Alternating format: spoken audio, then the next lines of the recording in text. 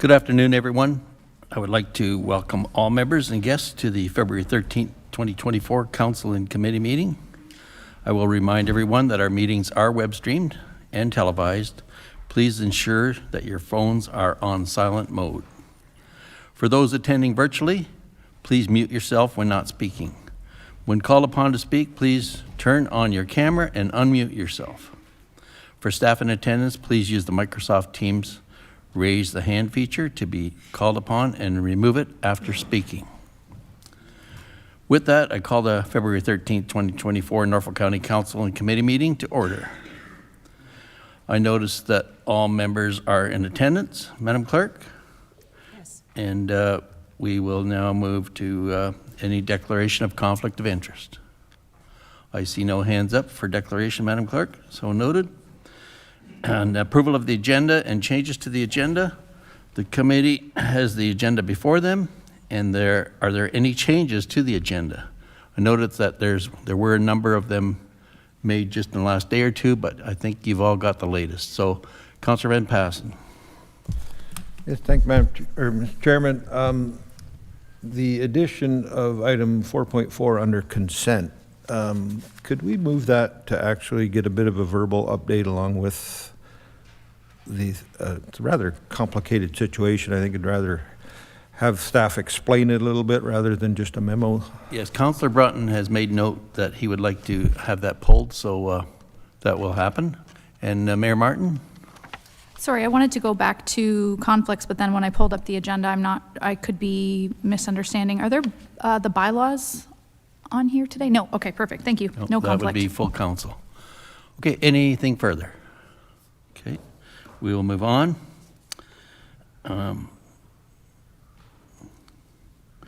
May I have a motion to approve the agenda as printed? Councillor Michelli, seconded by Councillor Van Adrishi. Those in favor? That is carried. Thank you. We don't have a closed session today, an early closed session, I should say. We do have one at the end of the meeting. We have 4 consent items today, and 2 of them have been pulled by Councillor Brunton. So I guess what we'll do is there any discussion to be had? The Councillor Brunton has pulled actually item 4.2 and item 4.4. So how be we deal with those first? Councillor Brunton? Thank you, Mr. Chairman. 4.2, is that the disposal of assets? That's the asset disposal statistics for 2023. Yeah, my question on that was, I think there were, and I apologize, I haven't got my report up here yet, but I think it was around $32,000 in revenue, something like that. Yes. And, but to me, there's a lot of items under vehicles and equipment. There's a lot of minor stuff that didn't twig my mind, but a lot of vehicles in there, if they, at least that's what they listed. And I'm just wondering, like, that doesn't seem like a very large sum of money for all the vehicles they've listed. So I wondered, I'd ask for a little more breakdown. Yes, I thought the very same. And who can answer that for Councillor Brunton? Mr. Cridlin? Yes, through the chair. I can start. I'm not sure if finance has, I believe, a chart that may have each individual vehicle. What I can say from a fleet perspective is we did very well in the COVID years. It seemed like all of these used vehicles, and I can tell you some are really in tough shape. We've got to the point where mechanics would take doorknobs and windows and things to put into their trucks. So some of these were stripped down. During the COVID 3-4 years there, we're just coming out of that. We did get a good dollar for them. So I think it's something that staff probably, to council's, the line they're going is there's certain pieces of equipment. I think of our tire and chip, we've got a stone chipper as well as a roller. Those items like that would not likely go through Gov Deals because I think we would get a better deal. We'd get a value on those at first. And I think to maybe make council feel a little better, before something is put into what we call the boneyard to go to the sale, we do make sure that the mechanics have a look over, and if there's anything stands out that's a pretty decent vehicle, those decent vehicles do not go to that. They're pretty well wrought when they get there. So I'm not sure of that. If Heidi has any probably update on just exactly what those were. So Thank you, Mr. Chair. Through you to council, there were a total of 5 trucks. The year on them, there were 2 that were 2005, 1 that was 2008, 1 2009, and 1 2010. I don't have any specific information related to the mileage on it or the condition of the body or anything like that, but you can tell by the years of the vehicles that they were older vehicles. And GovDeals is an online auction site, so it is one of those situations where the item is sold to the highest bidder. So we do everything that we can to, get the highest possible value of it. But as Mr. Cridlin said, the vehicles are checked by the mechanics, and we do, before we put them up for sale, we make sure that we have no further use for them. Councillor Brunton? Yeah, well, I guess the way I read the memo in the report, it said there was a fire truck, an ambulance, and that's what twigged my mind. Like, a used fire truck, I'd assume, would bring a lot more value. Like, are you saying there's only pickup trucks in the auction, or was there like an ambulance and a fire truck also? So, Mr. Chair, through you to Councillor Brunton, the chart that is in the report, the type of items, those would be all the types of items that might be up for sale through GovDeals at any particular time under the category of licensed vehicles and equipment. But I can confirm with the information that we have from finance that the actual vehicles that were sold in the last year, in 2023, that there were only pickup trucks. So from time to time, yes, we do have ambulances and fire trucks, but in the past year, the only types of vehicles that we had from that list were pickup trucks. Okay, well, then that's where I was misled. When I read the report, it listed 10 items under vehicles, and it said ambulance, fire truck, and I'm sorry I don't have the report right up on my screen, but it would be useful in the future, in my opinion, if we could see just a list and what they sold for, particularly the vehicles. Okay. Mr. Cridlin, is that doable? See the list? Through the chair to county council, yeah, we can work with finance and be a little more detailed on the list for sure. Okay, thank you. Councillor Huffman? Thank you, Chair Columbus. I guess my question would be is that when do we kind of cross the line as to when we're getting into staff's business and when we're getting into council's business? And I see this as an overstep in terms of wanting to know the prices of things. This is done through Gov it's an auction site. I trust that staff do the best that they can with the process, and what good is it for us to know at what point what 2005 pickup truck sold for? So I don't support us having staff share that information. Okay, I'm going to ask the clerk to step in here and make a comment.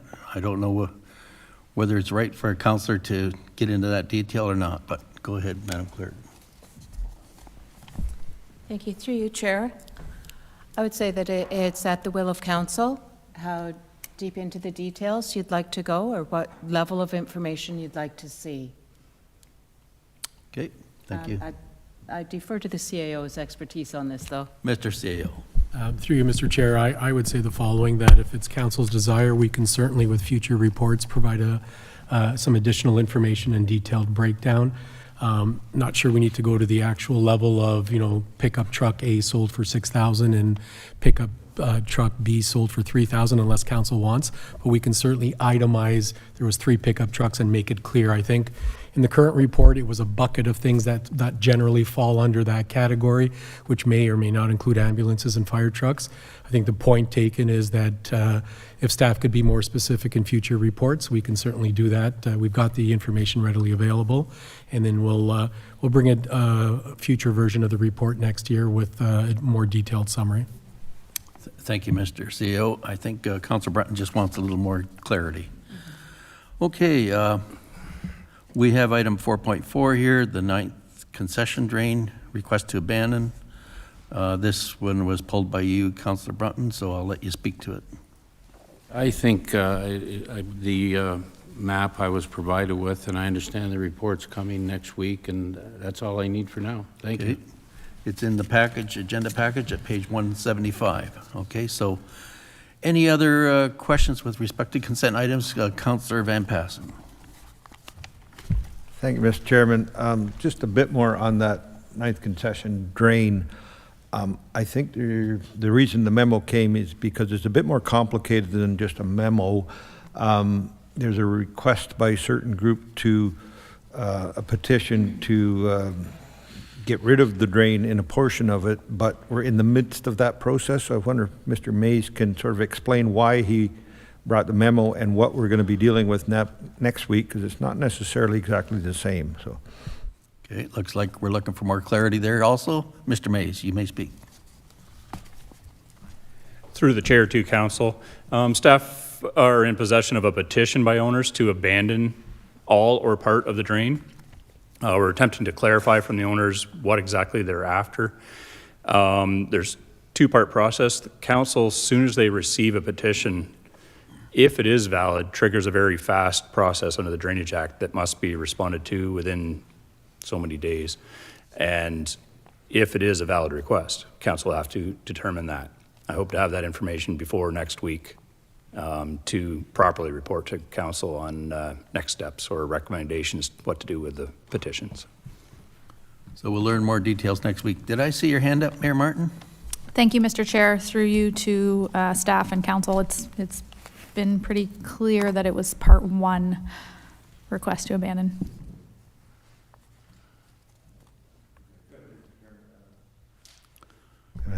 That's part of my dilemma. There's a petition to abandon part of the drain, but as it exists, there is no part of a drain. There's only one drain. So I said we got a couple of different balls bouncing in the air, and I'm sure it's driving our staff crazy trying to find out the facts on this, and it might be a bit more complicated next week than we would have normally hoped. So it's not a straightforward thing as of yet. So Thank you, and I'm sure Mr. Mays will come with all the information next week. Okay, so anything further? Councillor Van Passen again. Yes, thanks, Mr. Chairman, and I apologize. I forgot my little note to self to pull item 1 from consent on the railway in Cortland. And is it possible to ask that we have a report taking a stance on that at council next week? Like, you know, what in council's sort of opinion would be the proper thing to do with abandonment of that rail line? And, you know, we've talked about it for a year and a half, but we've never taken an official stance to say, you know, we're more than happy to accept it being abandoned from this point on or that point on, or on the east side or on the west side. So I'd like a firm decision from council next week if that's possible.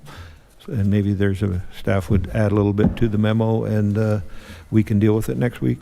Okay, so if we receive it for information today, you can actually pull that, Councillor Van Passen, for next week for further discussion then. Well, can we add that we want a bit more detail for it so that staff is prepared Sure. next week? So. Okay, and that would be whose department would that come under? Brandon, go ahead. Thanks. Thank you through the chair. If we could get some clarity, I think what we've identified in the memo and the information as what was requested was an update as to what the decision of council would be, or I guess if council wants to make a motion. I think there's two components to it that we identified in the memo, and the update is one, there is an ongoing process about the settlement boundaries and land use in the area as part of an official plan amendment and dealing with things like industrial land, and that is coming to council in the near future. So there's the land use component. The actual use and ownership, I think what we've updated in the memo is that to the best of our knowledge, CN is the owner. We're talking about east of Talbot Street, that there is no longer a lease. They're going through the discontinuance process, And so it's in their purview and through Transport Canada of whether or not it's going to be a rail or not in the future. And then they'll go through the ownership steps of that. There would be a point in that process, if it gets to it, where the municipality, as we understand it, would have some input as to whether or not we have an interest in it or not. And if we don't, it goes to the next stage.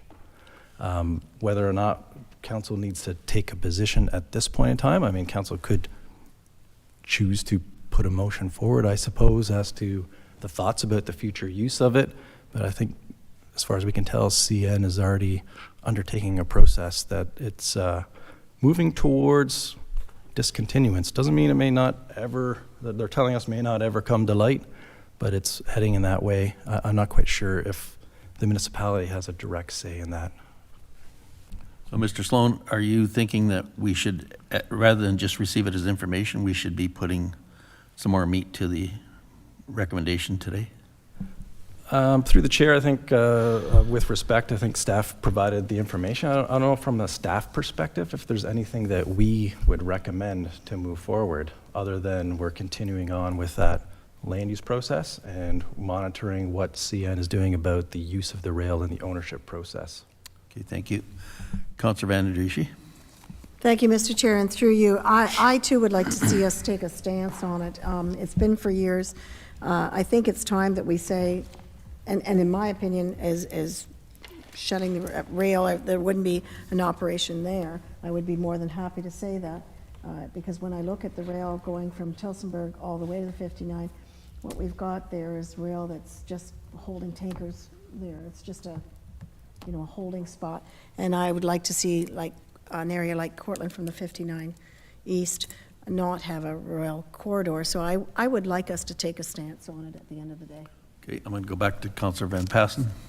Yeah, thank Mr. Chairman. That would be my opinion as well. And since we are going through the process of identifying potential industrial lands, potential residential lands, let's make a decision. Like, is the plan to rezone a bunch of property to the east side of Cortland into industrial land? And if that's the case, then we'd like to be able to have access to a rail line. Or do we concede that the better option would be possibly to rezone properties on the west side of Cortland into industrial land and allow the east side to be residential? But let's make a decision and at least give CN that input now that, if there's no intent ever to have industrial land on the east side of Cortland, you don't keep the rail line open. So let's make a decision and let's do it as quick as possible and feed that into the process that is ongoing now with CN Rail and the Geo Rail that's leasing the line. So that's my request. So I have been advised by the clerk that if we're going to discuss this further, we should have a 2/3 vote of committee to continue discussion. To pull it. To pull it, yeah. We could pull it and add to that two-thirds motion, that it be to pull it and provide a report, or request a report for next. Could be all in one. Okay, can you share that, please? Through you, Chair. To pull an item out of consent at meeting time, we do need a two-third vote of committee or council. However, if it's committee's wish to pull that item, the second portion of the same motion could be to request a report. But you do need a vote to pull it off of consent. Okay, you've all heard that. To pull it off of consent, we need a vote of 2/3 support. So. Yes. Moved by Councillor Van Adrishi and seconded by Councillor Van Passen to pull this. So we'll need 2/3 support. Those in favor? 1, 2, that is carried. Thank you. Okay, Councillor Van Passen, I'll let you go to make these changes. So I might need to help the clerk, but so a motion on the floor to receive the memo as information and further that a staff report be brought forward to council next week with a position on the need to either maintain or not maintain the remainder of the unleased portion of the line. Mayor Martin? A potential amendment to the motion after you get a seconder, Mr. Chair. Can you repeat that? I didn't hear I you. have a potential amendment if the mover will accept it. Okay, is there a seconder for that? Councillor Banducci? Now we'll look for your amendment. Thanks. Through you, Mr. Chair, to Councillor Van Passen. I would also be interested, if possible, and if not, maybe it moves forward by 1 month, council agenda, to have staff collect either a written response and or make an invitation for a deputation on SCORE's position, on certainly Titan Trailers' position, any other relevant landowners, and economic development. And if it's easier to maybe just host a public meeting on that, then that would be fine too. But I would really be interested in documenting the position of those stakeholders. Go ahead, Madam. SCORE and the landowners, yeah. Okay. Okay, that's the amendment you wish? And I'm going to ask the clerk to read the whole motion so we fully understand what we're voting on. Thank you. Through you, Chair, it is mentioned that a staff report be brought forward to next council meeting. We are publishing the agenda tomorrow. Is it We urgent can that bring we- a staff report and As soon as we lose the can? next council meeting Okay. part of that. then. Then that can, the motion is that consent item 4.1, CN Rail Line Update, be received for information, and further that a staff report be brought forward to the next, or to a future council meeting respecting maintaining the unused portion of the lot and requesting a written response or deputation from SCORE and landowners regarding their position. Is that suit your intent, Councillor? I just want the process moving forward, so, As Mayor long as Martin, it's are you understood. happy with that amendment that was added? Yeah, that's fine, as long as it's understood that economic development comments as well on the staff report, hopefully. Okay, does the mover and seconder agree with that? I believe it was Councillor Van Passen and Councillor Banducci. Okay, so shall I call the vote? Those in favor? That is carried unanimously. Thank you. Well, we just about covered every consent item.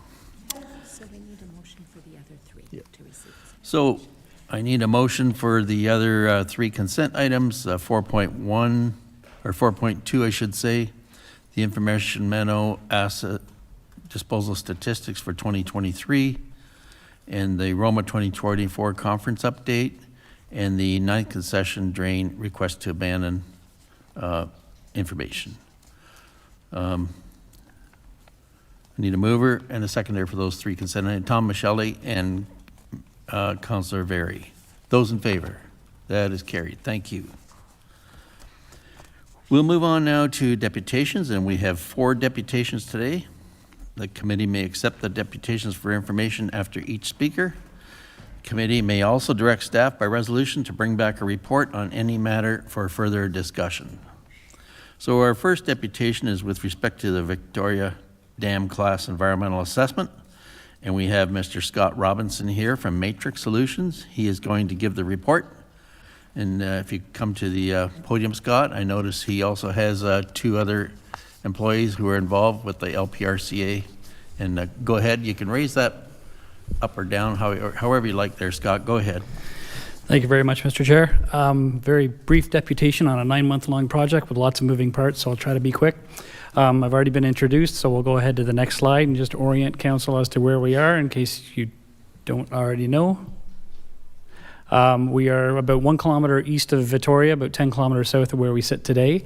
The dam and reservoir is located online on what's called Young's Creek, a beautiful cold water spawning habitat with Chinook, coho, rainbow, brown, brook trout all downstream, native brook trout habitat upstream. It's about 5 kilometers upstream of the Lake Erie outlet at Port Ryerson. Next slide. So some background, a dam and a reservoir has existed on or near the site for about 220 years. The latest incarnation, and that's the dam that's here today, was built in 1964 by the Big Creek Region Conservation Authority. It's about 60 years old. The dam itself, and by dam I mean the earthen berm and all of the flow control structures, stop logs, sluice gates, that sort of stuff, is owned by Long Point Conservation. But the Mill Pond Road that sits atop the dam and is the only vehicular access point to lands to properties south and southeast is owned by the County of Norfolk, owned and operated. Next slide. So the problem statement, why we're here, why we're doing this study, is a dam safety review was undertaken in 2015 by a consultant on behalf of Long Point Conservation. That study defined the dam as having a high hazard potential classification associated with potential environmental, life, and property impacts should the dam ever fail. With that classification, it's set to a specific set of design criteria on flows that it needs to pass, structural stability, that sort of stuff. It was deemed not to meet standard for both its ability to pass the inflow design floods and structural stability. To reconcile that and repair the dam or fix that and bring it up to code, it would need to go through a Lakes and Rivers Improvement Act approval through Ministry of Natural Resources and Forestry. And because we would need to increase the flow conveyance capacity, it also starts a Conservation Ontario class environmental assessment process, which is this study. Next slide. Within the EA process, the key steps are similar to that from a municipal class EA that you're probably familiar with. One is we characterize and look at the broad environment, so not just the natural environment, but technical, regulatory, social, cultural, economic environment in which the study area sits. We look at a number of potential alternative solutions to rectifying the problem statement. We engage the public in an open collaborative dialogue to discuss the project and help reach a consensus, determine a preferred alternative, which is where we are today, after which we will refine the design and document it all in an EA report. So next slide. The alternatives looked at in this study, there's 5 with a couple of sub-alternatives. The first is do nothing. It's not a realistic alternative in this case because it doesn't satisfy the problem statement. It doesn't fix the flow conveyance issues or the stability issues. It is a mandatory alternative that needs to be looked at under the EA process. It serves as a basis of comparison for the other alternatives. Next slide. Alternative 2 is the repair and reconstruct the existing dam. So this is if we want it to look more or less like it looks today, we would have to implement a lot of the recommendations from the 2015 dam safety review, which means increasing that conveyance capacity, either opening up the dam or creating an emergency spillway, fixing the structural stability issues, concrete repairs, that sort of thing. Next slide is alternative 3. It basically means the alternative 3 deals with removing all of the flow controls that are currently in place, all of the stop logs, closing the sluice gate off, and actually knocking the concrete sill out, which is the sort of the lip that the logs sit on. It's not quite at the bottom of the dam, but it means not taking everything out and reconnecting the upstream and downstream habitats so that fish could go either way. That's an objective in a lot of dam studies, but maybe not necessarily in this one. Next slide is alternative 4. Basically the same as alternative 3, except it adds the addition of offline wetlands or wet ponds to sort of a nod to the still water habitat that exists now today and some of the cultural and aesthetic properties of having a dam there. I should back up. There's an A and B sub option on both alternatives 3 and 4. And that really speaks to how we treat the new watercourse as it goes through the existing head pond area. The A alternative is more of a fully engineered, design and constructed approach. So it's a little more invasive, a little more costly, whereas B is taking a more natural approach and allowing the watercourse to find its own plan form. 1 minute left, Scott. Next slide is alternative 5. More or less the same, except we're not removing all the way down beyond the sill. We're leaving a sill in place to retain a barrier to fish passage. So we'll go next slide. Is the EA consultation process. The process involved a community liaison committee meeting that has met twice, a public information center that met once. All were open, engaged, and collaborative, and general consensus was achieved. Next slide is the EA alternative matrix. The takeaway here is that green is preferred, red is least preferred, and the summation of all 25 questions we asked is that alternative 5 comes up as most preferred. So next slide.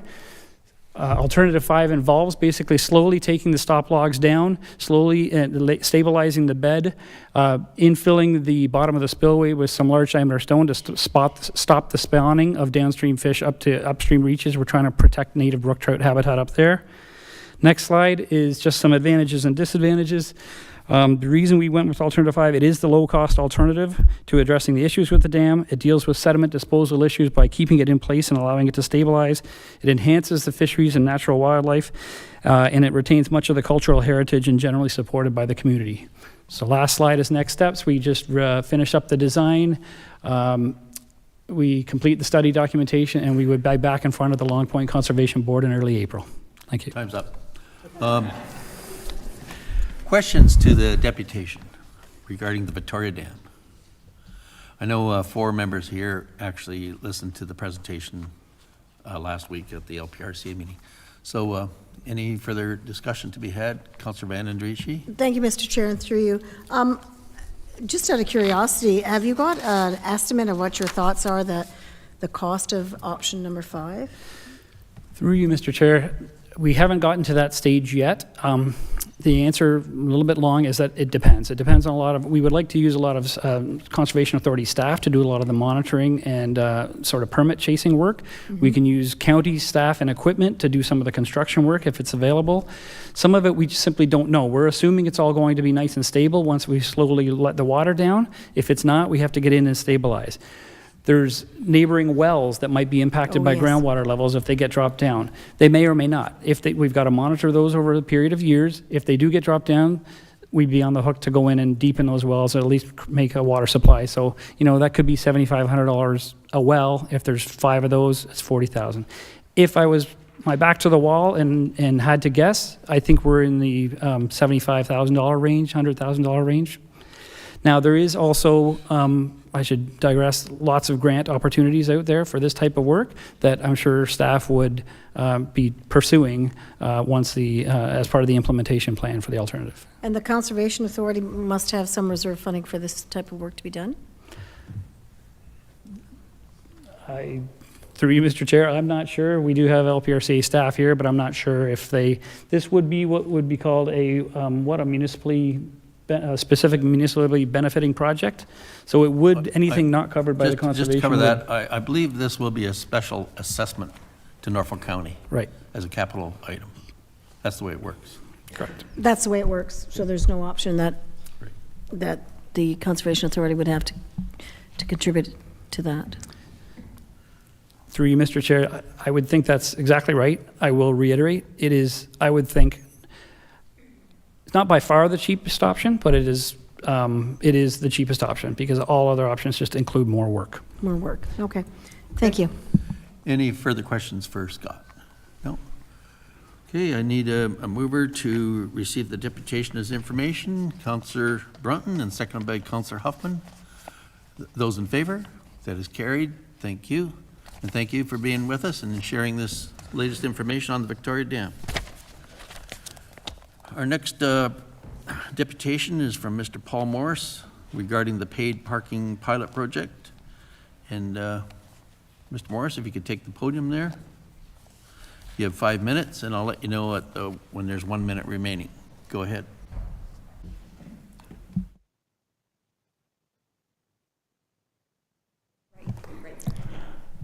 Good afternoon, Council. I'm Paul Morris, co-president of Port Dover Board of Trade. I'm here today to explain the effects of paid parking on our Port Dover businesses. Port Dover Board of Trade has about 150 members. In the summer, those members located in downtown Port Dover employ over 500 people, most in retail and hospitality. And combined, they pay out over $1 million in payroll each month. Port Dover has a fairly compact business district, but it has to work with 2 different sets of parking rules. This creates confusion and stress for both drivers and businesses. Business owners tell us that their staff can spend hours each week just explaining parking rules to customers. Also, the Board of Trade office answers calls and responds to many social media inquiries and posts to explain and correct parking misinformation in Port Dover. This is a huge, hidden, and unreported cost of paid parking, which is placed directly on Port Dover businesses. Now, businesses need a turnover of parking spaces, but the Board of Trade has heard loud and clear that there is confusion about and resistance to paid parking. Now, this year there's parking data. The actual numbers provided a picture of what happened in Port Dover. Table 96 on page 13 of the Curb IQ report shows total vehicle transactions. In Port Dover, the 22,000 odd parking transactions in 2022 dropped to 17,000 transactions last summer, 5,375 fewer, a 23.8% decline.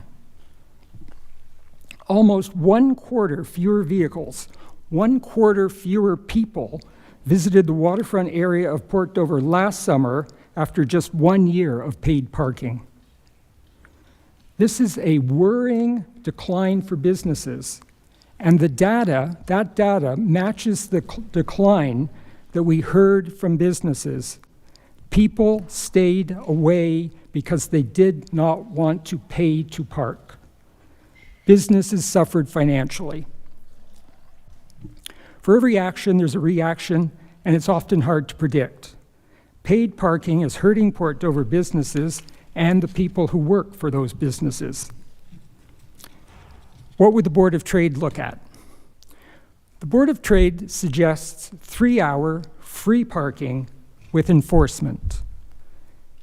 This could extend to Main Street, Park Street, and Market Street in the larger area, and enforcement would provide revenue. Could look at all-day paid parking in a couple of lots to give visitors options. The proposed $100 seasonal parking pass will make parking problem worse in Port Dover, we believe. Port Dover, Long Point, and Turkey Point have different needs. Port Dover's downtown is all one area. It's not two competing areas or two competing zones. It is a year-round commercial hub for the community. It's like the downtown of Delhi, Port Rowan, Waterford, or Simcoe. So today, the Port Dover Board of Trade is asking councillors to hold off approving any recommendations pertaining to Port Dover in the parking report until a better parking solution can be found for the community. Thank you. Okay. Ready for any questions? Councillor Huffman. Thank you, Chair Columbus, through you. Thank you very much for your deputation. I appreciate the statistics. I've been seeing a lot of, we just don't like it, and, like not just from you, but it's nice to have the stats to go with it. So I guess my question is regarding the statistics with the 1/4 fewer vehicles. Is there any chance that that could be related as well to the economic climate that we're currently experiencing in this province? Sure. There's lots of reasons. Statistics don't give enough detail to know the time frame of when they were they all at the beginning, middle, were they across the whole season? There's lots of things. I mean, the beach issue is a potential, the weather changes statistics. Lots of things can affect one year to the next, but 25%, or 23.8, 24% seems to be a number beyond something that would normally happen from one year to the next. It would seem that paid parking had some serious effect on a decline of visitors to Port Dover. Councillor Duffy. Thank you, Mr. Chair. Thanks for being here today, Paul. I appreciate that, and advocating on behalf of your members. That's important, so thank you. You just made a comment that I'm hoping maybe you can shed some more light on. It was related to the resident permit and how you feel that may make things worse. So could you just maybe give me some more information as to what's making you suggest that? If I were a cottage owner in Turkey Point or Long Point, I would welcome the $100 pass instantly. I would control the parking lot, or the parking spot in front of my cottage. It would open up my driveway for other people to come in. $1 a day through the summer, you can't beat it. If I were a condo owner in one of the 2 condos in downtown Port Dover with limited parking on each of their properties, and for $1 a day, I could control a parking spot in the prime area of downtown Port Dover. $100, I would buy it tomorrow. $1 a day, I can move my car out of the parking area, put it on the street legally all day.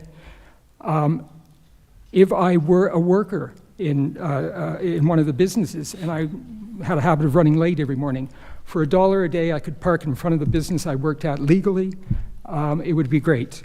If I'm a business owner in downtown Port Dover and I show up at work in the morning and there's 150, give or take, parking spots in the waterfront area of Port Dover, And I find that a quarter of them are legally filled with cars that have paid $1 to be there for the day, and you can't do anything about it. It would be a serious problem.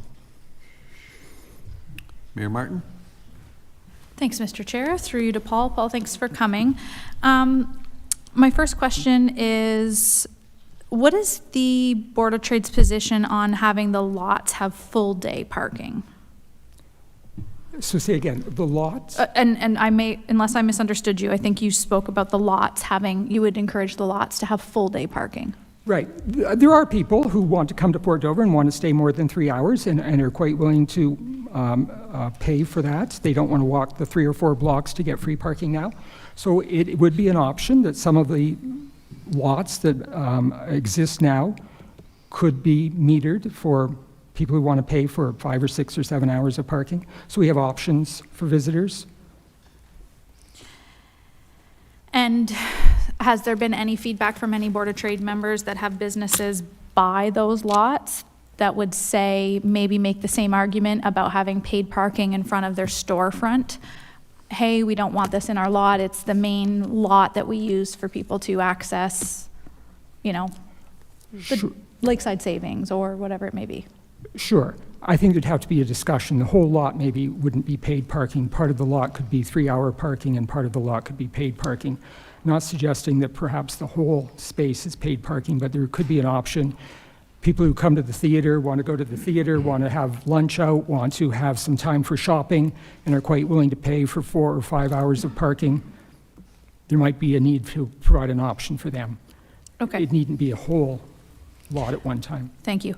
My next question is, why 3 hours? Why not 4? Why not 2? As you know, it was 2 hours. Parking in Port Dover historically was 2 hours.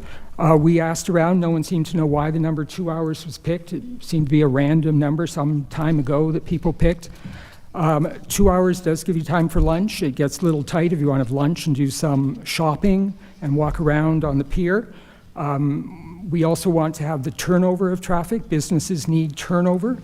So we chose 3 hours as being a little longer than 2 hours. Gives you time to get out in the community, have some lunch, do some things. It might even give you time to go to a matinee show. But it doesn't keep you there all day. It still provides the turnover. Okay, thank you. My last question is, if we were to have enforcement only out in the community and they're chalking tires, if on a high level, a single shift of a bylaw officer, they were able to get out there twice. They go out once, they chalk the tires, they wait the 3-hour duration, they come back, chalk a few more tires, maybe a car is moved that's actually in there parking for free for a while, or right after the second chalking, they've come in and they've scooted in, and that's it. There's only enough time in a shift for bylaw officers to get out there and truly do one full round of enforcement before their shift ends. Is that still the same position of the Board of Trade, that you want to go with enforcement if that's what the strategy looks like? I guess the short answer is yes, but perhaps in today's technology, there are other ways in chalking tires. We've heard of options where there are cameras that can read license plate numbers and use that as a time stamp rather than actually chalking tires and going around. I'm not aware of all the technologies that are available, but I think we've perhaps gone beyond just having to chalk tires. But chalking tires and doing enforcement, and if it's continuous enforcement, still gives the public some sense that there is enforcement. In the past, we had asked for enforcement, and it didn't happen, and it quickly and spreads quickly that there's no enforcement, you're safe to park here all day. As long as there is a level of enforcement, people will say, I better move after the 3 hours. I think that's it for me. Thank you very much. Councillor Berry. Thank you, Chair. Through you to the deputation. Paul, thanks again for doing this. I just wanted to clarify. So with the lots being all day, that is tied to the 3-hour enforcement, right? Like that's one plan. 3-hour enforcement, lots all day. It's not lots all day and still paid parking. Correct. I just wanted to make sure that, okay, because I hadn't heard that from you before, and I wanted to make sure I was understanding. When you talked about the enforcement of chalking, or sorry, of enforcement, I don't think the vision necessarily was meant to be chalking. However, is the Board of Trade aware, like, is it already happening that tires are chalked in the 2 hours? Is there any enforcement during the summer uptown outside of the paid area, or is the enforcement really only in the paid area? I mean, I think the person is the bylaw person to ask. I don't know what bylaw person comes around specifically. I mean, No, I was asking sort of from the Board of Trade's perspective, like, do we know that there are people uptown or not? Like, is that something, because like, as you said, it spreads quickly. I'm just wondering if uptown was enforced at all this summer. I mean, I'm downtown every day. I have not seen tickets issued on Main Street. Okay, thank you. Hey, Councilor Berry? That's it, yep. Your mic's down there. Yep. Anyone else with a question for Mr. Morris? Go ahead, Councilor Brunton. Yeah, I have a question, and maybe, I'm sorry, I don't understand. When you're down in Dover, when you want to park for 2 hours, you punch in with your phone and the computer, or the kiosk, we call it. Can you punch in if I wanted to stay for 6 hours? Can I do that? Is that In the allowed? waterfront area, currently, last summer, you could punch in for 6 hours, yes. Okay, and there's the cost of that, do you know? There was a cost of $4 per hour Okay, to park so it'd be a $12 cost for 3 hours, or? in the waterfront area. But then on the Main Street, Market Street, Park Street area, Right? that didn't exist. You could park for 2 hours. So you're coming to the area from outside Norfolk County, you've heard about paid parking, you get downtown, and you're not sure where the machine is to pay for your parking. No one's told you it doesn't exist on Main Street. You've heard all the talk about paying in Port Dover. So we've created two zones, the Main Street zone and, if you will, the Walker Street Harborfront area, which is very confusing. This isn't a large geographical area, and yet we've got two rules in place which are causing people, visitors to the area, uncertainty as to what rule. Most people want to be honest. Most people want to pay for parking if they have to. And so you get store owners who are having to explain the rules because they're different in a small section of town than they are in the other section of town. And then on side streets, there's no time limit or requirement to pay. So it's very confusing. It's a small geographical area. The areas are contiguous, they touch each other, and it's creating a lot of confusions. Yeah, I guess what I'm trying to, I was not, didn't understand that it sounded like there was a maximum, you had to leave in 2 hours. And I know I've come through an era where we had parking meters in our downtown, but they took them out, and the merchants were upset because there was no turnover. But to me, there should be a standard where if I want to park in Dover on a busy day, I pay per hour. I don't care where it is. I mean, if the town's busy, Main Street or down by the waterfront, to me, it makes sense that you pay based on the time you want to stay. Councilor Brunton, we'll discuss that when we come to the All right. report. Anyways, okay? thank you. Councilor Van Andriesch. Thank you, Mr. Chair, and through you. Did the chamber or the businesses consider other areas of what they charge? Say, for instance, if you go down to another a county where they have lakefront and they have parking, and they have paid parking, but a lot of them are 2 hours. And so the question, I know the mayor had asked the question, but do you reconsider the timeline, or was it steadfast at the 3 hours? Well, I heard two questions. One was, have we looked at other communities? We could go to Port Rowan, and it's a waterfront community, and we all know what pays to park on Bay Street in Port Rowan. Why is Port Dover different than Port Rowan? Sure, you could go to Port Stanley, and they have a huge municipal parking lot with a kiosk where you have to pay. But they also own a huge beach there. As you know, in Port Dover, Norfolk County owns 66 feet of beach and leases another portion of beach from the community, for the community. We have not done a huge study of what parking is in other areas, but other areas of Norfolk County, we know what the parking is and it's free. Why is Port Dover different? But we do have paid parking in other areas as well. But just an example of, like, say, Grand Bend, I know that it's a 2-hour. So I kind of like the 2-hour because it does create more movement. Okay, so hand up here on the left, Councillor Van Passen. Yes, thank you, Mr. Chairman. Just a quick question on, you talk about paid parking in the municipal lots. Now, is that only Clinton Street with its 14 spaces and the turning bubble at the end of Harbor that's 17 spaces? Or am I missing one? Those are the two that exist today, and Clinton Street, of course, is somewhere in a position of change. Okay, so it's only those 2 spaces and... Well, those are the two that we would look at first, certainly. Okay.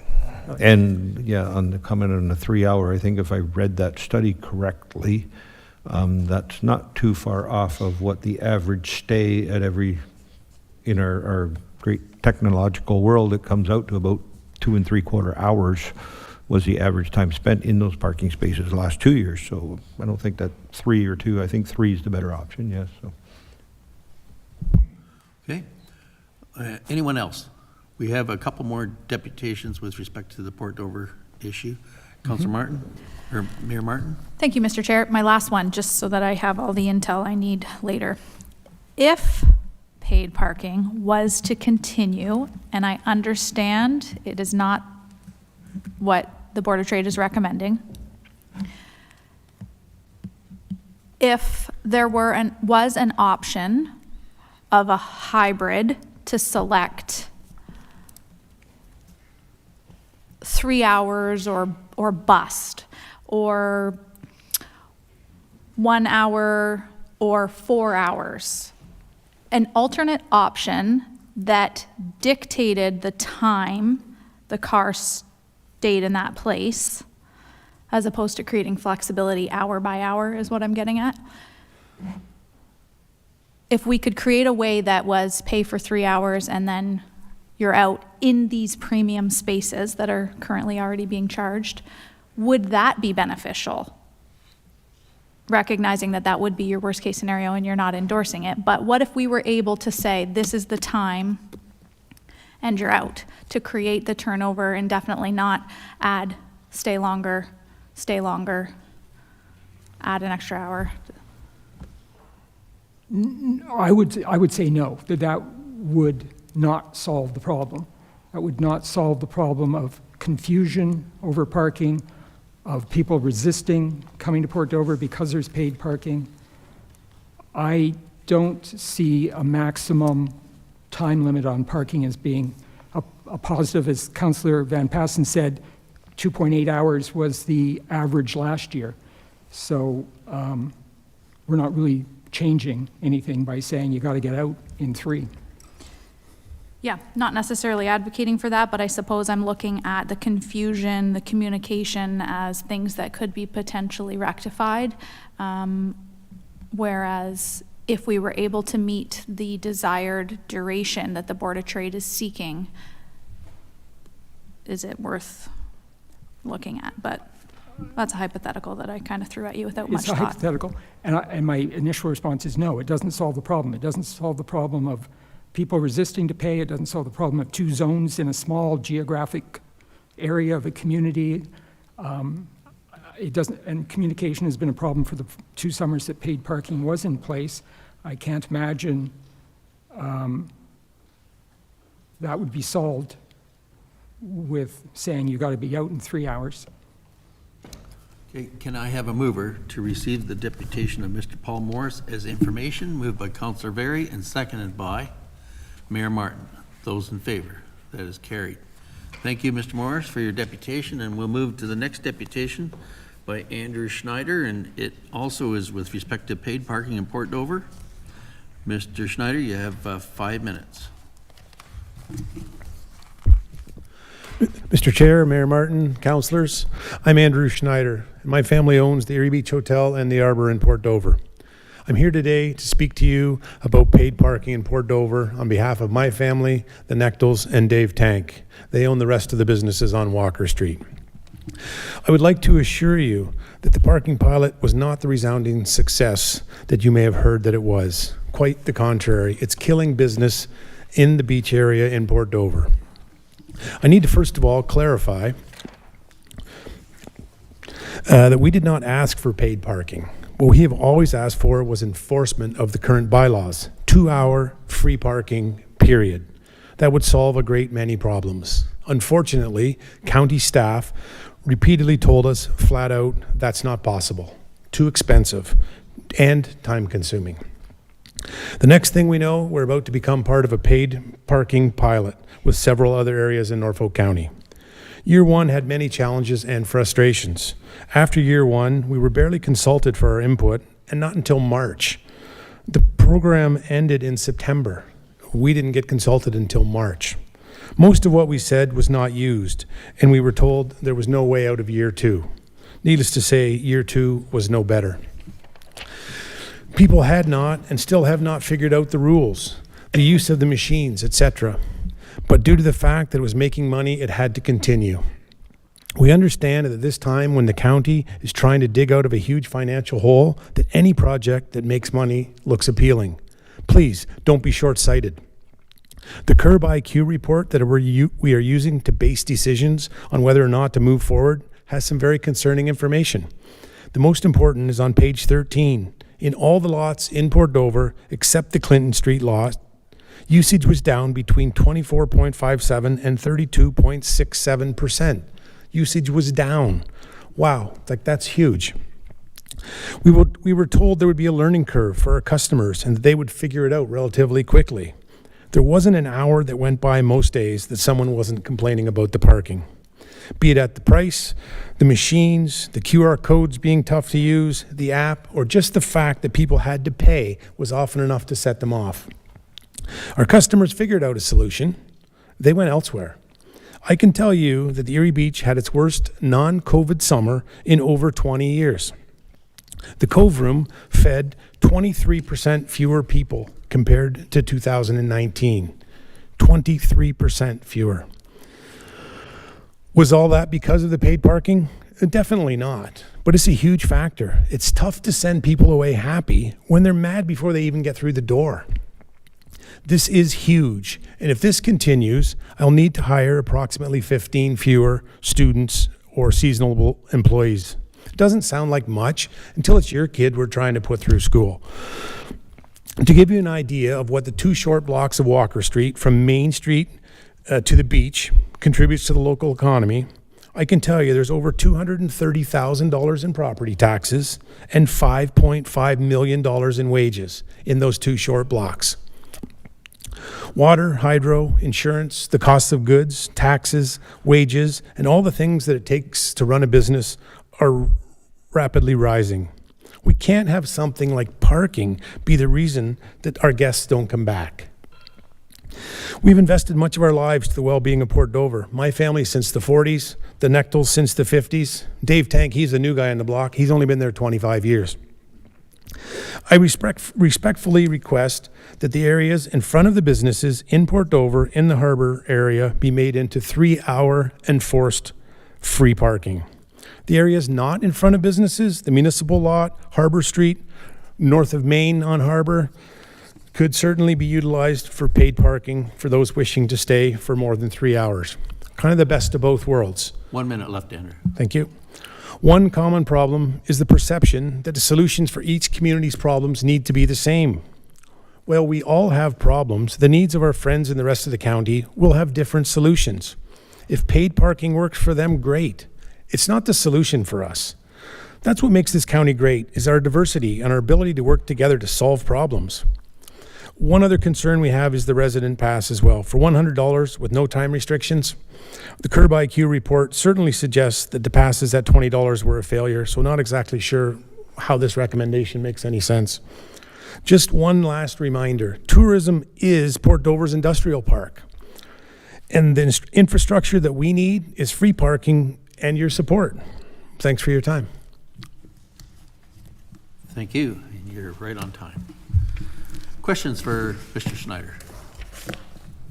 Councilor Brutman, we'll start with you. Thank you, Mr. Schneider. Just one, you like the turnover of parking for your business, correct? Correct. But you want it not by meters or whatever you want it, by bylaw enforcement for 3 hours. Is that the way I read your deputation? That would be my Ideal? preference, yes. Do you own the lot? Yep. And do you reimburse people to park there? How do you work We do. that? So it's now $40 in our lot. If you come into our lot in the summer season, blah, blah, not raining, the kid hasn't called in sick, if everything's ideal, there'll be someone attendant on the gate. We'll get $40 from you. You come in for dinner, lunch, dinner, have a meal, you get your $40 back. Okay, all right. Thank you. I do enjoy your hot dogs. Thank you. Thank you. Okay, any further questions for Andrew? Mayor Martin. Thank you, Mr. Chair. Thanks for coming, Andrew. One question, tourism. Have you heard feedback from, this is a thought I've been grappling with over the last 48 hours, from tourists who are happy to pay for parking because it gives them peace of mind? I don't understand how it gives them peace of mind. It still doesn't guarantee them a spot. If it's free or $4 or $3 or $12 an hour, just because it exists doesn't guarantee you a spot when you show up. So I don't. Oh yeah, I suppose I mean peace of mind because they're not rich. They know when they'd be returning to a potential ticket. They know without a doubt that they have X number of hours with their kids on the beach. Okay, but if it's 3 hours on the sign, you have 3 hours that you know that you get there at 11, you have to leave in 3 hours. If enforcement's perfect, yes. Correct. I guess that's my nothing is fear. perfect. Enforcement's not perfect so bylaw still has to come around even if your time expires on the machine. If you're paying $4 an hour and you have put in 3 hours and you're now at 4, bylaw has to have walked by in that time as well. So if they're not there, they're not there, whether it's dealing with 3 hour or the machines. You got to have the perfect world. And then another kind of putting you on the spot because I know you're inside and you're dealing with your customers, but in all of your years of working in and around that area, do you find that that it's a mix, or are we of people coming to dine and to shop versus to come for the beach? Are you seeing any changes in those trends? Like who's typically in and around that area that has parked in that area? It certainly changes over the years. It wasn't that many years ago that I think Turkey Point did some cracking down on the things that were allowed on their beach. Good for them, but it shifted them all to our beach. We seem to be getting more people from the Hamilton area. We have more groups in the last several years that don't spend anything. They come with their picnic lunches, leave their garbage on the beach, but they're there all day. They will happily drop their family off at the beach, go park 6 blocks away, because they don't want to spend anything. They want to buy a bottle of water. Those ones, by having some kind of enforcement, that will make that problem solve itself. Okay, thank you. Councillor Duthie. Thank you, Mr. Chair. Andrew, thanks for being here. Just a couple of questions. We've talked a fair bit now already about enforcement. Can you tell me, because I have a suspicion that perhaps there's a definition difference in what enforcement looks like for you versus how we may do that. So can you tell me what your ideal enforcement would look like? Well, ideal enforcement probably isn't a real world thing. So, I mean, perception is a lot of things, like having kids. If they think you're watching, they behave. If customers ask at the booths or along, hey, do they enforce the bylaws here? Do they enforce the 2 hour parking? And my staff and Nectel's staff can go, yeah, they should be by soon.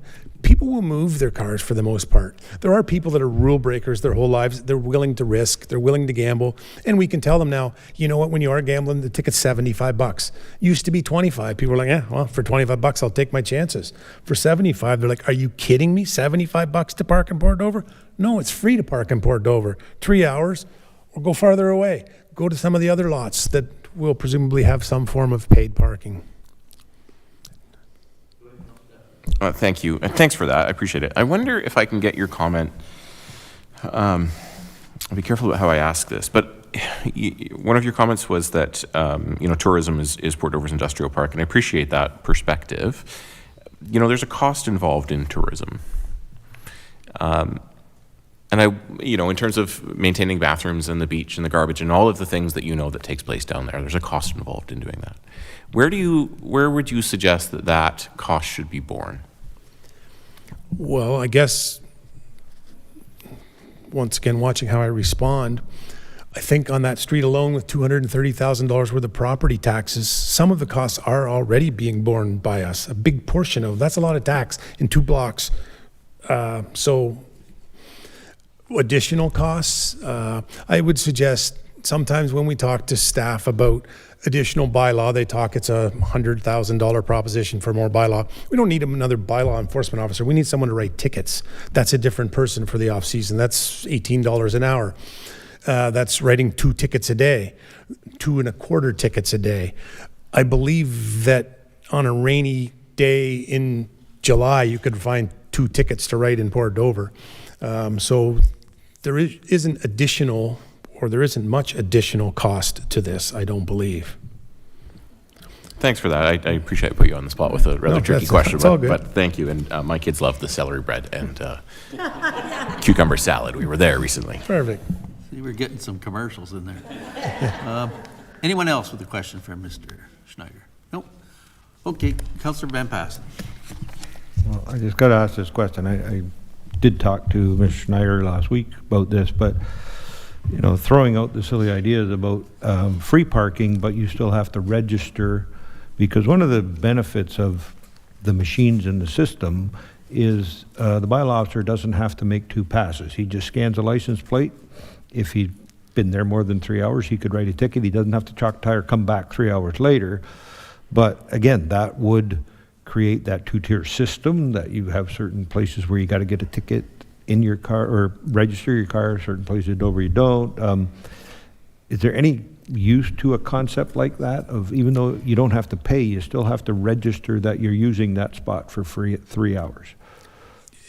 In my opinion, absolutely. It's a great first step. It's a great, if we're going to have a pilot of something, let's try that. It's way better. It's the unleveling of the playing field by making people pay in front of the Erie Beach, but not pay in front of 211. You can go to Remax for free, but you can't go to Mumry's on the pier because you got to pay. We're already paying a commission on our real estate. We're already paying too much for dinner at the Erie Beach. Now you want another $12 out of us? That's either do it all. If we're going to make it fair, let's make it fair. If we're not, then we have to work. I'm great. We tried it. We're supposed to have some input. Didn't work. Okay, it didn't work. No, now we're going to try it again. Okay, it still doesn't work. Now let's try something else. And if that's the solution, I think it's worth a try. Absolutely. It's still, and it makes the bylaw enforcement. They can make 10 rounds in a day with your suggestion. So why not? Okay. Thank you, Andrew, for being with us and sharing your concerns. And may I have a mover to receive the deputation of Mr. Andrew Schneider as information? Moved by Councillor Duthie and seconded by Councillor Brunton. Those in favor? That is carried unanimously. Thank you. And now we move to our last deputation, and that is from Ms. Jenny Ball, and it's with respect to paid parking in Port Dover also. Jenny, you have 5 minutes, and I'll let you know when you have 1 minute left. Thank you. Oh my goodness, how low does it go?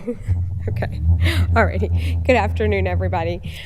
My name is Jenny Ball, and I am the owner of the Dover Cheese Shop located in downtown Port Dover. Today, I am here to share with you some of the challenges my business has faced with the paid parking pilot project.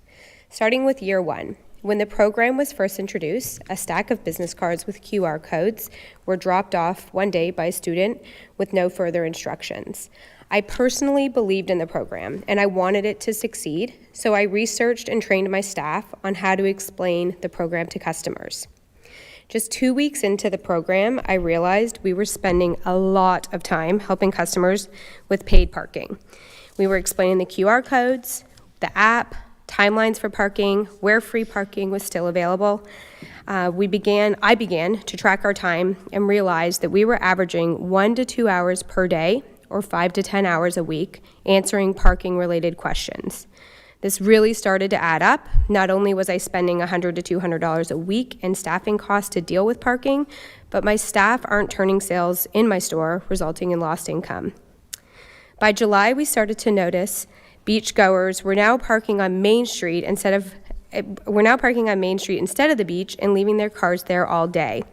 We would see carloads of people unload their chairs, umbrellas, and coolers and head to the beach for the day, taking up spots that we had no problem with turnover before.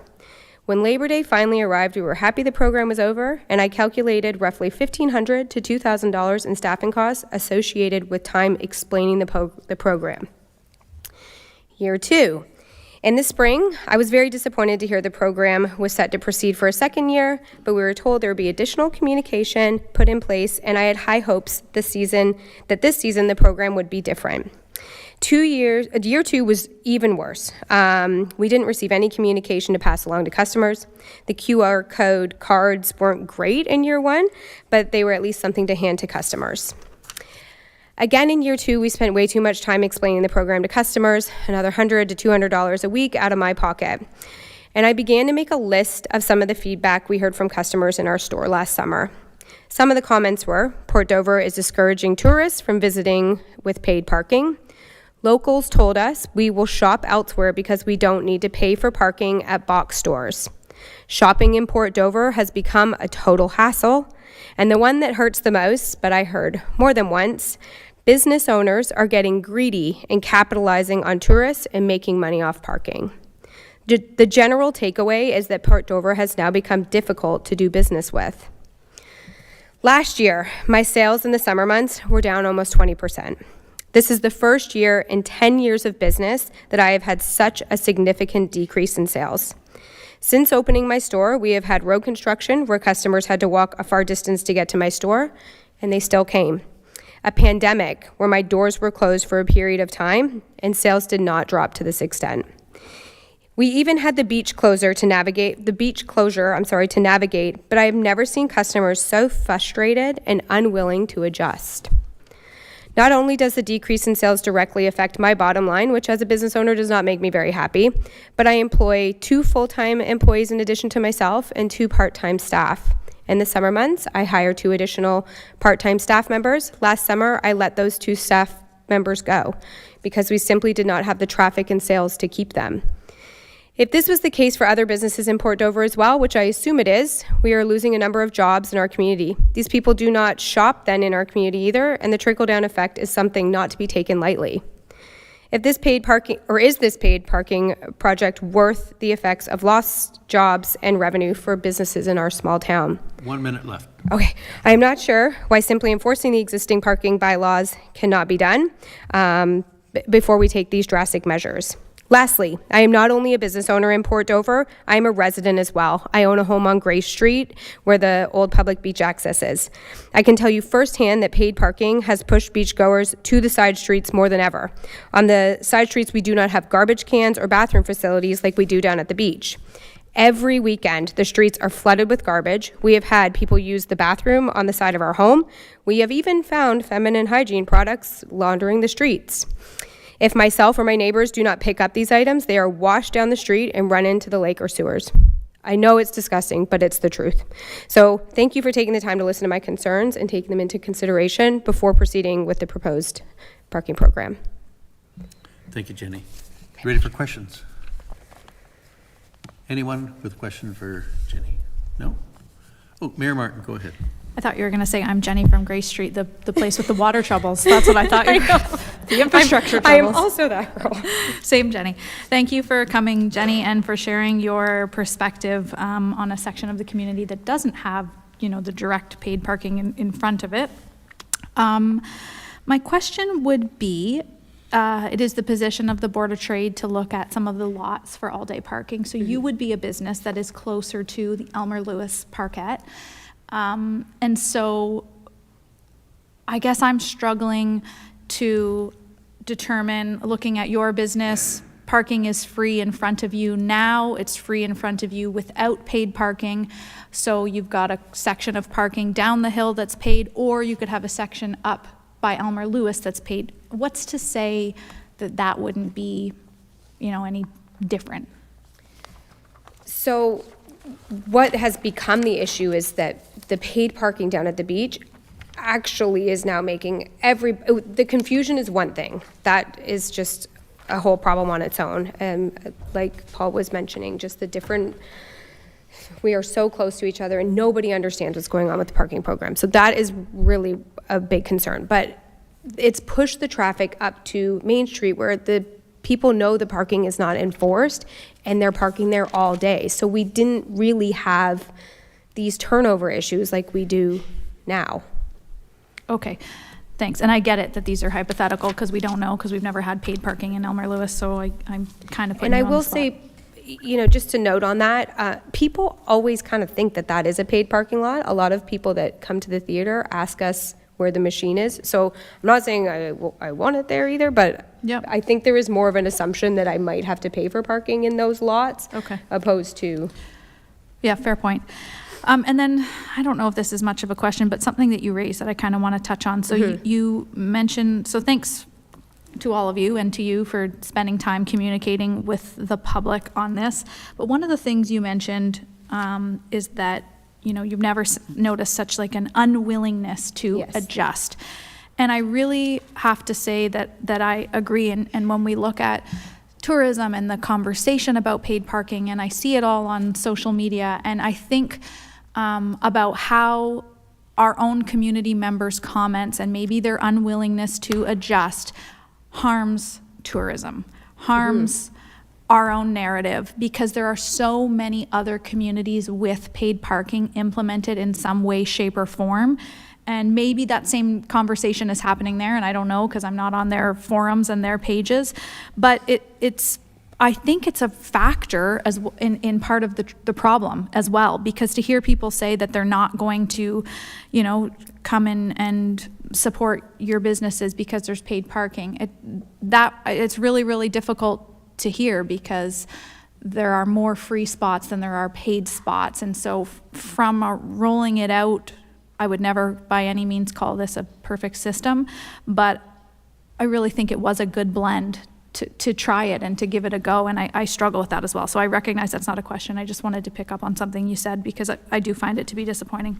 And I think it did happen. I also agree. When we originally started our communication plan with the staff, which I will say I put a lot of time and effort into figuring out what the program was, and I sat in meetings. Like, I knew kind of the paid program. I somewhat understood it. And then when these cards arrived, it was like, okay, I as a business owner should not be the one that has to figure this out, but we're gonna figure it out because it was important to me that people visiting Port Dover left with a good taste in their mouth, and that what was being seen on social media was not accurate.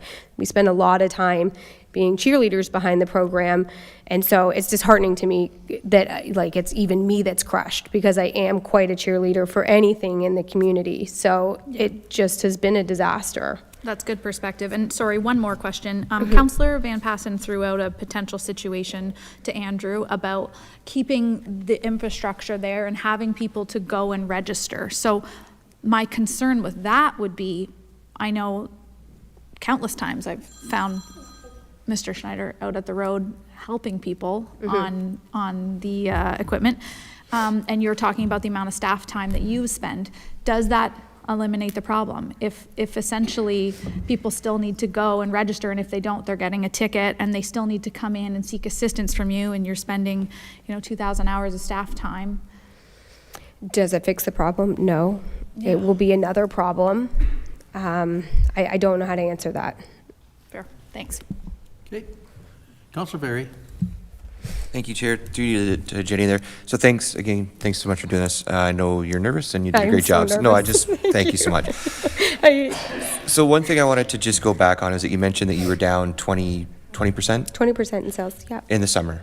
Summer months, I ran my report exactly from June until the end of August. So, and I'm just asking you this question because earlier Councillor Huffman asked, could it be other factors? So the rest of the year, how were you? Our sales were up in other months. Like October was one of our best months, which would not be normal for us. So no, the rest of the year was fine. Christmas was the Christmas same or was better? the same. Okay. Yeah. So really it was just, there was the major dip in the summer and that was it for the rest of your sales for the rest of the year? That was yes. it. Thank I was you. actually shocked at, yes. Okay, thanks. Anyone else? Councillor Van Passen. Thank you, Mr. Chairman. Just because I throw out good ideas, that doesn't mean they're good ideas, okay? So, one of the other ones, now that I know you live on Gray Street, it's scheduled for, we have to fix the water and sewer lines under there. It's in the capital budget in a couple of years, and I've already asked staff to look at, I noticed on the mapping that we own a 66-foot road lounge that there's about 20 feet covered with pavement, and the rest is not being used, and the potential to, you know, if we're ripping up the road anyway, fix it up so that we can park on both sides of Gray Street and Sloan Street and Water Street and that back corner of Dover. That's a pretty private neighborhood now, but you're finding that people are moving there. And it sounds like if we do that, we'd better add a few garbage cans and things like that. Absolutely. But again, if parking is a problem, maybe the lack of spaces, and if we can increase the number of spaces. So I'm just throwing out that I have talked to our staff about looking into that. I'm sure that hopefully Andrew can give me a nod. When we get that far, there'll be public meetings and we'll get public input and see whether any of these ideas work or not. And but you know, we're looking at other options, not just a paid parking, but let's look at some options to provide more parking so that we don't have to fight over it so much. So look forward to seeing you at those public meetings in a year or so. Okay. Councillor Van Passen, I'm happy to know that you got the word parking in there a couple of times. Thanks. Okay, anyone else? No? Okay, so I need a mover to receive the deputation of Ms. Jenny Ball as information. Councillor Huffman, and seconded by Councillor Michele. Those in favor? That's carried, and thank you for coming forward and expressing your concerns. If we could ask the three deputations, if you have any written material, can you leave it with the clerk's department here? We'd appreciate that to have it on record, okay? I noticed some of you were reading off the papers.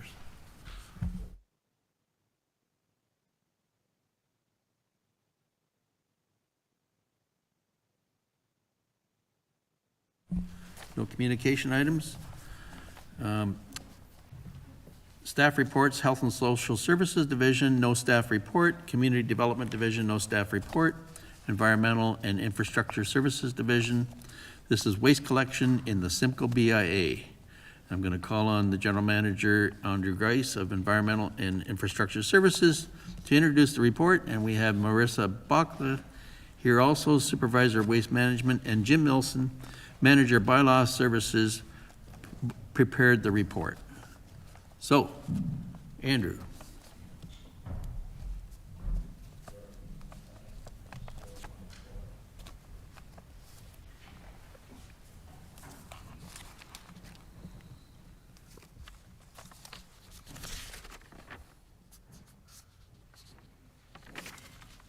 Okay, sorry about that. I moved some stuff around and I had closed my Adobe. So this staff that you have, or the report that you have in front of you, is a follow-up from the budget deliberations and the deputation that we saw from the Simcoe BIA back on January the 16th. There's been a lot of discussion about this topic in the past few months, so I'm not going to regurgitate all of that information, but I will say that, like we said, and this came up before, the Simcoe BIA follows a collection plan that is not consistent with other BIAs. However, we do recognize the Simcoe BIA is unique as it relates to traffic and mixed-use buildings, which leads to some illegal dumping. And we do recognize that the Simcoe BIA has done a very good job managing their program, have done so very economically. One of the requests from council was to address illegal dumping through bylaw enforcement. And while this is easier said than done, I'll let Jim speak to this if there's any specific questions. It's a challenge because unless you catch someone in the act, it's almost impossible to enforce these larger bulky items that show up at night. Cameras have been installed and we're working with the BIA, but the vantage point of those just does not provide adequate visibility to track down the individuals, which makes it difficult to lay any fines. We have been working on education. There's been door hangers and work with the BIA to remind people about who to call, when to call, how to do things, but we're not seeing any real significant changes through those efforts. There's not really a formal recommendation in front of council today. It's more just information on how the program works, some of the pros and cons with the various options. And as Councillor Columbus mentioned, Marissa's here, as well as Jim. If there's any questions related to the waste pickup scheduling, or if there's bylaw questions, Jim can certainly answer those.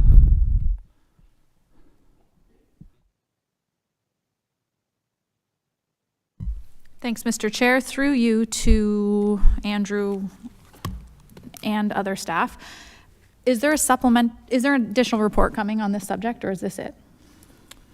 Through the chair, no, there was no formal report or another report planned. This is very similar to the report that was brought forward last year, identified the costing associated with the program. So there's really not much more we can say on this topic. Okay. I raised that because it was Councillor Brunton's motion, and I amended it asking for solutions.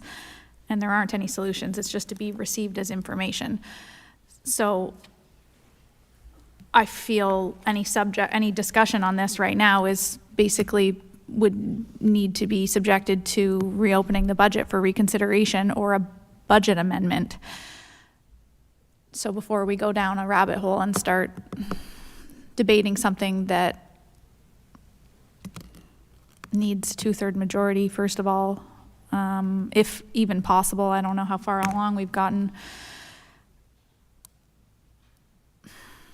This report doesn't provide any options, so I don't know I don't know what's up for discussion on it. Well, the report just calls for the recommendation to receive it as information. Yes, but the motion. I saw a couple hands up. Can I go to someone else, Mayor Martin, at this time? Sure, but I guess the motion was to provide us with options, so any debate or discussion is on something that really technically needs reconsideration, so that's why I'm raising it procedurally. I don't know how to continue the discussion. Understood. I will ask the clerk to clarify that.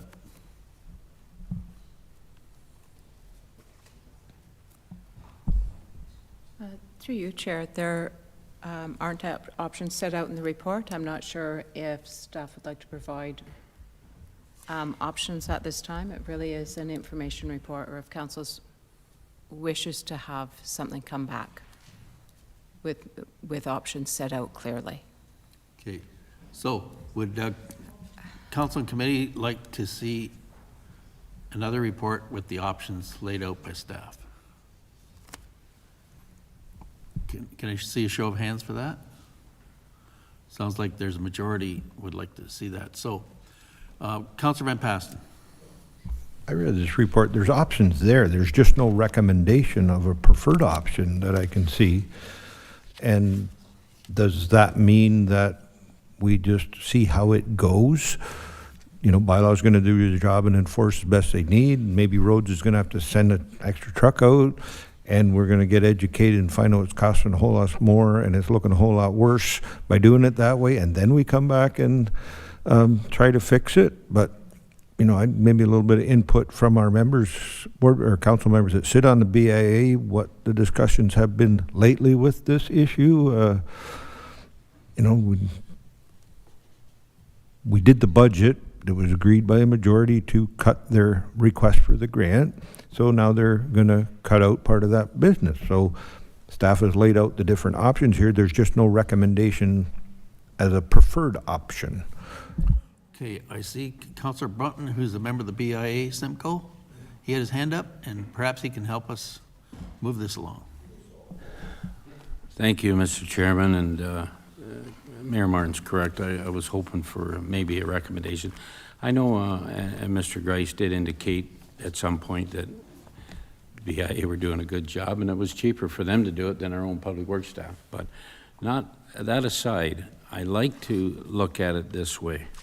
It's a case of who's going to pick up the garbage downtown. I think the BIA has indicated that in a letter that they look at it that, well, it's not our responsibility to collect the garbage. So let's forget about the $7,000 for a minute. Whose responsibility is it, and who should do it? I guess that's the question I have. And if we can't answer that today, well, I guess you're right. We wait and see what happens. But from a tourism point, it really doesn't solve anything if we got garbage on the streets that sit there for 2 or 3 days. It's not going to work. So I guess Mayor Martin, her idea hit it right on the head. What is a solution? Thank you. We'll go to Councillor Duthie. He's a member of the Simcoe BIA. Councillor Duthie. Thank you, Mr. Chair. I just maybe wanted to supplement what Councillor Brunson had said. The BIA itself has reached out to other BIA members in the community and in the province to get feedback regarding this issue, and I would have to go and check my notes, but all of them had said, we don't do it, it's a municipal issue. So I guess my question, if I was allowed to pose one, and you can divert it at the right time, is just have we seen, because the BIA stopped collecting, I think, at the end of January, has there been a spike in the number of calls that our Ops division has, or EIS division has received? Okay, I do think we have the staff here that can answer that, and Andrew, I'll go to you. Certainly, so through the chair, Marissa, can chime in if she wants as well. We haven't seen a huge uptick in calls. I think Marissa indicated there's been 3 calls so far to date, so we are responding to those and reacting, but they're not maybe as many as was anticipated early on. Okay. Where does the committee wish to go with this? Right now, it just says to receive the report as information. Mayor Martin. This is my original question. So if committee wants to allocate funds to it, if it's related to garbage or if it's to the tune of $7,000, it's a reconsideration on a budget. If they want other options, then it's a budget amendment. So this is what I was trying to flag before we started this entire conversation. What is the direction? And let's do this properly and make a final decision. Okay. Councillor Van Adrishi. Thank you, Mr. Chair, and through you, then I think we should raise the motion of a 2/3 majority to rediscuss it, because at the end of the day, you have to ask the question of what are they doing with the $7,000 we're giving them then? Okay. And I saw Councillor Huffman. Thank you. Just trying to sort out all the pieces here. So I would like to go forward then with the 2/3 majority so that we can discuss this. I don't want it going back again and then this has gone, in my mind, we've been dealing with this long enough and we need to come up with a solution. We're still early enough in the year that we can come up with a reasonable solution, and it may not, I hate to say this, we may not come up with the most cost-effective manner, but we'll come up with the best solution. So I can put that forward then, that we would do a 2/3 majority. Okay, going back to Mayor Martin, 2/3 majority to reconsider, or if you can explain that? This is my question. If it's a reconsideration, we're reconsidering the final motion of the budget, which is absurd. Absurd, exclamation mark. But if we were to make a motion to, let's say, fund the BIA's garbage for $6,900, that's a different motion that was debated at budget. Is that, one question, is that permissible? 2, it's still a budget amendment. So what is the direction?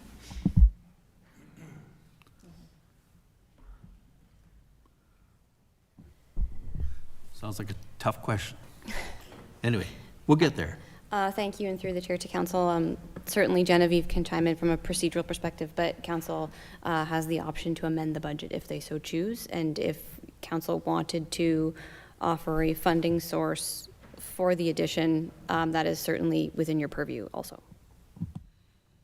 Okay. Sorry, Mr. Chair, that doesn't answer my question.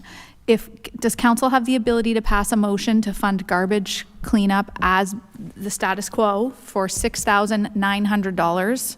I'm shaving off $100 because we're not redebating the $7,000 motion. I'm making it a new motion, so therefore reconsideration is not needed. That's my first question. That's probably a clerk's question. The second question is, that money, does it need to be a budget amendment? Or can we just allocate that'll be found out of a surplus at the year end, and we're all going to need to remember that? Because, quite frankly, it's a bit embarrassing to be amending a budget 1 month later on a subject that was debated this heavily. Okay, I will ask the clerk to comment. Through you, Chair. Council certainly has the authority to go ahead with that. And it is a different motion, so it wouldn't be a reconsideration necessarily. I believe the original motion was the grant amount, I'm wondering if this would be a motion to fund it from somewhere else, or to, I'm not sure, I'll defer to the treasurer on how that could be funded, or if it could be included in an existing budget amount that wouldn't require a budget amendment. Yes, it can be done, but where the money comes from, I'll defer to the treasurer. Okay, Treasurer. Thank you, and through the chair, there's a few options that council can consider. One is the council initiative reserve, which council can choose what to do with. The other option would be the contingency reserve, which has a sufficient balance above our minimum to deal with something this small at this point in the year. Okay. Councilor Brunton first. Thank you, Mr. Chairman, and I've got a suggestion. I don't know what council will think. I don't want to get into, we keep getting hung up on the amount of money. The question I said at the start was, who's responsible to pick it up? And I don't know if there's an argument on that, but the municipality is responsible to pick up garbage. If we just let the BIA, and this is just a suggestion, if we let the BIA go ahead and continue doing what they're doing, they can afford, they have a good reserve to pay for it for now. But at the end of the year, or maybe in 6 months, here's what we've spent to date picking up garbage. And let them continue to do it the way they've always done it. And then if council sees fit, at the end, if they agree that it is their responsibility, let them pay the bill. I don't think it's a big issue, but again, we're getting hung up on the money. It's a case of who's responsible for the service. Thank you. Okay, go to Councilor Huffman. Thank you, Chair Columbus, through you. That was my point that I made earlier, is that we're dealing with whether it makes more sense for them to continue doing it or to go back to the county staff doing it. The reason that the BIA took it over is that it was less expensive for them to do it that way. But we've removed monies from that fund. So my question is, I guess I'm confused as to what we're kind of doing, what we're debating or discussing. My suggestion would be, can we not just move that money back into the county fund and have staff just pick up the garbage? Because I'm going to go to Councillor Duffy and said that it was municipalities, BIAs didn't do this anywhere else. So why do we always have to be different? Why can we not just do things status quo and the way that, and that's what I said when I said it begrudgingly, that it may not be the most cost-effective manner. I don't think it's going to be a big difference, but it will be the most efficient manner for staff to go back to collecting this garbage. Okay, so my understanding right now is we are not doing a reconsideration whatsoever, where you need 2/3, but we need a solid motion. We're looking for a solid motion rather than just receive this for information that dictates what we want to happen. Mayor Martin. Thank you, Mr. Chair. I'd put a motion on the floor that we resume funding the garbage pickup under the prior arrangement because it is the cheapest solution, to the tune of $6,900. That's your motion? Go ahead, clerks. And in my motion, you don't have to include because it's the cheapest solution. Through you, Chair, thank you. I'm just wondering, Mayor Martin, if I can get this wording right, that we resume funding the Simcoe downtown garbage pickup, but then should we say who's doing the pickup, or by providing a certain amount? Under the former agreement. Prior arrangement. Most recent. We fund the BIA does the pickup. They can do it faster, cheaper than we can. So if we're going back to a larger grant amount, then it's a reconsideration. But if we're funding it by an additional $6,900 from the Council Initiative Reserve, because I don't think that this should come out of any other reserve that we're Contingency. working so hard to fill back up. Council Initiative Reserve for this year, under the caveat that it's rediscussed next year at budget under grants. It shouldn't be continually funded out of council initiative reserve. Councillor Van Andriessen, I think the clerk is crafting something. to Yeah, I'll tidy it speak up. while thank you very much, Mr. Chair. I'm a little bit taken back. I thought I was an adult when I did the budget time, and we made a decision. And now coming back here to look at something, to reconsider, when we had discussed the reasons why, what the situation was, and we felt that the BIA, who uniquely is doing it and the rest of the province is not, was their choice. And all we did was go back and say, your grant's cut back to $7,000. You have sufficient funds in your budget to be able to look at paying for that yourselves. You had sufficient money or opportunity to go back to the landlords to maybe get something out of them. There was options. But this immaturity to come back now and do this, to me, is a bit difficult. I'm having a lot of trouble with this. We were adults when we did the budget, and we made a decision. We came up with resolutions of what was going to come out of the ratepayers, and now we're reconsidering this when we haven't even given this an opportunity. Then what about the $7,000 we gave them? Does that not count for anything? At the end of the day, we're making a mistake reopening this. We should let this play out to see how they're going to make out for a year and look at it next year at budget time. To me, I will not be voting in favor of any of this nonsense. I think you're into a debate situation there, and we don't have a mover and a seconder yet. You have a mover. I'm going to ask the clerk to figure out what she's crafted here, and if somebody wishes to move it, then we'll proceed. Thank you. Through you, Chair.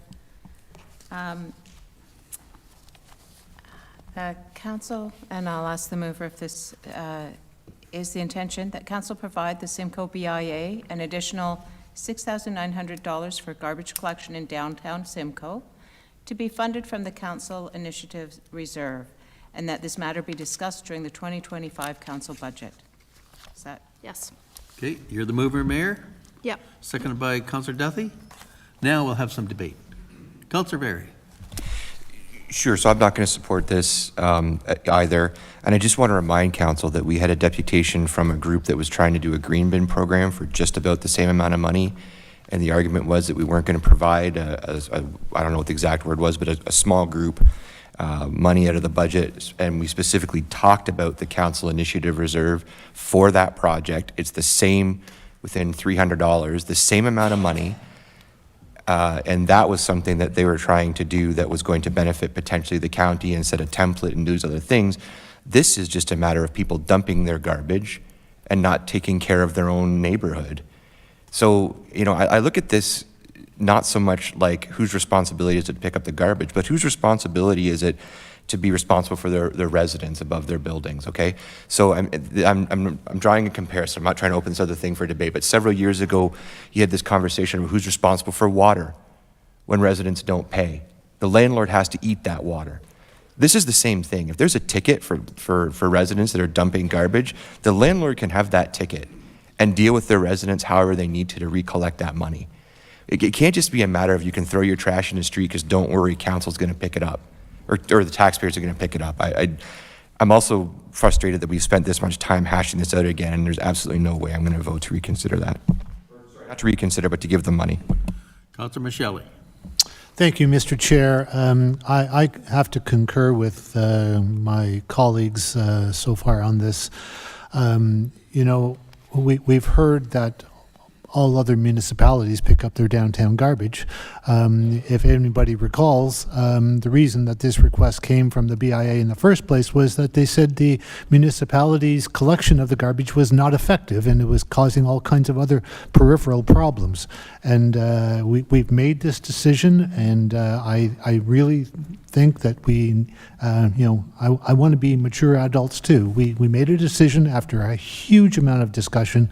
I want to stick with it. So I won't be supporting this either. Okay, anyone else? Mayor Martin again. Thank you, Mr. Chair. So there's a couple things that need to be corrected because we're not debating the same thing here. The issue of the landlords, first of all, the issue of the $7,000. what about the $7,000 we gave them? We didn't. We took it away. They have no money from us, none at this point. So we're not giving them an additional $6,900. We took $7,000 away from them at budget. So that's the first thing.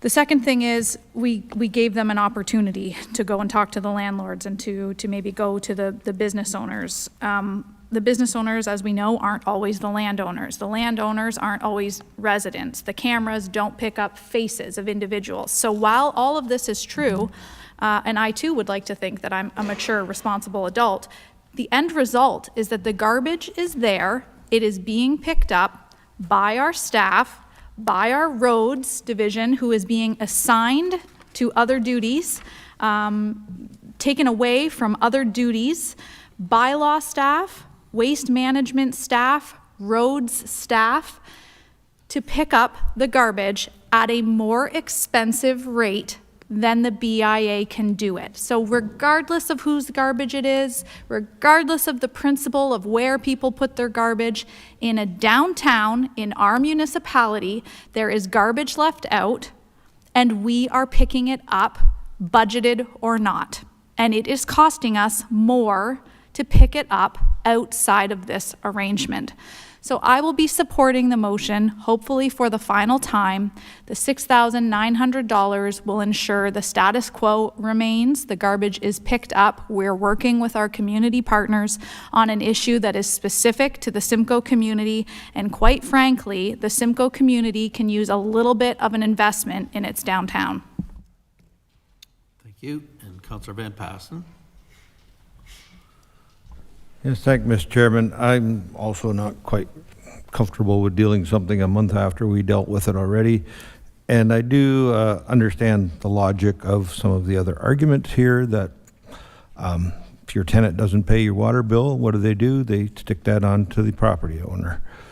If the tenant doesn't shovel the snow in front of the sidewalk, who gets to pay it? Fine, the property owner. But if the tenant throws garbage in front and the property owner doesn't clean it up, well, there's nothing we can do about that. Well, maybe there is. Maybe we can apply the same logic we do everywhere else, and that the owner of that property is ultimately responsible. We discussed this at budget time. We've had 3 complaints in a month, and let's go through the process. The motion that's currently on the floor, I think it needs to be reworked, because there's no guarantee that the BIA, even if you gave them the money, that they're actually going to do that. Maybe we've ticked them off enough that just because you give it. So you might want to think about rewording it into reimbursing them for that amount, not giving it to them up front, and make sure we have some discussion with the BIA to make sure they are willing to do it, and to make sure they're willing. I do believe the grant that we gave them was to reimburse them for the money they spent. They had a couple of employees from NACL that pick up garbage cans, and they dump those in the dumpsters, and that was to cover that half of the bill. What if they stop doing that? They're still going to get their $7,000 grant from us, but there's no commitment that they actually have to do the work that we were hoping they do. So maybe, again, it needs a bit of discussion with BIA on the best way to make it work, but the motion in its current form, I'm not going to be supporting. I have 4 speakers. We'll start with Councillor Van Adrishi. Thank you, Mr. Chair, and through you, they do receive $7,000 grant. It's not that they don't receive anything, they do get a $7,000 grant. But at the end of the day, if you don't try to resolve this, nothing changes, and still $14,000 basically goes for picking up garbage extra than what regular garbage is picked up.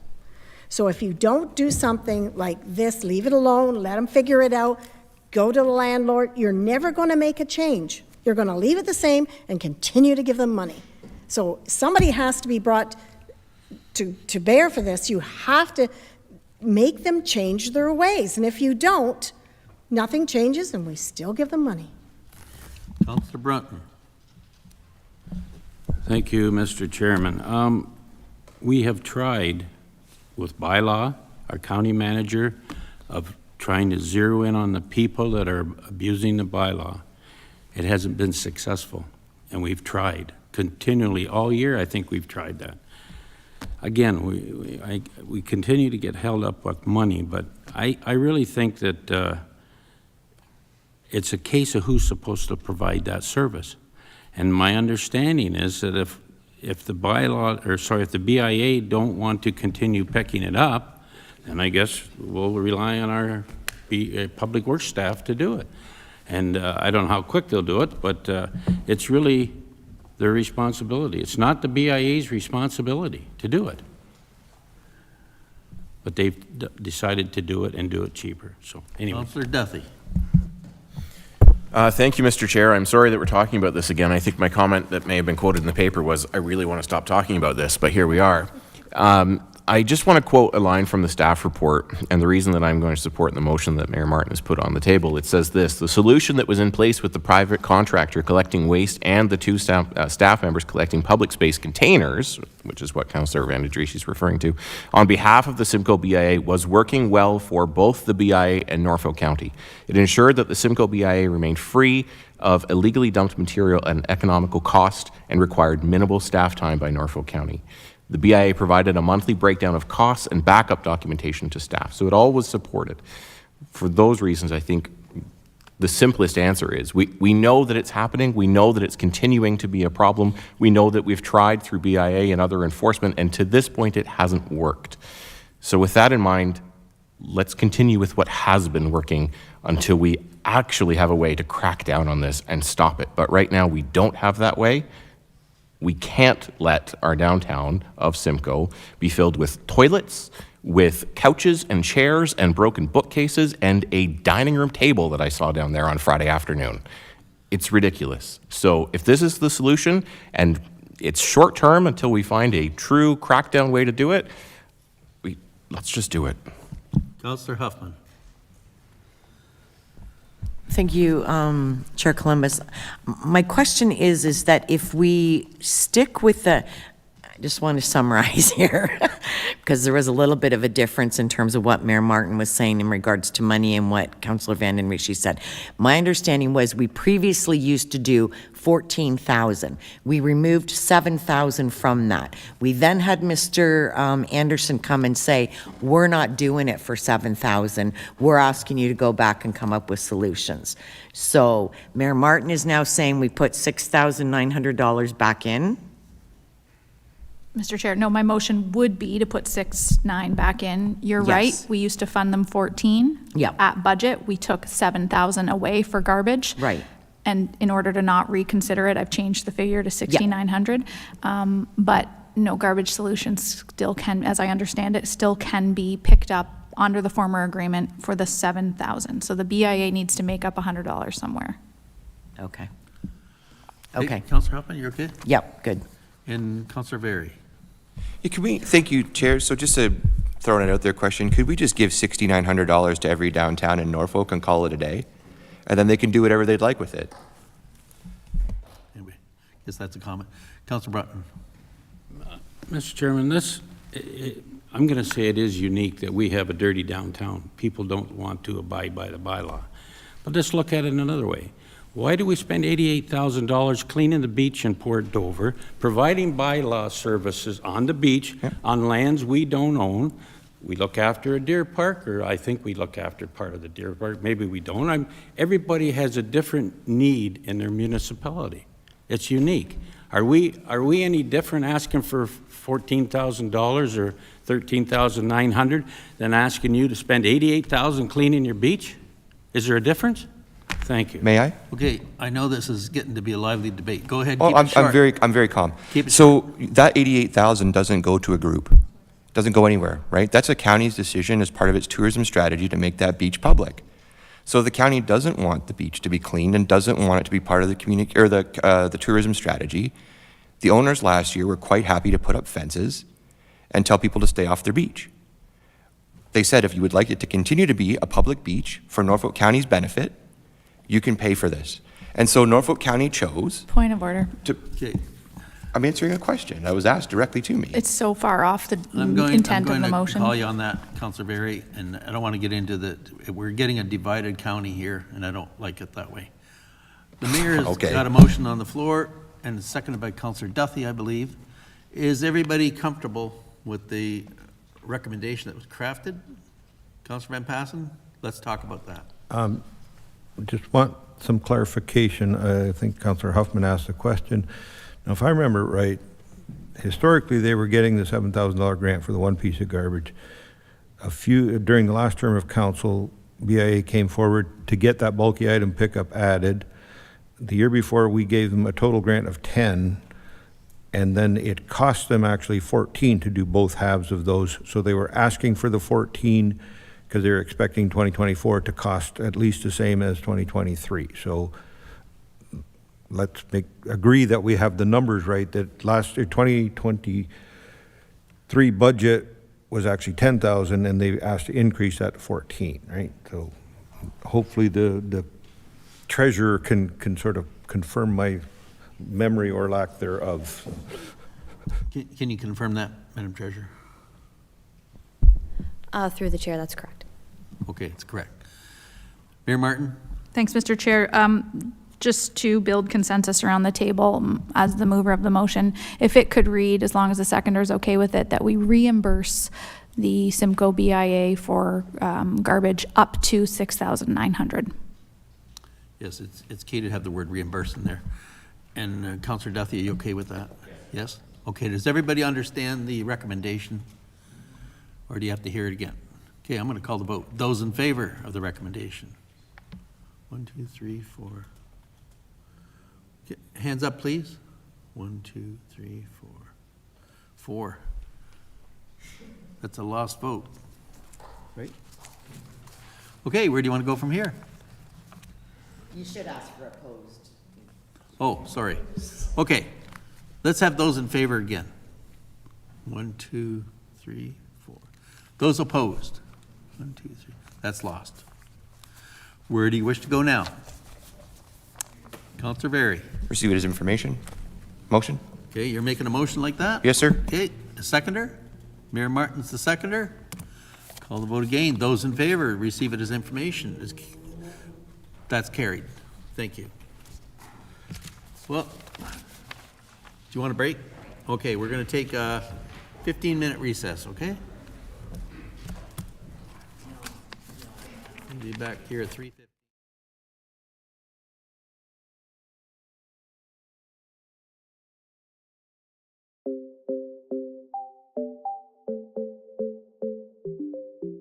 Hi, I'm Mayor Amy Martin, and I'm here with the Director of Planning, Tricia Givens, to talk all things about Norfolk County planning and development. Hey, Tricia, how are you? Hi, Mayor Martin. Good, thanks. I'm wondering if you could share some information with the public about who the planning department is and what you do, and maybe start off with the composition of your team. Sure. We have recently grown, so there's some core groups in our team that are really important to share. We've got the development group, which is led by a supervisor of development planning and 5 planners. We have a new position, which is the project lead for long-range policy planning projects. We have our GIS team, which includes a supervisor and 2 technicians. And then we have our admin supports, which includes planning coordinator, development coordinator, and secretary treasurer. And everybody has different roles and responsibilities, but on a high level, what are the roles and responsibilities of the planning department?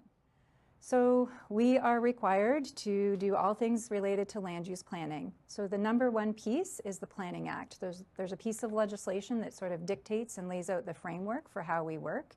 So that's around development applications and people coming in with their specific applications. And then there's provincial policy conformity, so those broader county-wide projects. And all of the planners, you know, they're working towards, or they are registered professional planners. Can you comment on the designation of a planner and what that means when we're processing files? Sure, that's really important. So as professional planners, we do have a standard of work and a code of conduct that we're required to follow. And in that, that's reviewing applications or running processes that broadly make sure we're planning for the role of the good of the community, the public good, and not always specific to one individual project. I think it's an important part because I think it really differentiates the role of staff and council in the planning process. And it's something that I'm frequently asked about in the public. How does that work? What does it look like? So maybe you could share with the public the difference between, you know, the council meetings that we host for planning files, our public hearings, our committee meetings, and then the subsequent council meeting where we approve files at a later date. Sure. So there's two areas. So there's for specific development applications. So those are individual applications that come forward. And under the Planning Act, there's specific process and things that we're supposed to do. So for those applications, we are required to send notice to the public, post notice, share the information, have it publicly available. And then we bring that information of the complete application to council. First, we do a public hearing where folks can come and council hears about the application, poses questions, and then we come back later with a recommendation to council based on all of the information. The other types are those county-wide projects, such as a growth study or an official plan review, where there's more information, more opportunity for engagement, and we're collecting more information that comes to council. And usually there's multiple presentations to council before any decision. So you've touched on a couple of things. One, what is a recommendation from staff? What does that mean? That's really important. So ultimately, council makes the decision. So staff takes all of the technical information and our professional review of that particular application. And based on all of that, ensuring it conforms to our official plan, the Planning Act, the provincial policy statement, etc., we make a recommendation to council. And council takes that under advisement and ultimately makes a decision. And that recommendation may be to approve the particular file in front of us, to reject it, to defer it to a later date. It could be a variety of different recommendations. That's right. Yeah. And so there is a really important piece, a role that the public plays during this process at that public hearing committee. So obviously council and staff, we really want to hear from the public when we're dealing with development files, but there's another reason why it's really important to get the public to speak and share input on the record. Can you comment on why that's so important? Absolutely. So again, two specific areas, the specific development application or the broader county-wide projects. So for a specific application, it's important, I think, for staff and council to hear those neighborhood feedbacks, input, and also to have their issues addressed. And then that informs the council decision. It also informs the planning recommendation to some degree.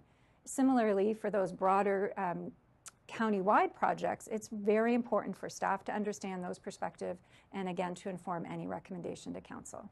And there is an appeal process to any decision that ends up being made by council, correct? That's right. So that is for any statutory application. There is ability, and the rules are different depending on the type of application, but for the most part, there are opportunities to appeal those applications. And it's important for members of the public to be on the record, either by way of written correspondence or speaking at a council meeting in favor or in opposition to a file if they're interested in appealing, right? That's right. So staff are always really excited to see folks coming and giving their input. So we get things in writing all the time, but also folks can come in and share their input or ask their questions directly at the public hearing committee. Yeah, I agree. It's so important to hear, and it's a way that it helps staff and council make informed decisions about the type of development we want to see in our community. Absolutely. And certainly as mayor, and I know you probably agree as a staff member, it's our preference to keep planning decisions made on a local level. We really don't ever like to see a file go off and be appealed. That's right. And so on that note, council does play a key role in the planning process. Do you want to perhaps speak to how that works from a political perspective? Sure, yeah, it's a lot different than the staff perspective, but it's that important piece where we connect with the community, we hear their feedback and their concerns, and as you mentioned, those recommendations come forward to council at the public hearing meeting first, where we can ask those questions and talk with our community members, but subsequently comes back to us later for a council decision. And we're similarly to staff, we're really stuck making decisions based on the land uses, not giving consideration to a lot of the other factors that I think community members believe council members can weigh in on. But ultimately, at the end of the day, we're trying to build the best community for all of Norfolk County, and we'll do it one file at a time. Absolutely. Okay, before we go, top 3 most asked questions that I get all the time. I'm going to rapid fire them to you. Are we planning on growing in Norfolk County? So yes, in our official plan, we identify our growth. And right now, interestingly, we're undergoing our comprehensive municipal review, which is how Norfolk is going to grow to 2051. And we've already touched on it earlier, but with that appeal process, it's very difficult to say no to development. So we should really be, at a local level, kind of carving out the development the way we want to see it in our communities. Second question, I'm often asked, why doesn't council say no to more planning files? So that's an interesting question. So I'll start with our official plan. Our official plan identifies all the designated land uses in the county. The zoning bylaw overlays and identifies specifically what you can do on each property, each type of zone. So with the exception of hazard lands and some natural heritage features, there's identified permissions already in every zone across the municipality. So if somebody came for a building permit, they could get a building permit anyways. There's some instances where people want to change those uses, and that's when things come back to council for consideration. So in that context, council's considering that adjustment or that change. But people can come to the planning department and they don't even need to come before council if their request meets those land uses. That's right. Okay. And then why do some planning applications feel like they take so much longer than others? We often get that feedback. So under the Planning Act, there's very specific statutory timeframes for each types of planning application, and staff works really hard to meet those statutory timeframes. Sometimes we don't get all the information we need, or we realize partway through that some information was missing. But for the most part, staff are working towards meeting those statutory timeframes. And they're the same across the province. That's right, correct? across the province. Every they're the municipality same. has them. That's right. Okay, thanks so much. To learn more about planning in Norfolk County, visit our website at norfolkcounty.ca/planning or contact the planning team at 519-426-5870 or 226-NORFOLK, extension 1842. Or you can email planning@norfolkcounty.ca. Thanks so much for watching. Hi, I am Mohammed from Norfolk County Planning Department. We get a lot of questions at the Planning Department, and this video series will answer some of those. The first big question is, what is the official plan? Norfolk County's official plan describes Council's policy on how lands in our community should be used, managed, and developed. It is prepared with community input and helps to ensure the future planning and development will meet the specific needs of our community. An official plan includes issues such as where new housing, industry, offices, and shops will be located, and what services like roads, water mains, sewers, parks, and schools will be needed. It also defines when and in what order our community will grow and outlines community improvement initiatives. The official plan is approved by the Ministry of Municipal Affairs and Housing in Ontario. The current official plan was adopted in 2016 with a goal to manage the growth of this county for the next 20 years. Residents can see Norfolk County official plan on our website at norfolkcounty.ca/official plan. What is a secondary plan? A secondary plan is a more detailed policy document embedded within the official plan to address the growth and development issues unique to a specific area of the county. For example, the lakeshore area in Norfolk County or a particular urban area with defined characteristics can be a secondary plan. As I mentioned, it is a more detailed policy document. It provides directions on where future development will occur with a guideline on density, road access, infrastructure services, different building types, building heights, or even design guidelines that are compatible to that specific area. In Norfolk County, there is only one secondary plan at this moment, which is the Lakeshore Special Policy Area Secondary Plan. The Port Dover Secondary Plan would be the second plan the county is working on at this moment. What does the land use designation of a property mean? Norfolk County's official plan also identifies how individual land or a group of lands will be used, and this is done by the land use designation. In Norfolk County, a lot of lands have been designated as agricultural. Some areas have been designated as hazard lands because of their specific natural features. An example would be the natural creeks, streams, rivers, or shoreline areas. Some lands have been designated as residential, commercial, or industrial to efficiently manage the growth of specific land use. Each land designation has rules about the kind of development allowed. The official plan uses growth management data to identify where and how much growth will occur in the next 20 years. In accordance with the provincial requirement, Norfolk County reviews and updates these growth areas every 5 years. What is the process of changing an official plan designation? A landowner can request to change the designation of the land through an official plan amendment application. This change requires a public hearing meeting and council's decision. A landowner needs to consult with a planner to get more information about this process and to identify the required documents they must submit. Any official plan amendment needs to conform to the provincial policy statement, which is a planning policy document that affects all municipalities across Ontario. This provincial policy statement is currently under review and may change in the future. To learn more about planning in Norfolk County, visit our website at norfolkcounty.ca/planning or contact the planning team at 519-426-5870 or 226 Norfolk, extension 1842, or email planning@norfolkcounty.ca. Thanks for watching. Hi, I'm Hannah from the Norfolk County Planning Department.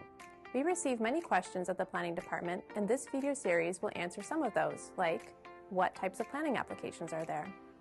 There are 4 main types of planning applications for different needs. First, there are minor variances and different types of severances. These are reviewed by Norfolk County's Committee of Adjustment. An example of a minor variance is when a garage is being built closer to a property line or is taller than what is permitted in the zoning bylaw. An example of a consent to sever is creating a new lot to allow for a new house. Second are zoning bylaw and official plan amendments that are considered at council. An example is changing the permission in an urban area to allow for a triplex where a single detached dwelling is permitted. Third are applications that Ontario's Planning Act gives Norfolk County's Planning Department authority to approve. For example, a draft plan of condominium or subdivision, which are types of applications which enable the division of land for future housing. And fourth are applications which rely on approval from another regulator, such as telecommunications towers and hazard land boundary line adjustments. As a resident, when do I need to submit a planning application? For the average homeowner, a planning application may be required if your project does not meet the requirements of the zoning bylaw or official plan, or your property falls under site plan control. The building department will let you know that a planning application is required. If you want to change the boundaries of your lot, create an easement, or create a new lot from your property, you will need to apply for a consent to sever with the planning department. What is a pre-consultation meeting? A pre-consultation meeting is the first step of a planning application and allows staff to clarify the application process and provide a checklist of documents required. A complete application can reduce the time required for review and decision-making. Applications that must undergo a pre-consultation meeting before the application can be submitted include official plan amendments, zoning bylaw amendments, draft plans of subdivision, draft plans of condominium, and site plan applications. A meeting may also be required for certain Committee of Adjustment applications. To learn more about planning in Norfolk County, visit our website at norfolkcounty.ca/planning or contact the planning team at 519-426-5870 or 226 Norfolk, extension 1842. You can also email planning@norfolkcounty.ca. Thanks for watching.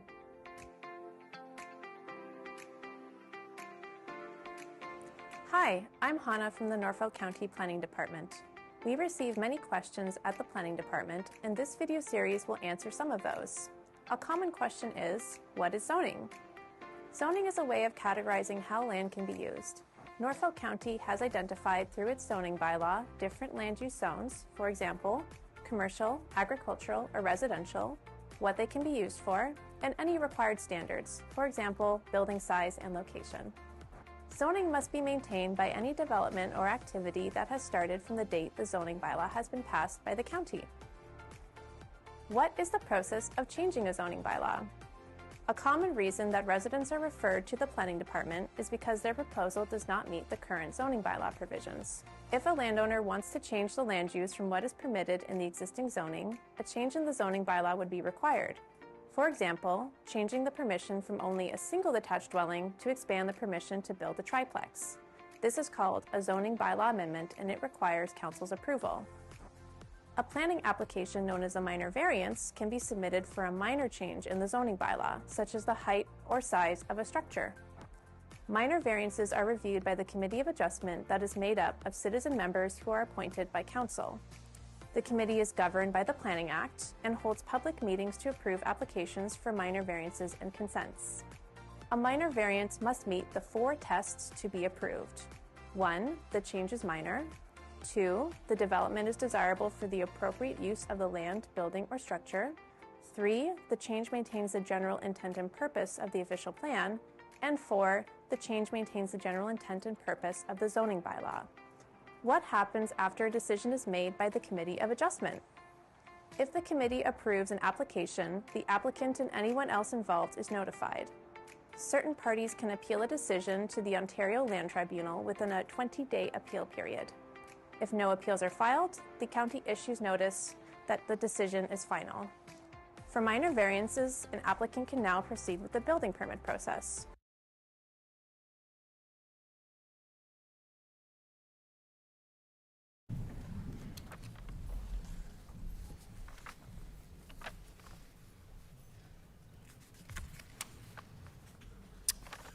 Thank you, everyone. We are back from our recess, and we're moving on with respect to General Manager of Environmental Infrastructure Services, Andrew Grice, will introduce the report with respect to the Colborne Street North Phase 2 reconstruction. Andrew. Thank you, and through the chair, as you just mentioned, this relates to the Phase 2 of construction on Colborne Street, something we're pretty excited about. It is one of our main urban areas here in Simcoe, and getting that upgraded is a great thing. This request would typically funnel through the SOBAR report that you're going to see later from Corporate Services, but given the large dollar value of this project and the variance, we wanted to make sure we're being transparent and sharing everything with you. So the scope of work for this project includes full replacement of water, wastewater, storm, the road network, updates on our lighting, our curbs, and general aesthetic improvements. And it's really going to mimic what we did on Phase 1 last year, which was from Robinson to Union.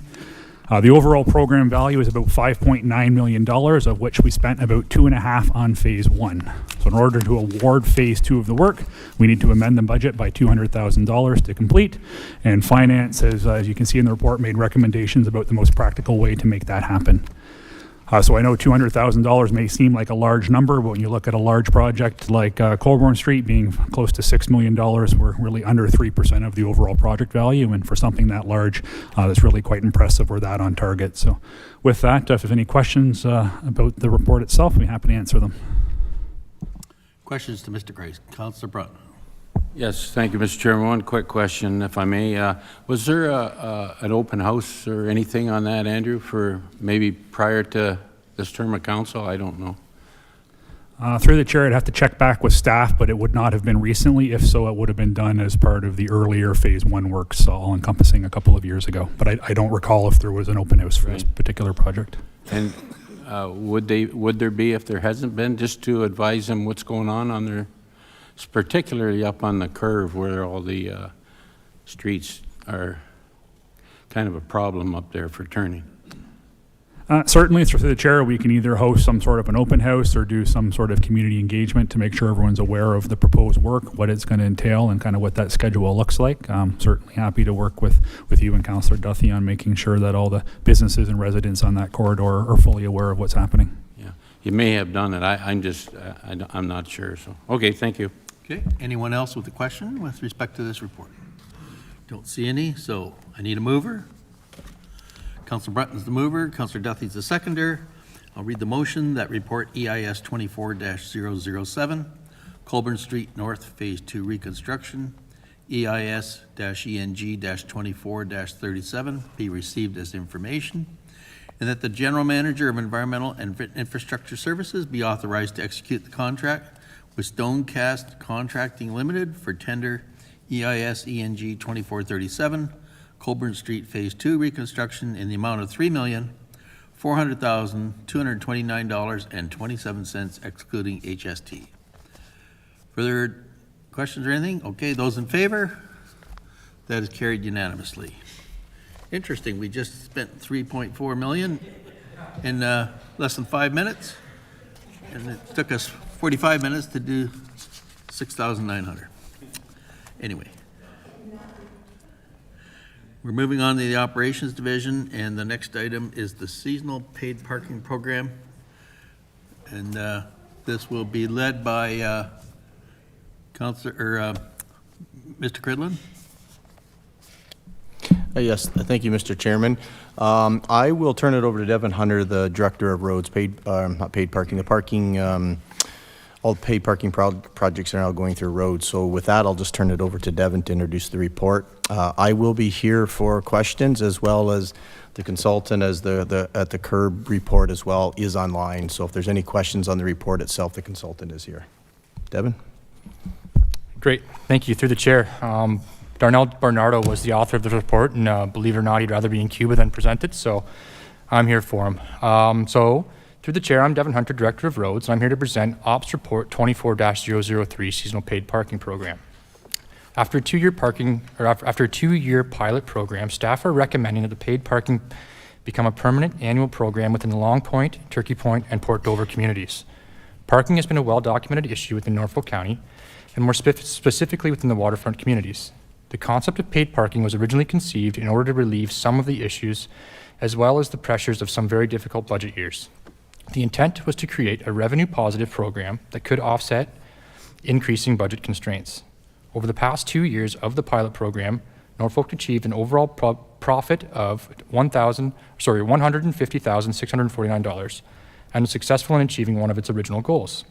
Aside from this, staff were aware of some parking issues throughout Norfolk. There were growing concerns from local businesses regarding turnover and that spaces were being occupied by single users for too long. More turnover would mean more parking for patrons. Staff saw the pilot project as an opportunity to utilize some new technologies that would increase enforcement and, in turn, reduce dwell times in our waterfront communities. In order to quantify this, staff commissioned the IBI group to produce the Curb IQ report.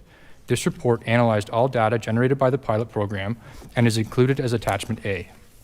From the Curb IQ report, we can see the dwell times were on average under 3 hours for all 3 areas included in the program.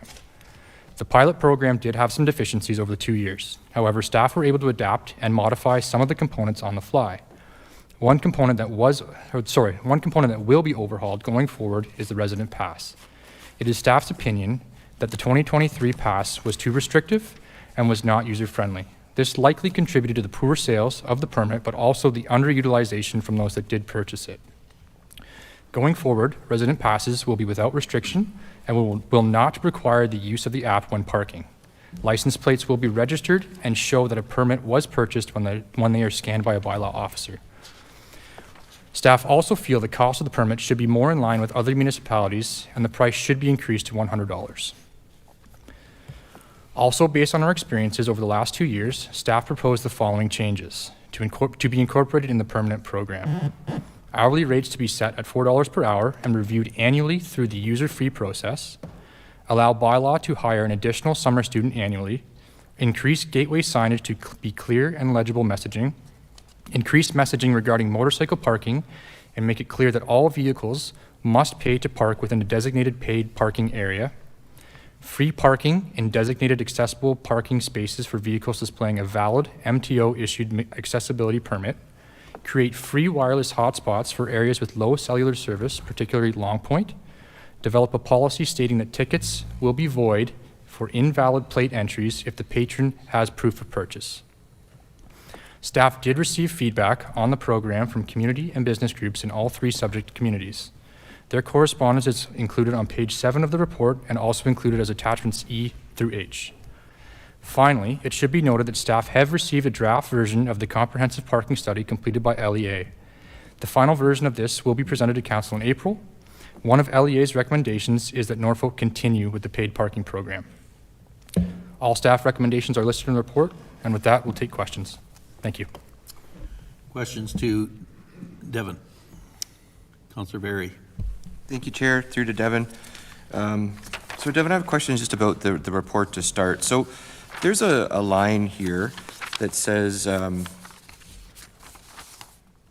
on one sec. Okay, so I'm going to go with the economic development first of all. So the economic development said that, their comments, their suggestion was that paid parking should provide an enhancement rather than diminish the allure of charming lakeside destinations. So in Port Dover, in staff's estimation, what is the enhancement to the community that paid parking provides?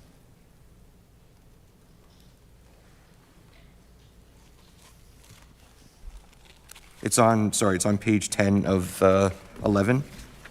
It's economic development. Sure, through the chair. I'm not sure is that an ops question, or do you want that directed to economic development? I guess I would like to know, with the recommendation that's coming forward and you've got a comment and we've dealt with businesses, I'm just wondering if economic development wants to jump in there. I just want to clarify though, what is the enhancement that's being provided to the community? I don't care who answers it. I just want to know it's in the report. So what is I it? think Mr. Sloan's reaching for his mic. Okay, thank you. Yeah, thanks through the chair. Maybe I can start, and then I've asked John to hop on in case needed. I think economic development, we were identifying in the interdepartmental implications of the staff report that paid parking is obviously a balance of considerations and important to have the communication, carefully understand any impacts to businesses, resident access, tourists, and tourism. And then I think what the comment you've pulled out is that we're just trying to point out or identify that we need to be, as the municipality, considering what could be the benefits. I don't think I can comment directly on where any of the, whether it's financial revenues or anything that come from the program, how they are then deployed. But I think that's what we were partly pointing out in there, that we need to carefully consider that and understand what the benefits could be of the area and what impacts there could be as about tourists and about the businesses. That's we fair. could get into that a little bit further, but No, maybe that's good. maybe that helps our staff colleagues know where. No, that's where good. I appreciate it. I just wanted to have sort of some clarification of that. So in the conclusion, I have a question. I think this is for, well, I guess it would be for Darnell, but he's not here, so sorry, Devin. But in the very last line of the first paragraph, it says that staff feel the advantages of continuing the program outweigh the few negative issues. So I'm wondering, you know, when you weigh those things, like what was the sort of the way you decided that the benefits outweighed the challenges? And I'm guessing I want to specifically know, like, what is the methodology here? Like, how do we decide that the positives outweigh the negatives? Is it just the money, or is there another consideration? Through the chair, I think the money was a huge factor, but I also think that we have the infrastructure in place now, so there's less operating costs up front. To continue with the program, it's looking more like people should be more comfortable with the technology. We have everything in place. We're more familiar with how to roll it out each year and how to kind of function within the system. So operationally, I think that's more of what we're looking at, not necessarily how it affects the businesses. Okay, so that's kind of where I was going, is that the perception, or I guess the determination is that the revenue to the county then would outweigh the potential 20% loss to businesses. You're nodding yes. I understand what you're saying. Okay, I'm asking. Sorry, could you repeat the question? Yeah, then? so I guess what I'm saying is, from staff's point of view then, what you're saying is that the revenue to the county outweighs the potential, like up to 20% loss to businesses during that same time. The revenue to the county outweighs that. Through the chair, I'm not sure that I'd be comfortable actually saying that. Okay. Fair enough. So we spend a lot of time at this table and in our training sessions talking about the brand and what the impact that our decisions make to the brand of Norfolk County, and in this case, the brand of Port Dover. You know, when staff made this recommendation, was there any mind paid to the way that the paid parking is impacting the brand of Norfolk County and into Dover when you made the recommendation that it should continue? Is that weighed at all, the damage to the brand? Through the chair, I don't think it was. Okay. I'm not sure what the original brand of Port Dover was, but I don't think it's skewed it at all from paid parking, but that's just my opinion. Okay. A year ago when we sat here and talked about this, I suggested that the machines could be used to track parking engagements just for the purpose of enforcement, so that we could just as easily program $0 with a time limit as we could provide $4 instead of a limit of 3 hours or 2. I think I said 2 hours last year. It's now 3 hours. And we sort of banged it around the table a little bit, and the suggestion came back that yes, that technically could be done, but you know, we weren't really going to go down that road, and certainly chalking tires is not the way. I'm wondering, did staff put any time into looking into whether or not using the machines to do the 2 and let's call it 3 hour enforcement could be done, and was it feasible? Was any time spent on looking at that? Through the chair, yes, that was looked at. The issue with having that process is Hotspot is a service that we pay for. They take 15% of our revenue. without any revenue, we would be paying out of pocket to use that service, regardless of whether there's any transactions or not, or any money transactions. Time transactions would still be transactions, and we would have to pay for that service. Sure, and so what is the cost of that? Per transaction, like let's say so it's a $0 in, what is the cost to Norfolk County to do a $0 in? And where I'm going with this is how many tickets would we have to write to make that doable? Through the chair, I know exactly where the councilor's going. I don't think we have that answer because our agreement with Hotspot is set up for so many zones, so many parking, the 4 hour. That's how their business is built around. So I think maybe Mr. Milson may have a comment. He chatted with him as well. But if we were to go back and say we just want the machines to not charge for parking, that's going to draw way down their revenue. So then they're going to basically have to come up with a different business idea on how to charge us if we're just looking for tickets to make money off it, and then so that way. So I think it's a little unfair to ask. I know where you're going, but we don't have that answer because it totally changes the game to go back to them to what that would be.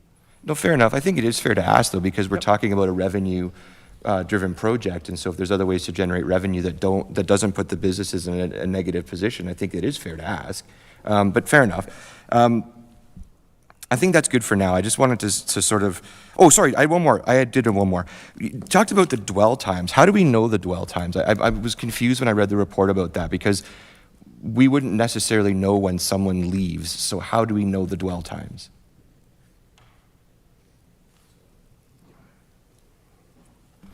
Through the chair, Declan, are you on and able to answer that? Yeah, good afternoon, everybody. I could touch to that.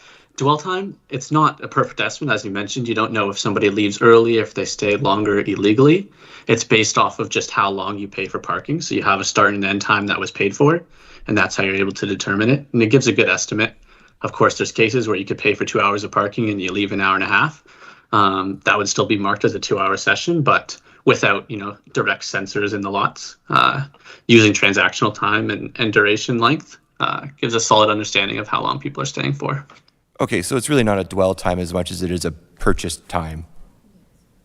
Yeah, it's just time paid. Yeah, amount of time paid for. Okay, and sort of my last one for real is Jim, through Chair to Mr. Milson. So you wrote tickets uptown last year, right, for the 2-hour enforcement, and was that done through chalking tires?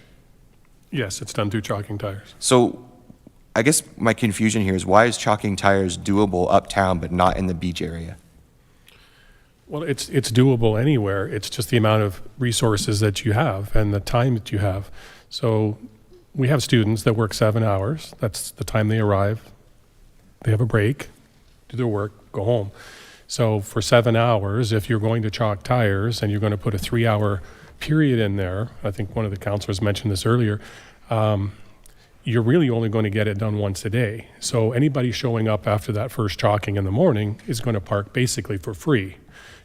It's a very, very inefficient way to track what people do and to obtain data, right? We have a system now, or we've been using a system for 2 years that tracks the number of vehicles. We've had 60,000 transactions in 2 years, and those have gone well. People have paid for a service. They've got what they wanted. They were able to park for the length of time they wanted in a prime spot, and then leave. So we've also laid $47,000 worth of charges just in last year alone, 33 the year before. So close to $80,000 worth of charges over 2 years. So we are also holding the people accountable for maybe over parking or not paying for their parking.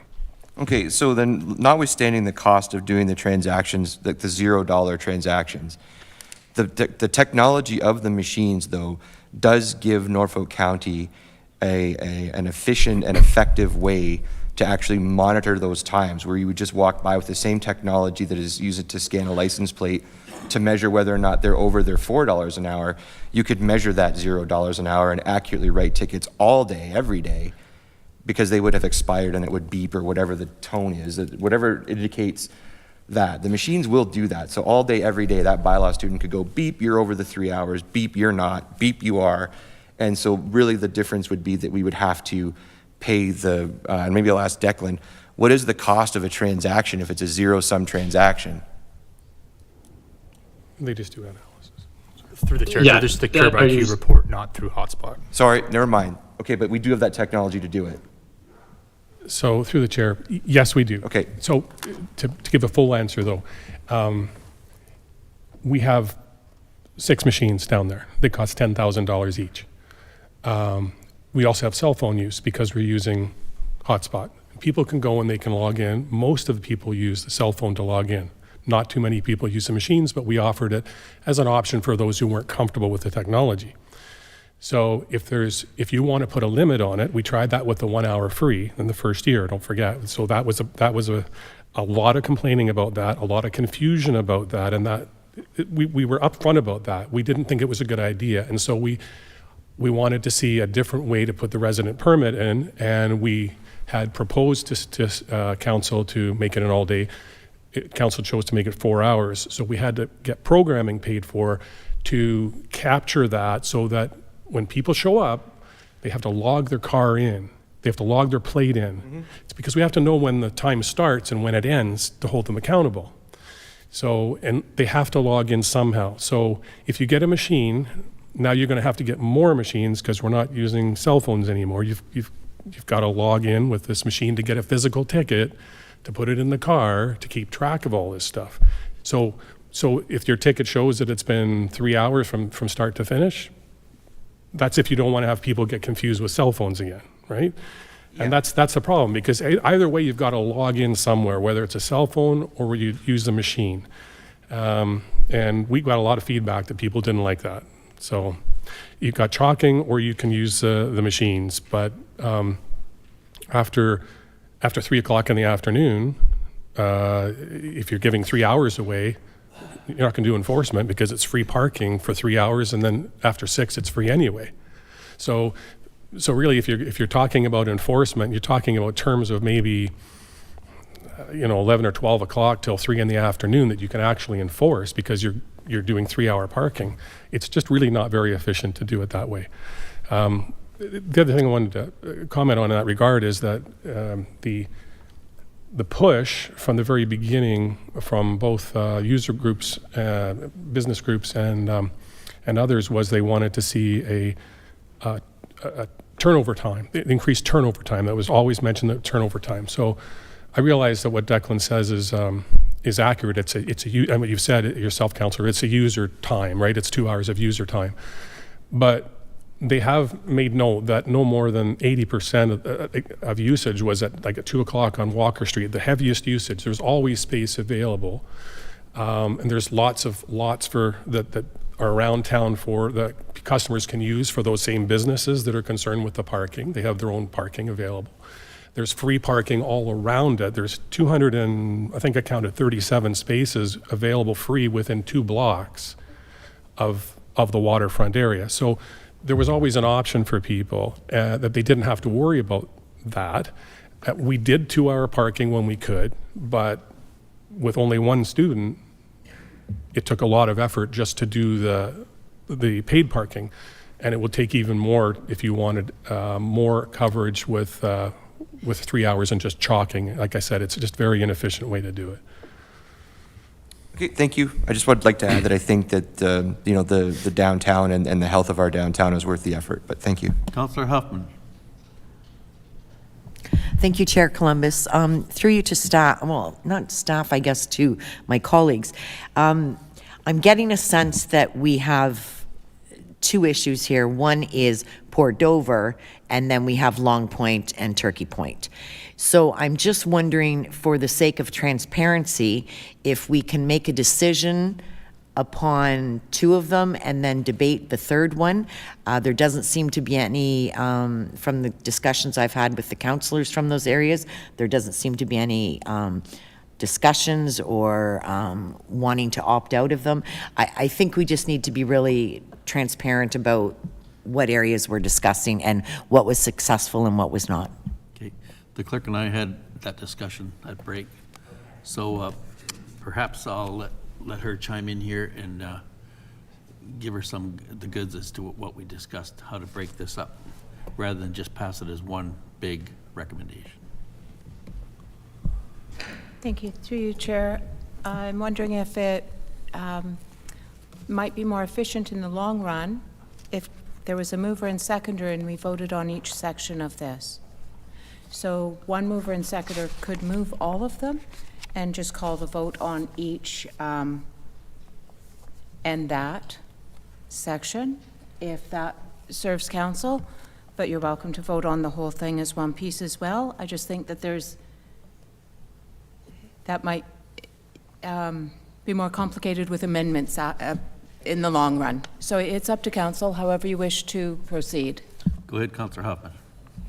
Thank you, Chair Columbus. Well, I would like to make a motion then that we separate Long Point, Turkey Point, and Port Dover into 3 separate entities, and we vote on each of them individually. I'd like to make that motion. Mayor Martin's the seconder, right? No, sorry, I have questions. Still. Okay. Councillor Huffman's got a motion on the floor. Adam Berry, you're the seconder?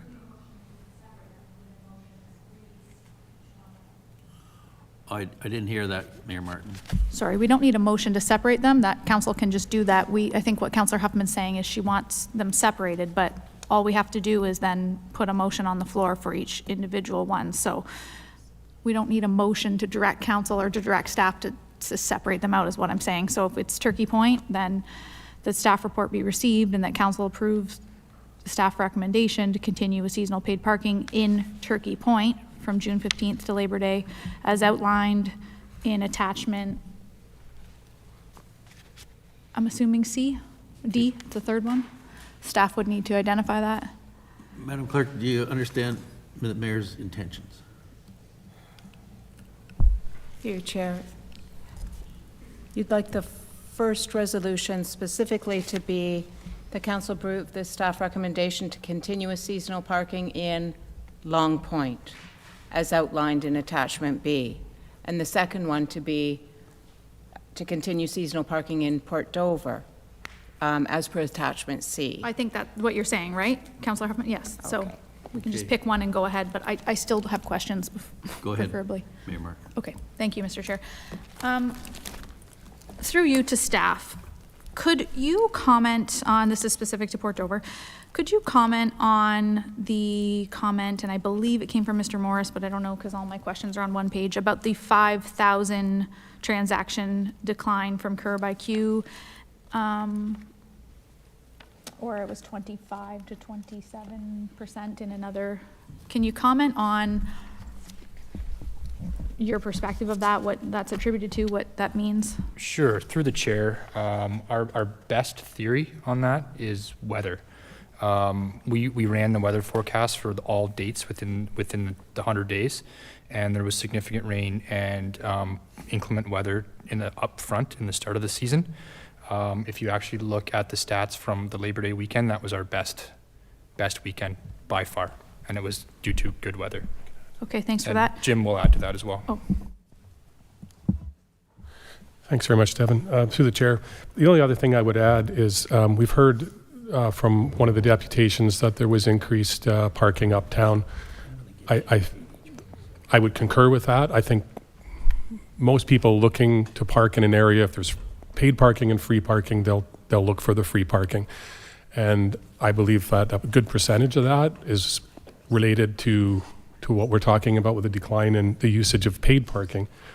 The other thing too, we did have an uptick in one of the parking lots, the increased usage there as well. So I would equate some of it at least to parking elsewhere, not just the fact that people didn't like paid parking. We're presuming that, but we can prove that they did use other parking. Okay, thank you. Through you, Mr. Chair, to probably Mr. Milson. So my question before was going to be whether we use a camera to read license plate or chalk tires, but now you've referenced the equipment and the machinery. So I'll amend my question to say whether it's cameras or the machine, what is the additional cost that you would estimate at not using chalking as the main form of enforcement so that we're efficient? Through the chair, I think to assist the public, we would need to put more machines in place. We just because of the comfort level people have with going to a physical terminal. they can write the program through a vendor to provide a certain amount of parking free. We did that with the 1 hour free parking 2 years ago. Again, I'll just reiterate that it caused a lot of confusion. It creates a lot more explanation to people, especially visitors who aren't used to it. To my knowledge, it's not done anywhere else, so they're not used to seeing it anywhere else.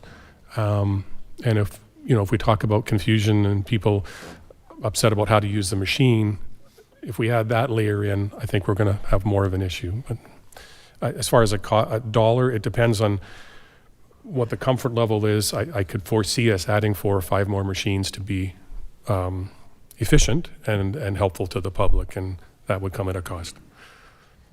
Minimum 40,000 if it was 4 machines, but could be more, could be a staff complement. Okay, my next question is probably for Amy or maybe Al. Can I please be given a refresher on the conversation around what we spend in the community on our garbage pickups, our beach agreement, the enforcement on the beach, and I think we also, maybe it's for Bill, we talked about the street sweeper and so on, those other services. I don't know if she's got all those answers, but can you comment, Amy?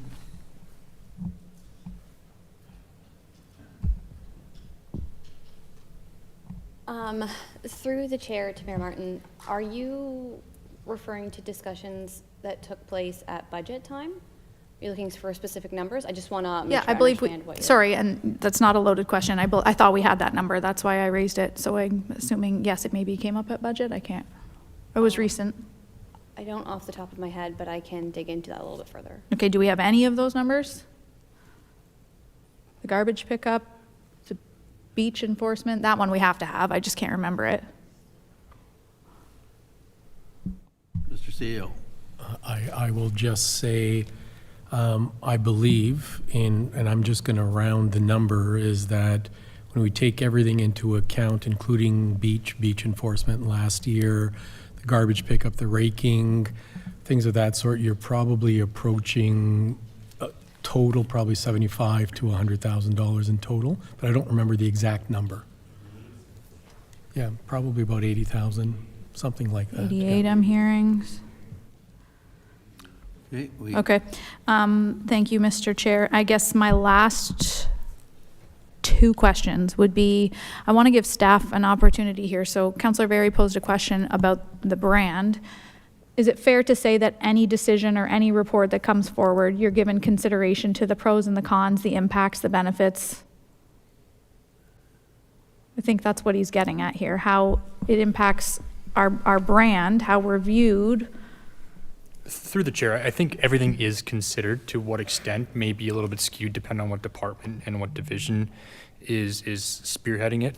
Obviously, the economic development group weighed in. From my perspective, operationally, I weighed in. My group weighed in. Jim weighed in from enforcement. But I think holistically, we look at the overall brand. Yeah, okay, thanks. Everybody's going to have different priorities, but I want to be clear to the public that we're not pushing agendas. We give consideration to all items, and then ultimately it's a decision of council. My last question, I think I'll throw over to, I guess, any one of you. So we heard from the community today the concerns about their businesses. This is the 2nd year, some communication issues, pushing the traffic up. And we heard about, obviously, the preferences that they're not supporters of paid parking, but one of the solutions was the suggestion around usage of the lots and not Walker Street and not Harbor Street.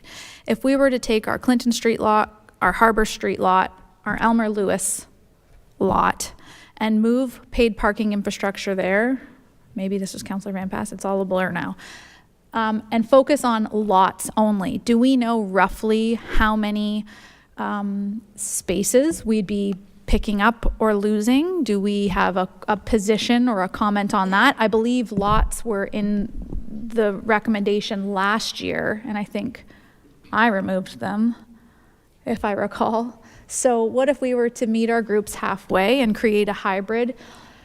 where we continue to collect information and revenue and solutions and change our communication plan and pivot over to the use of lots only. Who has the answer? Mr. Mills. Through the chair, I'm not sure I do have the answer, but I can tell you there's 111 free parking spaces between Powell Park and the Elmer Lewis Parkette. There's additional 2-hour spaces on Main Street and on surrounding streets. My only comment on using lots, or especially additional lots like we're talking, is that it'll have an impact on the businesses in that area. We've already heard, there was a pushback from people parking down in the beach area and then using spaces downtown, and created a more difficult time to park. Is there going to be a pushback from people that paying for parking and not going downtown or uptown, I guess, to use those lots because they're paid? I don't know, creating more of a problem in the neighborhoods with parking that are surrounding it. As I said earlier, I think human nature is people are going to look for free parking if it's nearby, and we wanted to offer that from the very get-go as an option, and that was suggested to us by our vendor. And all municipalities do, as far as I know, have free parking options in the area. So if we take those lots as free parking out, we're going to have people maybe avoiding that and causing issues outside of that, which may affect businesses uptown as well. So. Yeah, that's a great point, and I think it's very true. We're not, there's always going to be an impact to the decisions we make, but in this particular scenario, we'd be able to break up that strong impact we've placed on one core area, and we're able to put a little closer to downtown, a little uptown. Powell Park would be the other one, actually, that was originally in the report. I would support some parking around that park space, and to kind of trickle it out throughout the community. But ultimately, I think we would have less paid parking spaces. They'd be reserved to specific areas that would be manageable from enforcement. So long as, if that was the decision of council, does that still include the summer student resource? Because that's necessary. It would have to include that. There's just no option. It's adding another layer with paid parking. We've always included or optioned to include another student, just because we'll never get to the rest of the county if we don't have that. So. Okay. All right. Thank you for answering those questions. Very helpful. Councillor Duthie, I think I saw your hand up. Wow. Thank you, Mr. Chair. Yes, I appreciate that. And to the Mayor, I appreciate the direction that you're taking there. I am very concerned about the impact that this has had on our independent business community. So my question, I guess, one of the deputations earlier, and Mr. Hunter, I think this is directed towards you, was specifically regarding communication, or in their opinion, lack thereof. We didn't do enough. So I guess, what would your response to that be? And then what would you say we're going to do different should council move forward with paid parking in some way, shape, or form this year? Sure. Through the chair, I can speak candidly on that. I had no idea that there was actually positive feedback on the cards, so I can fully admit that. If we can reissue those going forward, and maybe do a better outreach to the businesses and give them some more one-on-one time and some more information packages, I guess. We kind of changed our strategy this year and went more social media. We went media blast. We went increased signage this year, and on the website as well. We had a page designated just to parking. So I thought our strategy was sound, but there wasn't that human element, I guess, which is kind of what we're missing. So we could definitely incorporate some of that going forward, and maybe whether it be a summer student or somebody just go around and kind of be like a liaison throughout the summer and make sure things are going well with businesses and things like that. So I think there's definitely room to grow and improve, and we're not above anybody, and we will take our criticism, and where we can improve, we absolutely will. Thanks. I appreciate you hearing that. I think it's very important that we have an open dialogue with the Chambers of Commerce, the boards of trade in all of the affected areas, so that they're able to push that information out to their members as well and share concerns back and forth.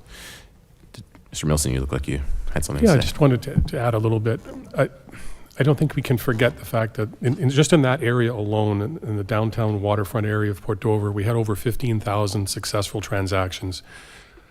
I never got a call about $4 an hour. I appreciate that there was some businesses that chose to interact with the public and get feedback, and that's wonderful. It was good for us because it helped us to pivot and correct some things on an ongoing basis, especially the first year. As an example, we got a really late start the first year just because of going through council and getting machines and all that stuff. So we were late to the table with proper messaging, and we admit that. The signage wasn't as good as it was in year 2, and we didn't have that what I would call a very robust web page of information that helps the public, and it covered everything from resident permits to costs and the rest of it. I've traveled a lot in Southern Ontario. I've visited most of these places that are doing paid parking, and there isn't a liaison person downtown. It's just expected that you show up if it's signed and it's paid parking because it says it either on a meter or on a sign somewhere. Like I said, just in that downtown area alone, we had over 15,000 successful transactions. In 2 years, 60,000 in the whole county. A lot of people are getting it, and they're not complaining to Bylaw about it. There was some signage issues, yes. How the resident permit was a big factor. Most of the complaints that I get are to deal with customers putting their own license plate in wrong and wanting a refund because they got ticketed. That's it. That's the extent of the really negative customer feedback we got. So in terms of branding, I'm not sure we have, at least from my desk anyways, received negative impact for it. We had a lot of very successful transactions. Thanks for the feedback. I think that, we shouldn't be encumbering small business with having to do our work, right? And I think that we're in a situation now where business owners have to work in their business more than they have the opportunity to work on it. So we can't encumber them with that sort of time. Mr. Hunter, I think you said, and I just hope you can maybe unpack it for me, and I realize we're maybe speaking ahead here, but you talked about the comprehensive parking study, and one of the recommendations was to continue it. Can you maybe just sort of shed a touch more light on that within the scope of this conversation today, and why? Sure, through the chair. So we do have a draft copy of that. It's quite honestly, it's very close to being complete. So hopefully we'll see something in the near future regarding that. There were actually 2 semi-recommendations from LEA. One was specifically to keep the paid parking program in place as is, and there was another recommendation to actually expand it and make it larger throughout the county. Okay, Councilor Duthie. Back to Mayor Martin. Councilor Van Passen. Yes, thank you, Mr. Chairman. Quick question, since we seem to be concentrating a bit on Dover. Mr. Grice, could you remind me the current schedule of when we're going to rip up and replace Harbor Street? So through the chair, that schedule is still being defined. As you will recall, we are trying to secure adequate outlet for our stormwater infrastructure. Until that is finalized, we are holding off tendering our package. So what our current plan, best case scenario would be to allow things to progress through the summer there, to not impede tourist activity, wait for Friday the 13th to conclude, and then get in there and do our construction work. We'll be able to do all of the underground infrastructure, and we'll have to go back and do a top coat next spring. But that is our current plan, but it is not finalized yet, as we're still waiting for approvals on stormwater. Okay, thank you. Mayor Martin. If there aren't any other questions, and I'm not cutting any of my colleagues off, I would move the suggestion I made, which is just Port Dover. I'll separate it out. We received the report as information that council continue with seasonal paid parking in Port Dover in the lots only, which includes Clinton, Elmer Lewis, Harbor Street, and that we approve the 4-hour fee in all zones. I'm open for $4 an hour. I'm in all lots, I should say, not zones.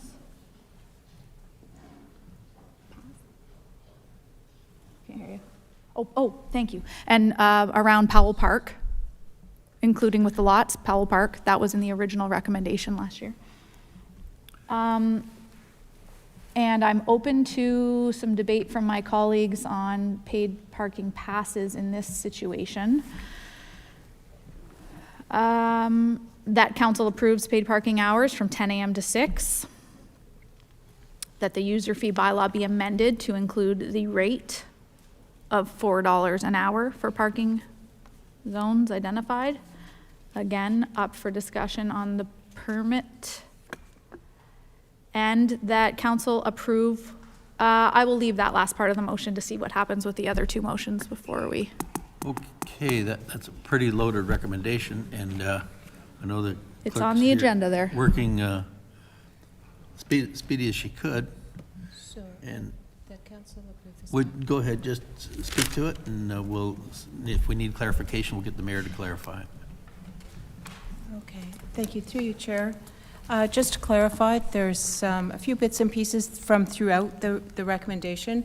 So I have that staff report be received as information. Let me just, sorry, moving things about. And that council approve the staff recommendation to continue with seasonal paid parking in Port Dover in the lots only.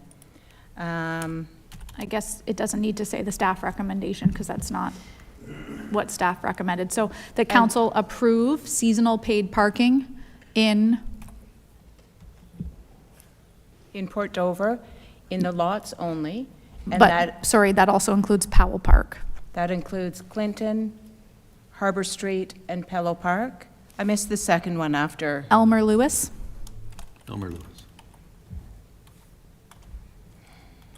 Elmer Lewis, Harbor Street, and Pello Park. And that council approves a 4-hour fee, $4 an hour. $4 an hour fee, and paid parking hours from 10 a.m. to 6 p.m. Correct. And then was that where you cut off? I would think we need to update the user fee bylaw, which updates the fee, which remains the same. And update the user fee bylaw to reflect And I stopped that. there, but the one thing I'm seeking clarification from my colleagues on is the resident paid pass. Right now, it's not included. Staff are suggesting we include it at $100 with no daily time limit. Previously, it was 35 with a 4-hour limit. And that also will need to be amended in the bylaw. So there are two sections of this motion that I'm open to some feedback on if there's a seconder. Okay, the mayor's made a motion. Who's the seconder? Councilor Berry is the seconder. Well, hold, I would like to actually ask for an amendment before I second it. Am I allowed to do that? Well, just put your 2 cents in. I thought we could hash it out, so we change, it doesn't matter then, I'll wait. Okay. I want to make, okay. Councilor Van Passen? Question first on the motion. Go ahead. When you say around Paul Park, do you mean Park Street, Market Street, Yep. and St. Andrew, or just the two where it's angle parking on the one-way streets? Good point. I don't have a preference. I don't know what the original map included. Both sides, on Park and Market. Just the angle Yep, park. okay. Let's label it the angle park. Park Street, Market Street. Thank you. Okay. Got that, Madam Clerk? Sorry, no, I missed that. I was getting a message. So, The angled parking around Powell Park. okay. Okay. Got so many hands coming up. Councilor Duthie first, then Van Nadrishi, then Brunton. Oh, I was just about to second the motion, Okay, Mr. we've Chair. got a seconder. Thank you, Alan. And Councilor Van Nadrishi. Thank you, Mr. Chair, and through you, then the rest of the areas will go back to, you get how many hours free parking? And then there has to be something there to move those vehicles, so. The existing bylaw. The existing bylaw. Applies. In all of the other areas, we've removed paid parking. The one section of this motion that has not been identified is that the summer student be hired for enforcement purposes. That's not in here yet, but there are 2 other communities to go still. Just to be clear then, we'll be going back to the regular bylaw of which it stood, and method of doing that would be chalking. I just want a little bit of clarification. Is that right? Or is there a new modern? No, Jim. It's just, you were in Jim's way there. Mr. Milson, did you get that question? I apologize, I was in a conversation with my colleague here. So all the other remaining areas would go back to the previous bylaw, and then chalking would be used, or is there another method to be more efficient? Through the chair, Part A, yes, it would, all those other areas would go back to the regular 2-hour enforcement, which is what they are outside of the paid parking. And so staff have to put signage, take it down and put it up every year. So it would go back to what the regular signage would be and the regular restrictions would be. I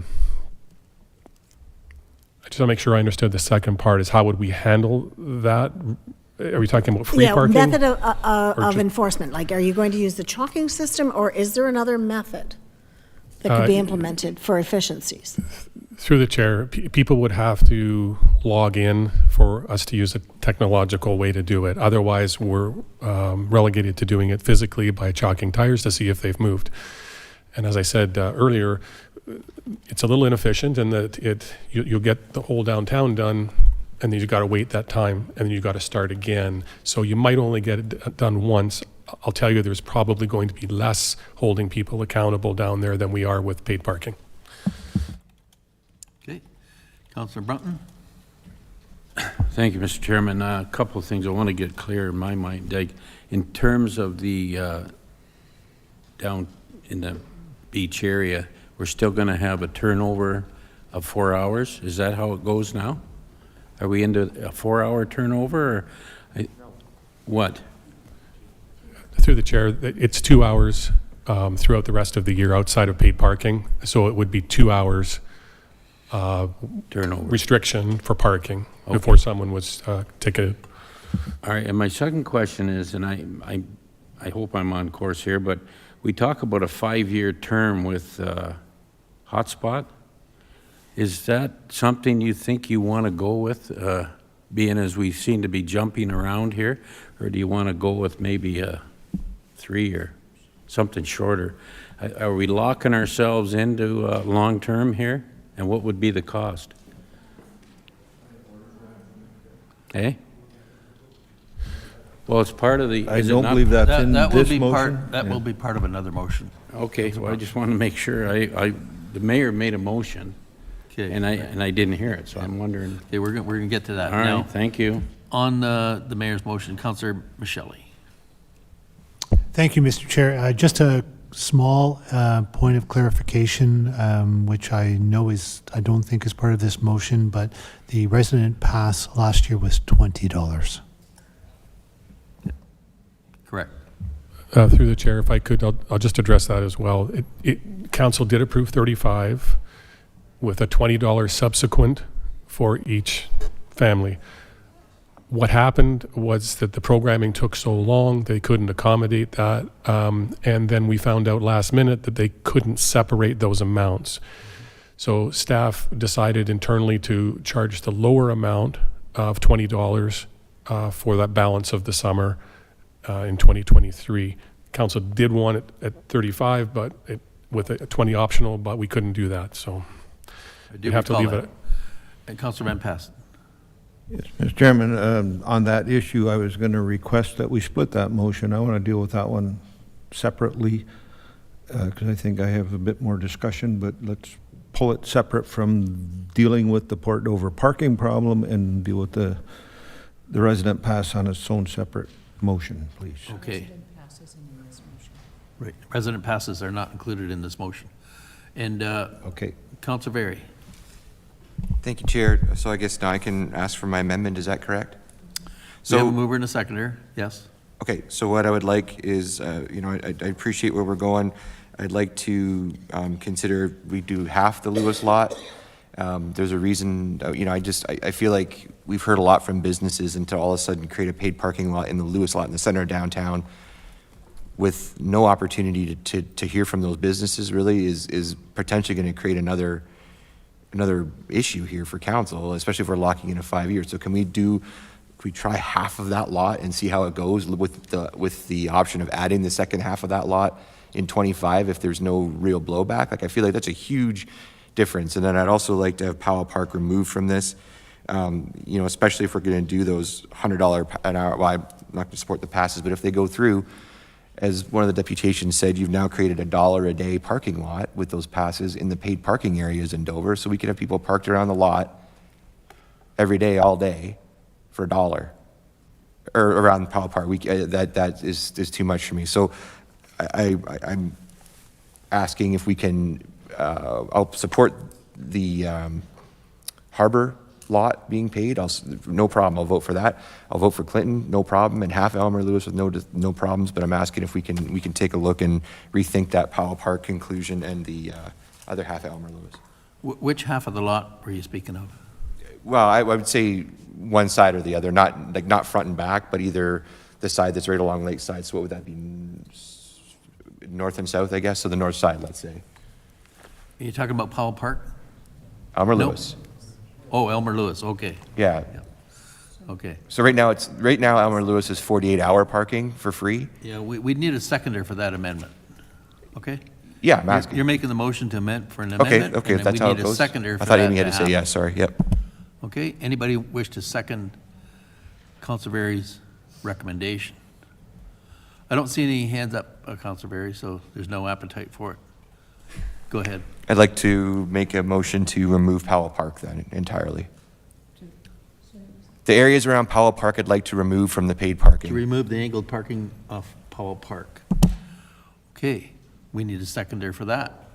Councilor Michelli, you're the seconder? Yes.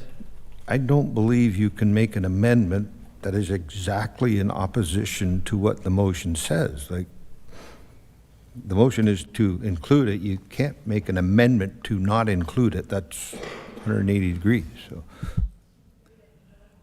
It's a good question. I'll tell you, we can debate it once we're dealing with the main motion that was put forth by Councilor, or Mayor Martin, right? We'll do it that way. So I'm going to ask the clerk, Mayor Martin's got a motion on the floor, second by Councilor Duthie. Going to ask the clerk to proceed from here with what she's got crafted. Okay, thank you. Through you, Chair. Just give me one sec. I'll just confirm. Councillor Michelli, did you second Councillor Verry's amendment to remove the Pello Park area? Yes, I did, Madam Clerk. Okay. So that would be the first motion. Sorry, point of order. Then Councillor Van Passen raised a point of order, and the chair said we would debate it as a motion. Because the amendment... Debating the amendment? Because the amendment contradicts the original motion, so it's null and void. My motion says to include it in Does the the... amendment contradict the original motion? I think... Councillor Berry could ask for a division of the question when the time Yes. comes, and that serves his purpose. But amending the motion against what the motion is not a real thing. Thank you. Councilor Michelli, did you have something to... Well, Mr. Chair, I just want to point out that I was seconding that amendment, providing that Councillor Van Passen's point of order was not carried. So in that event, then I don't think my second is valid. So, through you, Chair, thank you. Let's sum this up.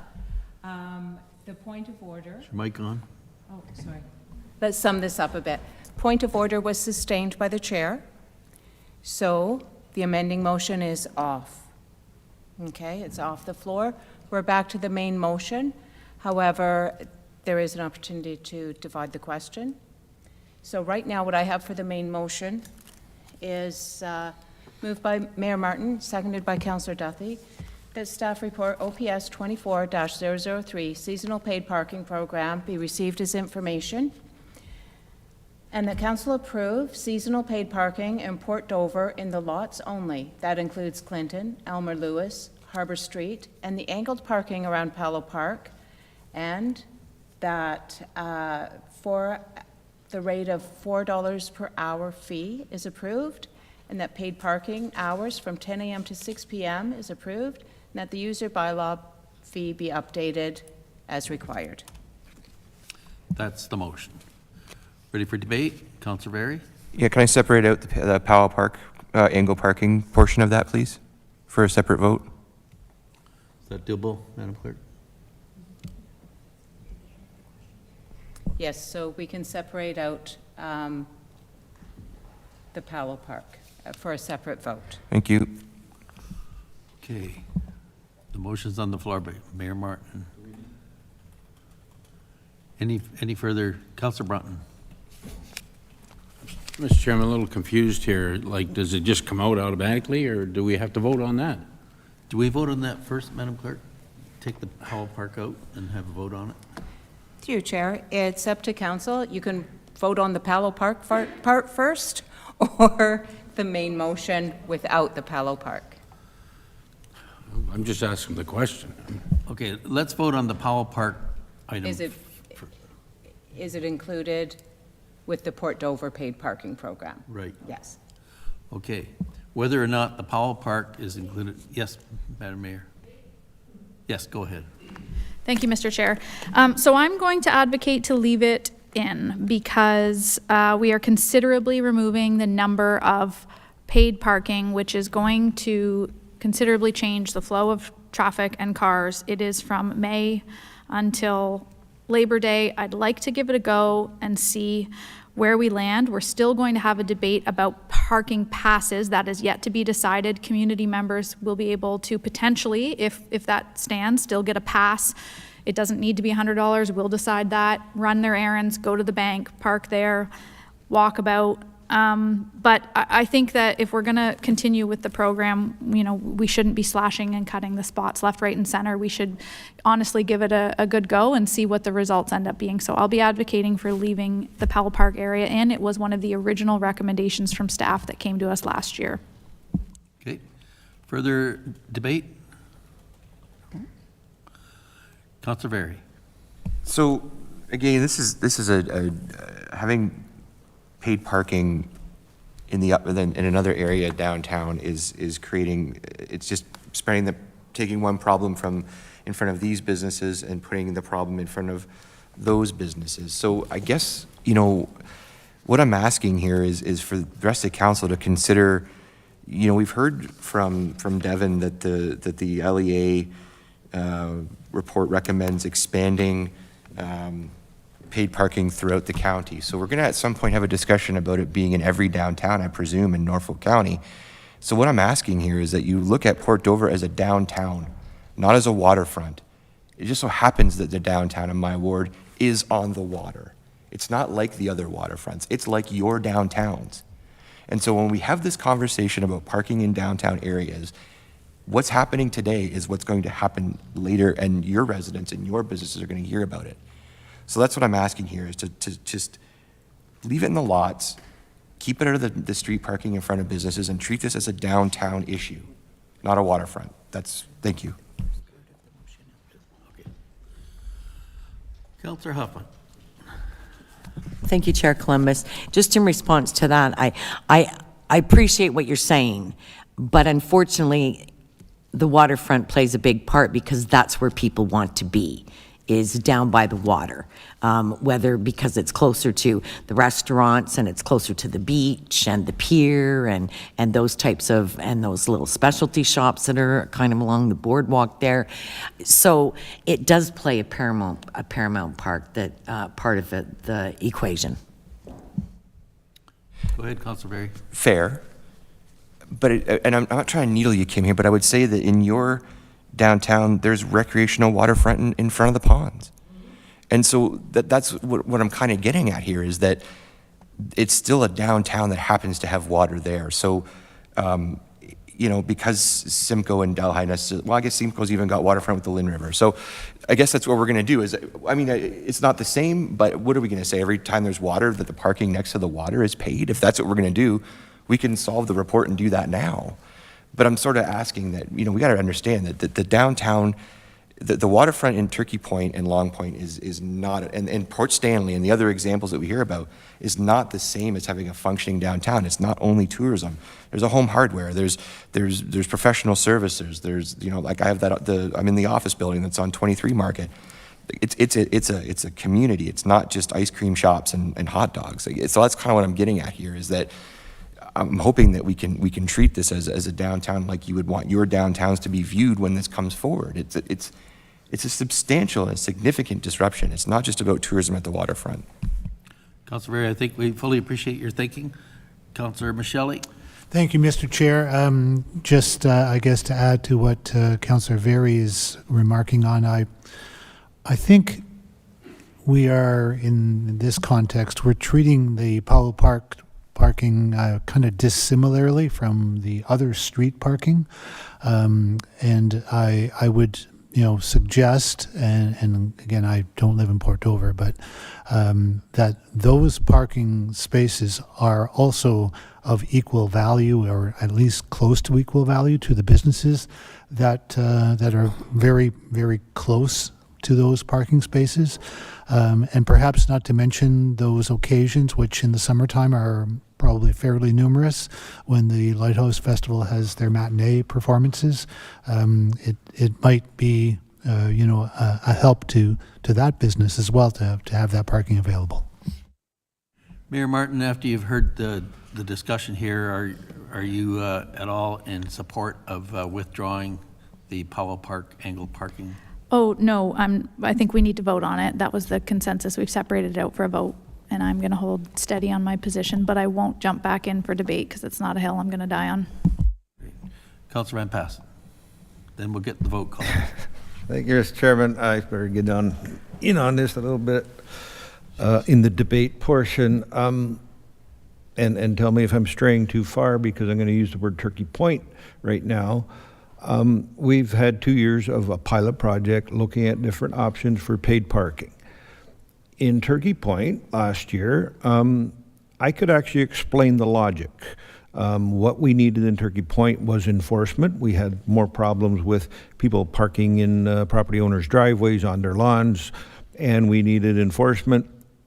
Everybody in Turkey Point realizes that enforcement costs money. We needed a way to raise that money. So we, in our pilot project, laid out paid parking right directly in front of the beach. So the users there would pay something. We could collect some funds that could hire us an extra bylaw enforcement. I had some little bit of pushback, but not a whole lot of complaints. The end of the year, I think staff, when they, asked the community how they felt, they got some little tweaks that we will talk about later. But they understood the reason why we have paid parking in Turkey Point. What I still do not understand is, why do we have paid parking in Port Dover? Is it to get the turnover of spaces so that different customers can go in and out of the stores? Is it to help with the economy in Port Dover? Is it to raise money? And until I can answer that question in my mind, I'm not sure how I'm supposed to support one version or another. So, again, what is the purpose of charging paid parking in the two angle spots around, or the angle spots all the way around Powell Park? Is it to raise money? That's the only thing I'm seeing right now, is to pay for the extra enforcement. If that's the case, why don't we just outright admit it? Because it's not going to do anything to turn over spaces. It's going to do some stuff to shift the problem. We heard a lot from the property owners near the waterfront last year, the year before, and today. If we put paid parking around Powell Park, it's just going to shift it. We're going to hear it from all the property owners in the downtown core that's up the hill. And, I will say this argument in Port Dover, when I was with City of Nanticoke Council in the 90s, it was the uptown owners and the downtown, and there was always some debate whether they were separate or opposed to each other. And I'm not so sure it's ever been clarified in my mind either. So I won't be supporting this motion. I don't believe I'll be supporting the original motion. And would go with, year 3 of the pilot in Port Dover is going to, in my mind, be no paid parking whatsoever. And let's see how that moves. We just shelled out how many thousands of dollars to improve our ECDev department, how many thousands of dollars to, do a better job bringing in business, bringing in tourism, and at the same time, on our other hand, we have found a way to decrease business down in Dover by 20 to 30%. We've accomplished that part with our ECDev plan. I'm not so sure that spending money somewhere else is going to fix that right away, but maybe getting rid of the parking.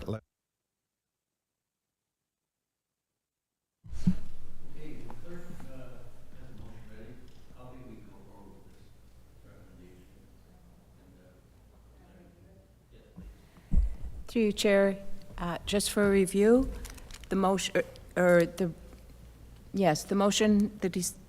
question has been split. So at this point in time, you are voting on only that council approves seasonal paid parking in Port Dover for the angled parking around Palo Park. So a vote yes is yes, you're approving it. If you vote no, then it's removed. Okay. Everybody understand that?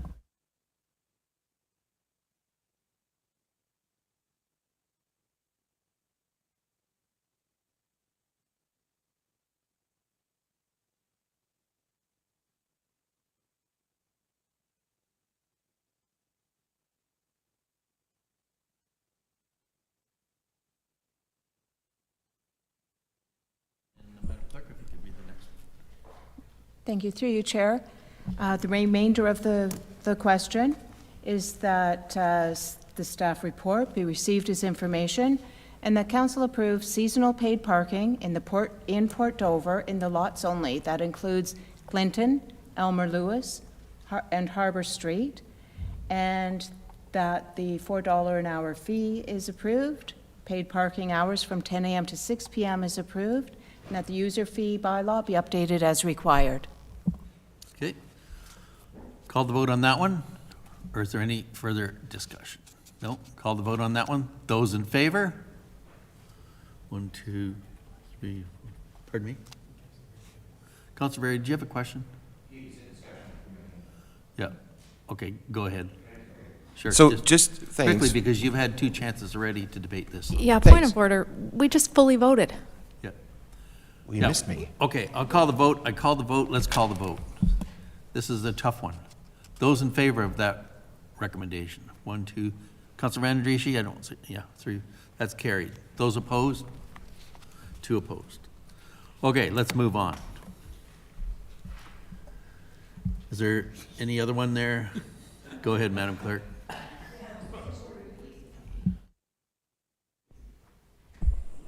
Through you, Chair. The next portion in the staff recommendation, it had been separated out now to address the seasonal paid parking in Turkey Point from June 15th to Labor Day, as outlined for each community as shown in attachment D. I'll just confirm with staff that attachment D is the correct one for Turkey Point.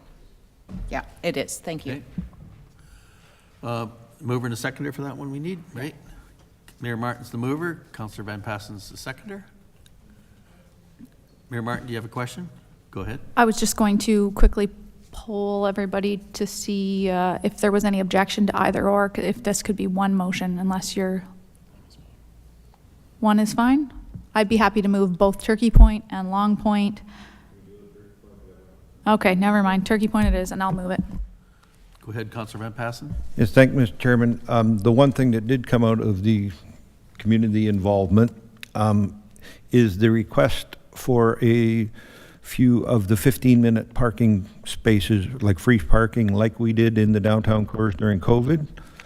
And I wonder if that somehow can be included in the motion. And I have talked to our staff about whether it's even possible to, if there's space on the road on the west side of the road, like currently we have the paid parking only along the east side of Cedar Street next to the beach. And if there was 2 or 3 spaces, like 15-minute pickup spaces no charge, or if we could put those spaces on the west side of the street, directly in front of those small restaurants and businesses, when somebody phones in an order, that they could zip in, stop, pick it up, and get out of there again. So if we could include that somehow in the motion, I don't know the exact wording, that we included a few 15-minute free parking. Councillor Van Basis. Passen, I think when we dealt with that last year, we dealt with it separately from the paid parking, I recall. I don't think it was involved with that same report. So maybe it should, come separately. It would be on the, like on, part of this motion includes the mapping of where the paid parking spaces are. Yeah. And if we need to take a couple of those out, or whether there's a space in, can we amend it later, Madam Clerk? Or what would be the simplest way to go about that? Or just add the words that we include at least 2 15-minute free parking zones somewhere in Turkey Point. Through you, Chair. It's your wish, Councillor. You're the seconder on this. If the mover's agreeable to adding in, and that 2 of the parking spots identified on the map be 15-minute free parking. Pickup locations, then we can add that in now. If the mover's not, you're agreeable? Okay, so 2 parking spots, as outlined on the map, be 15-minute free pickup zones. Okay. Does that work? Everybody understand that? Okay, good. And is there anybody else with wants to enter the discussion on this one? No? Can I get you to read that again, Madam Clerk?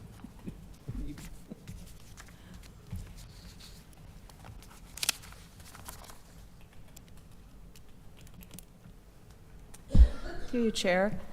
Moved by Mayor Martin, seconded by Councillor Van Passen, that Council approve the staff recommendation to continue with seasonal paid parking in Turkey Point from June 15th to Labor Day as outlined for each community shown in Attachment D, and that 2 spots identified on the map, or 2 spots on the map be identified as 15-minute free pickup zones. Okay. Mayor Martin? Sorry, what about the rest of the motion? We need to set the fee for $4 an hour. We need to update the bylaw. We need to authorize a single source. We need to add, and then on this motion or the next one, we need to add 1 additional temporary full-time bylaw and a summer student, the parts that were omitted in the Port Dover one. Madam Clerk, did we want to? Yeah. The clerk thought they'd be separate. Yeah. Mayor? Yeah. Okay. Which one are you questioning, Councillor Broughton? This. Questions on the original motion in the report. Okay. We're not there yet, no. Okay, does everybody understand the motion, the recommendation that's on the floor now? Okay, we'll call the vote then. Those in favor? That's carried unanimously, thank you. And now we'll move on to the next recommendation, Madam Clerk. Through you, Chair. The next portion is that Council approve the staff recommendation to continue with seasonal paid parking in Long Point as outlined for each community as shown in Attachment B. Oh, sorry, Attachment C. Thank you, Devin. Okay. Everybody understand the recommendation? Okay. I need a mover and a seconder. Councillor Michelli, second by Councillor Huffman. Call the vote. Those in favor? Those opposed? It's carried. Thank you. Next one.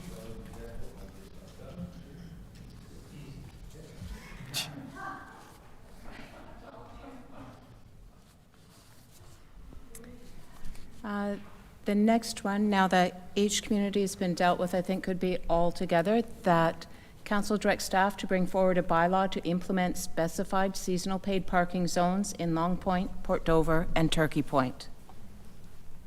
Okay. Mover and a seconder. Councillor Van Andrieschie, second by Councillor Huffman. Any further questions on that? Councillor Duthie? Mr. Chair, I'm wondering if it's possible that we could encapsulate perhaps the remainder of the sections of this into one motion, as they are all somewhat connected. Madam Clerk? It's Councillor's wish. Councillor Brunton, go ahead. I have no problem with that. I just kind of wondered when we get to it.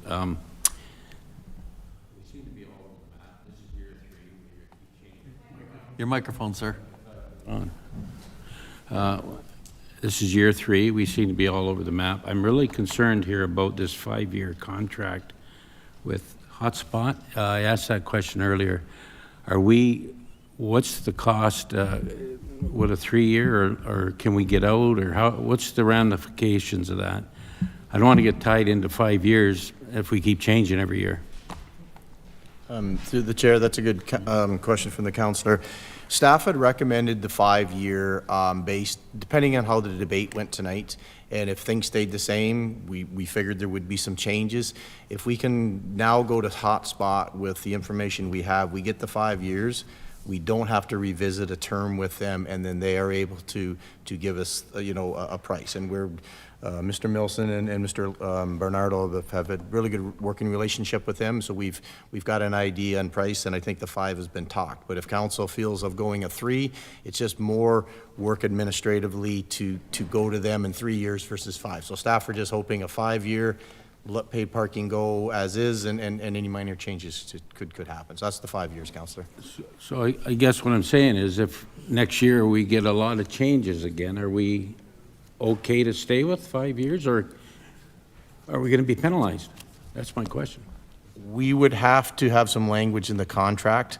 So far, they've been very good to deal with. To be honest, year 2, their take of net parking costs, that we negotiated a much lower deal than year 1. So I think if that is the case, if council would rather go a 3-year, and we'll always make sure in any of these agreements that there's language in there that we can get out, there's got to be an escape clause on that. So we thought 5 would do it. We could have the verbiage that we could get out at almost any time, but those are things we would have to negotiate with the company.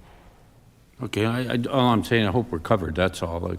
Staff will make sure we're not locked into a 5-thing bulletproof, can never get out. They know this is fluid and changes may happen, so we'll make sure that that's in the agreement. Thank you. So staff are talking about an escape clause. Okay. Would you like to move everything all in one motion now, or would you like to do it piecemeal like we're doing?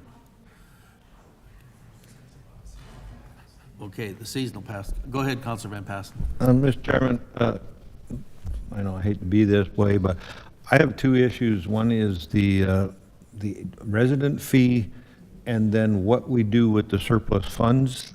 Like the rest of the administrative stuff, I think we should do in one motion, but I still want to have some discussion on what a resident pass will cost, and then I want to talk a little bit more about what we do with the surpluses that were generated. So, Okay, they're separate issues then.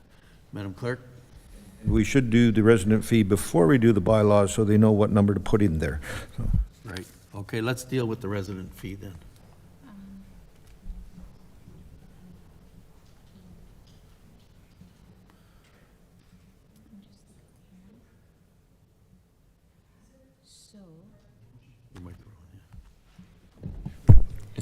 Mr. Chair, is there not a motion currently on the floor that's been moved and seconded?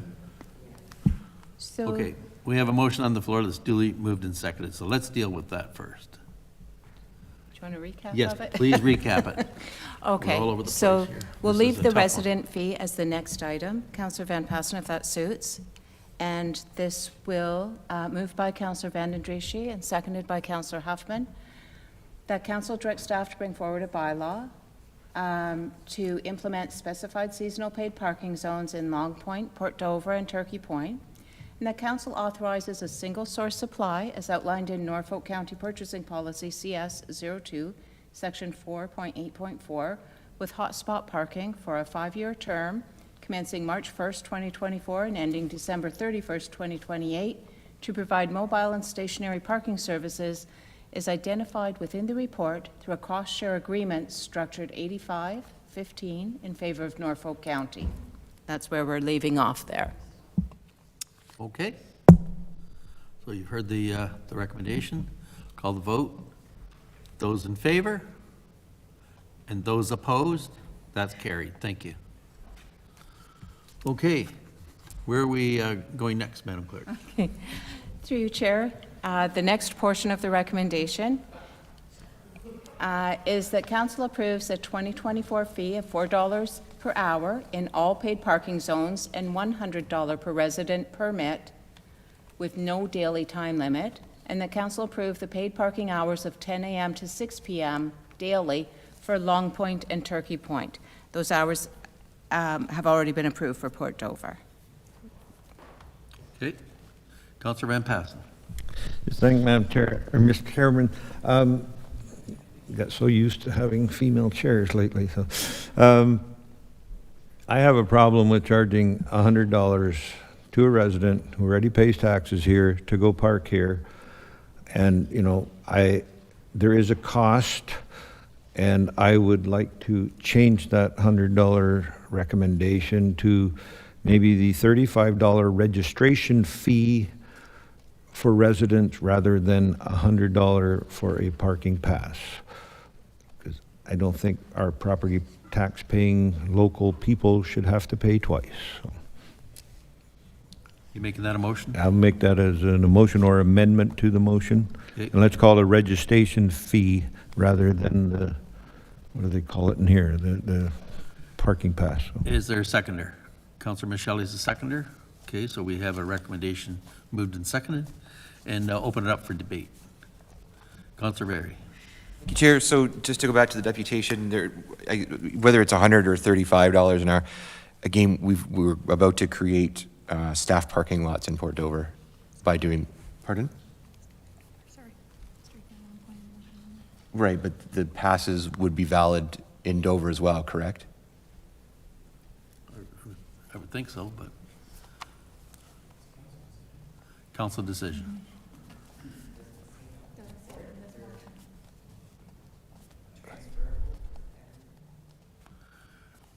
Would they be transferable? It does say that in the report. Yeah. Right, so if we approve the pass now, that's a pass for Dover as well. Am I correct in that understanding? Okay.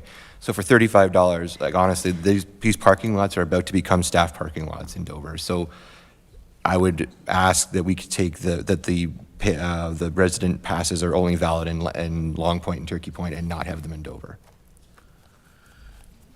Councillor Van Passen. Last year, I got complaints that in Turkey Point, they were going to become staff parking lots, and I told the business owners, if they become staff parking lots, don't complain to me that you've got no place for your customers to park. So if that situation arises in Dover, I'm sure that the business owners will talk to their own staff and suggest that maybe they park somewhere else other than in the prime location in front of their store. So it is a concern with Councillor from Port Dover. It is not a concern of mine. My concern is the other way, that I don't want to double charge our residents who are already paying the property taxes, because I know I said during the discussion last year and the year before, there is no such thing as free parking. It's just deciding who's going to pay for it. We can either have the taxpayer pay it out of the levy, we can either do it through our zoning bylaw and make sure everybody has their own parking space, or we can make it a user pay basis. We can't make it a user pay and a taxpayer pay both at the same time, in my mind. So the motion's on the floor, vote again. I'm happy with that too. So. Thank you, Mr. Chair. Just as the seconder of this motion, I guess just want to make it clear that, and perhaps I should ask the mover at this point, are we including the $20 for each additional family member in this motion? My understanding is the registration of a vehicle. So if you've got 10 vehicles, you can register all 10 of them, but it's going to be $35 for each one. Thank you, Mr. Chair. That is what I expected, but I wanted to clarify. Over to Councillor Duffy. Thank you, Mr. Chair. And we may have to confirm with staff on this one, but my understanding related to the resident permit and the reason that it wouldn't have a daily time limit is because the way it was initially intended with the 4-hour time limit was not something then that you could use if you didn't have a smartphone. So you needed to be able to register it, if I understand that correctly, and I see staff are nodding in agreement. which I would be opposed to, because then that would suggest that a segment of our population couldn't actually take part in using a resident permit. So if that's the case, I guess I'm curious to the mover and seconder what their position is then on actually including that resident permit with no time limit. I see that as being problematic. Call on the mover. Go ahead, Councillor Van Passen. Well, if that's I refer back to the data that was collected. The average time that a car is parked is less than 3 hours anyway. Is that really going to change that much just because last year they paid $35 or $20 for a resident permit, and this year they're going to pay $35? Do you think it's going to change how long they park and where they park? Might be some small, but I don't see a big change coming from that. So, I read the statistics, and I don't see where it would create an issue. Okay. Any further discussion? Okay, we have a motion, a recommendation on the floor. Actually, could I clarify? Yes, go ahead, please. Through you, Chair. I'll just request, if I could, clarification from the mover and seconder. We changed the $100 permit fee to a $35 registration fee. Is that a vehicle registration fee for each vehicle? And then those vehicles would be allowed to park with no daily time limit. Okay, thank you. Okay. Mayor Martin. Thank you, Mr. Chair. I was looking for that exact same clarification too, so I won't be supporting it because last year it had a 4-hour max on it, so that worked well. That was a good start, so it can't be unlimited, especially if in the, a particular community we have shrunk the footprint down completely. So I won't be supporting it as is. I definitely would support it at the $25 rate, but it needs to have the 4-hour limit attached to it. It can't be unlimited. Okay. Okay, we're ready to call the vote. Any further debate? Okay. Go ahead, Tom. Councilor Shelley. Thank you, Mr. Chair. I'm wondering if I might, and this is up to the mover, make the slight suggestion. I'm not entirely comfortable with the unlimited time either. I don't know, considering the statistics that the mover referred to, maybe a 4-hour limit will still work well. And I did not recall any complaints about the 4-hour resident pass last year. So I'm going to suggest that as a friendly amendment to the mover if he's willing. Mover? Can I just ask staff, is that a doable thing with the technology available? Go ahead, Mr. Milson. Yeah, thank you. Through the chair, yes, it is. It would be the same as last year. You'd still have to log in with a cell phone, not through a pay station. So that's the technological restriction there. But it's perfectly doable. We just replicate what we had last year. See, this is where I have the problem, because my understanding from the comments from staff before, if there are no conditions on it, it gets registered into the system. You don't have to go to the machine. You don't have to do anything on your phone. When our bylaw walks by, he scans that plate. Oh, they're a resident, they're good, they're okay. So I'm not going to accept it as a friendly amendment. If somebody wants to make it as an amendment, we'll vote on it. My idea is simple and easy, and let's give our residents a break. Councilor Shelley, you're the seconder on that Yes, recommendation. and thank you, Mr. Chair. So I'm just, thinking I'm not sure why I want to fix something that's not broken. It worked really well last year, and so I would propose that amendment that it be 4 hours like it was last year. At the $35, just, the dollar figure seems to change every time someone speaks. 35, okay. Yeah. Okay. Mayor Martin. Okay, so you're seconding the amendment, which was put forth by Councilor Shelley. Okay, we'll vote on that. Councilor Duthie. My apologies, Mr. Chair. Can we ask a question of staff? Sure. Since we're all over the place. We need clarification here. Well, I am just curious then, if there is a way that we can do this, probably directed to Mr. Milson, I'm guessing, that you don't require a cell phone. I can tell you that I had a number of calls from upset residents that they weren't able to buy a resident pass because they didn't have a smartphone, so therefore they wouldn't be able to activate the pass. Through the chair, all you need is a telephone and a computer to activate it to start with. You've got to send your proof of residency or property ownership and your vehicle information to Hotspot. They log it into the system. That plate is logged in for whatever parameters we choose. Last year we chose 4 hours. What that meant was a person has to log their car in to start the 4-hour time. And the way they do that is through a cell phone. You can't do it through a pay machine. So the other way to do it is to not have any restriction, and that's what most municipalities do. And it's like hanging a tag on your mirror and basically says, I have a pass. And the officer goes by and flashes your plate at any time in that 8-hour period. If you're there and you've paid your, whatever the fee is, you're good. So it depends on what council wants to see as far as a restriction. If you want to see any restriction at all other than full time, it will require the use of a cell phone to log in. Can you just clarify that it is a smartphone? It needs to be an internet-connected device, not just a regular cell phone. Absolutely correct, sir. It has to be a smartphone because you have to go onto a website to deal with it, yeah. Okay, we have an amendment on the floor, and I'm going to ask the clerk to clarify it. Thank you. Through you, Chair. Moved by Councillor Michelle and seconded by Mayor Martin, that the main motion be amended by changing the phrase "no daily time limit" to a 4-hour time limit. That's the amendment. Okay, everybody understand that? I'll call the vote. Those in favor? Those opposed? That is carried. Thank you.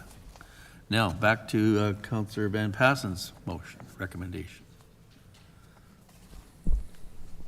Through you, Chair. Moved by Councillor Van Passen and seconded by Councillor Michelle, that Council approves a 2024 fee of $4 an hour parking in all paid parking zones and a $35 per vehicle registration fee to allow paid parking for a 4-hour time limit for Port Dover, Long Point, and Turkey Point, and that Council approve paid parking hours of 10 a.m. to 6 p.m. daily for Long Point and Turkey Point.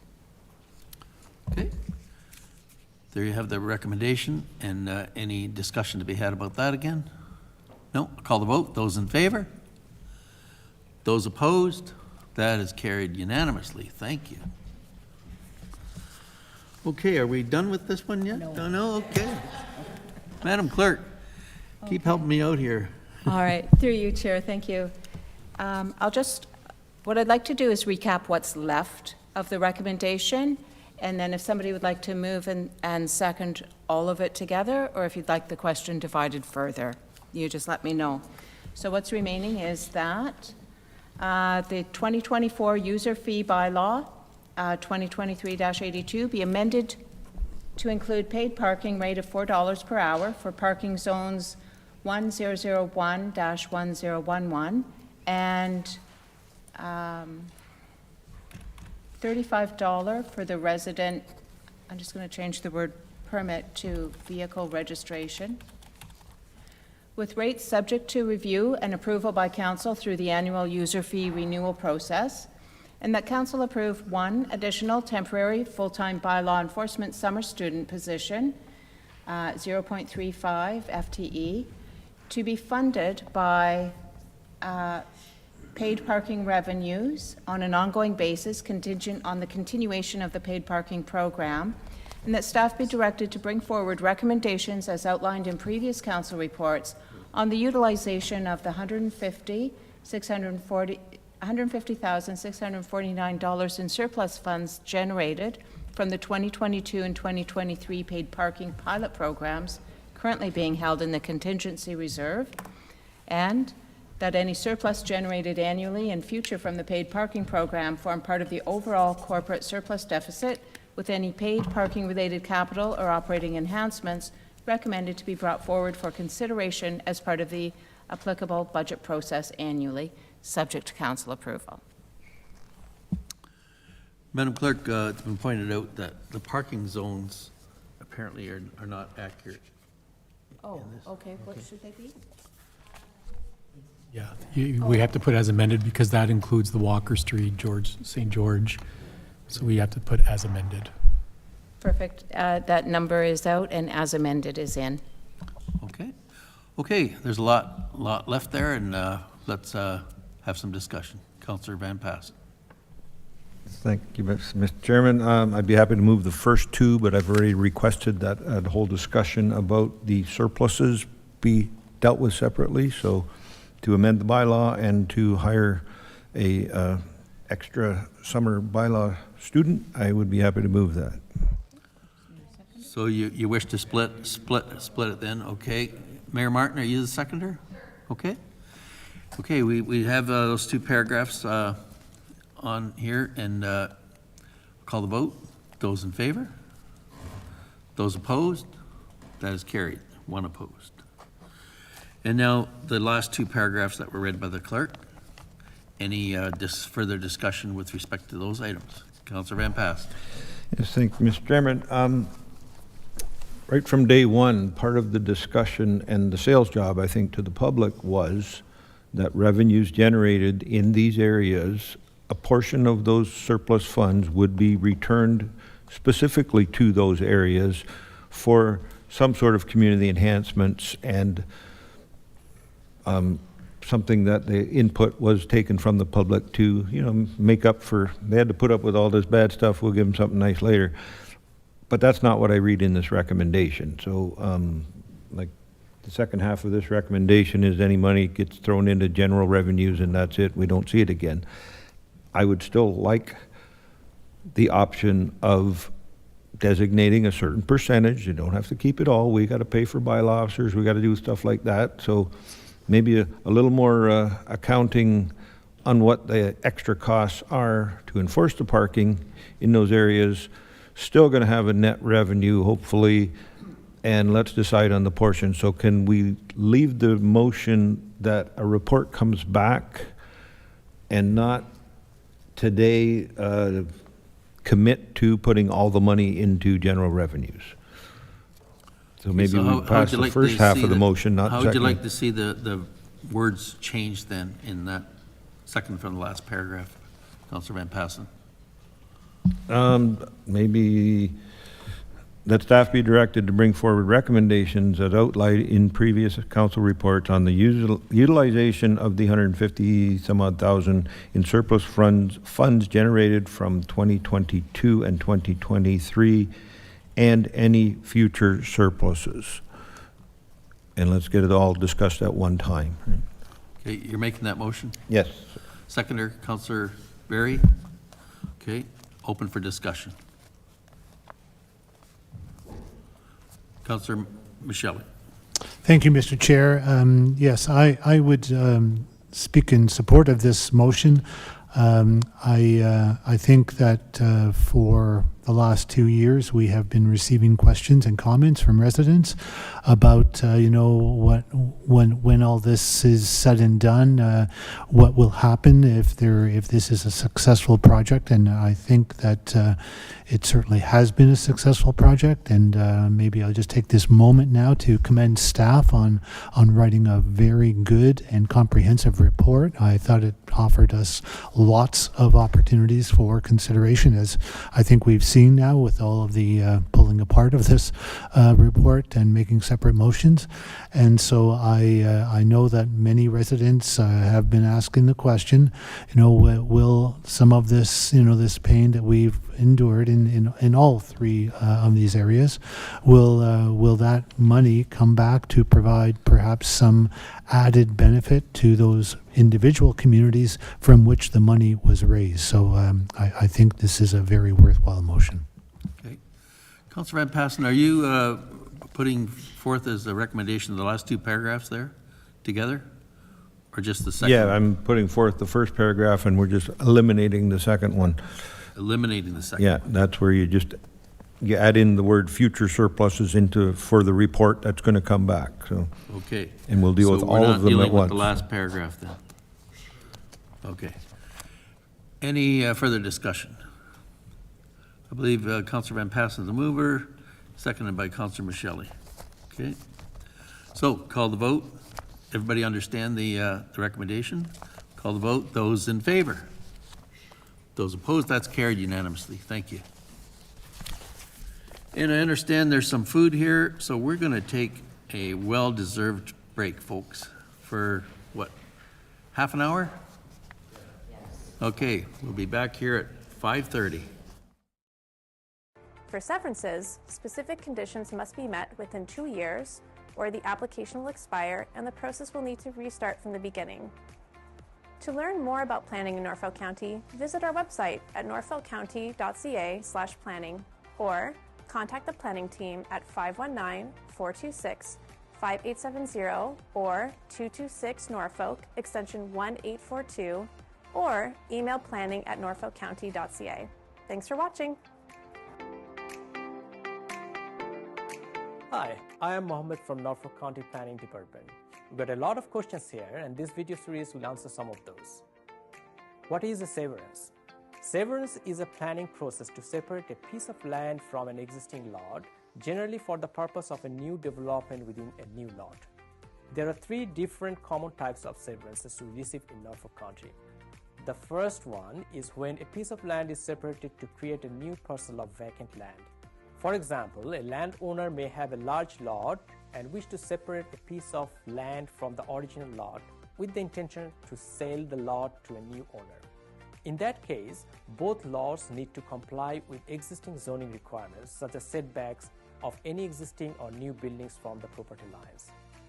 The second one is a surplus farm dwelling severance. It happens when a landowner purchases additional farmlands and a residence on one of the properties is no longer required for their farming operation. In this case, the owner can sever the piece of land that contains the redundant residential dwelling. And the third kind of severance can be a boundary adjustment between 2 adjacent properties, where one property owner agrees to transfer a piece of their land to the other owner. There are various reasons we received a boundary adjustment severance, such as to allow additional lands, to accommodate a building construction, or to construct an extended septic system, or to resolve the setback deficiency of an existing lot. To learn more about planning in Norfolk County, visit our website at norfolkcounty.ca/planning or contact planning team at 519-426-5870 or 226 Norfolk, extension 1842, or email planning@norfolkcounty.ca. Thanks for watching. Hi, I am Mohammed from Norfolk County Planning Department. We've got a lot of questions here, and this video series will answer some of those. What is a subdivision? If a landowner would like to divide their property into 3 pieces of land, they can submit a severance application that we explained earlier. Whereas a subdivision application is required when a landowner has a piece of land large enough to divide into more than 3 or 4 individual lots to build new houses or other kind of developments. The subdivision process generally requires a more in-depth review with a longer processing time to ensure that the development meets county's development standards. What is a condominium? A condominium, often known as a condo, is an ownership model where the building or group of buildings is divided into multiple units that are surrounded by common areas for circulation, servicing, or amenities such as parks and open spaces. The common areas are jointly owned and managed by the owners of the units. Residential condominiums are frequently constructed as apartment buildings and townhouses with private roads.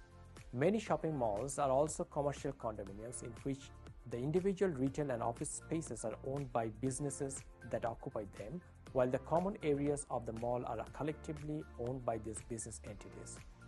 A condominium corporation is often made up of condo unit owners who manage and operate the condominium complex.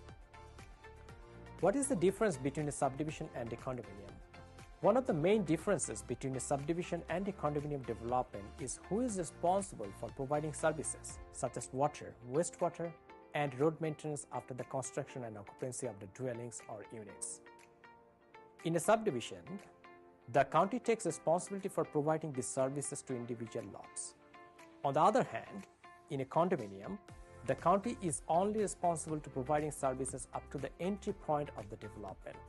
The condominium is responsible for distributing services and the maintenance to the individual units. How are subdivisions and condominiums approved? To get approval for a subdivision or condominium, the landowner must apply for approval of a draft of the plan that shows how many lots are proposed, the lot size, how the lots will be accessed, including any new roads, and how the lots will be serviced for water and wastewater or other utilities. The planning team will provide guidelines to the landowner on the standards they need to comply with. Examples include road design, tree plantation, fencing requirements, and maintaining a buffer from any existing industrial or commercial sites, etc. Generally, the subdivision applications go to council for a decision, whereas most of the condominium applications are currently approved by the county staff under delegated authority. How are residents informed about a new subdivision? When a draft plan of a subdivision is approved, the neighbors receive an approval notice of the application. The neighbors have 20 days to appeal against the approval or refusal of the draft plan. Once the appeal period has expired, there is still a lot of work that needs to be done by the developer before beginning the construction. An approved draft plan of subdivision does not constitute a legal lot. It is merely a draft plan. Norfolk County must ensure that all lots are appropriately designed and serviceable through a subdivision agreement, and only then can the lots be registered and the owner can apply for a building permit. To learn more about planning in Norfolk County, visit our website at norfolkcounty.ca/planning or contact planning team at 519-426-5870 or 226 Norfolk, extension 1842, or email planning@norfolkcounty.ca. Thanks for watching. Hi, I am Mohammed from Norfolk County Planning Department. We get a lot of questions here, and this video series will answer some of those. What is site plan control? Site plan control is a tool that planners use to evaluate a proposed development to ensure the site features and elements such as walkways, parking areas, and landscapings, and many other technical features meet specific standards. For example, standards may include engineering design, sustainability, and universal accessibility for barrier-free access to the building or within the property. What do I do if I have submitted a permit and I have learned my property is under site plan control? If a property is under a site plan control, the first step is to speak with a planner. A planner will need to learn about what is changing about the lands, which may or may not require a site plan application. What is a site plan waiver? Sometimes the nature of a development is so minor that a site plan application is determined to be unnecessary. In this instance, a site plan control will be waived. If you have learned from a planner that it is appropriate to waive a site plan control, you can submit an application form with any required documents to the planning department to receive a site plan waiver. Do all lands require site plan control? Not all lands require site plan control. For example, single detached dwellings, semi-detached dwellings, and townhouses that are serviced and accessed from a public road. Agricultural activities or farm buildings also do not require a site plan control. Most new commercial, institutional, and industrial developments require a site plan control. A site plan agreement with the landowner may be required to ensure that appropriate standards are maintained during the construction period. To learn more about planning in Norfolk County, visit our website at norfolkcounty.ca/planning or contact the planning team at 519-426-5870 or 226 Norfolk, extension 1842, or email planning@norfolkcounty.ca. Thanks for watching. Hey, Norfolk County. Do you know how your property taxes are spent? Let's take a look together. First, we need to start with Norfolk County's budget. Every year, staff and council confirm the funds required to be collected from the property taxes paid by you and 35,000 other Norfolk County taxpayers. These funds contribute to Norfolk County's levy and capital budgets, which lay out how your tax dollars are used. The capital budget is also funded by the rate budget, the funds paid by residents known as ratepayers for water and wastewater services through their monthly water bill.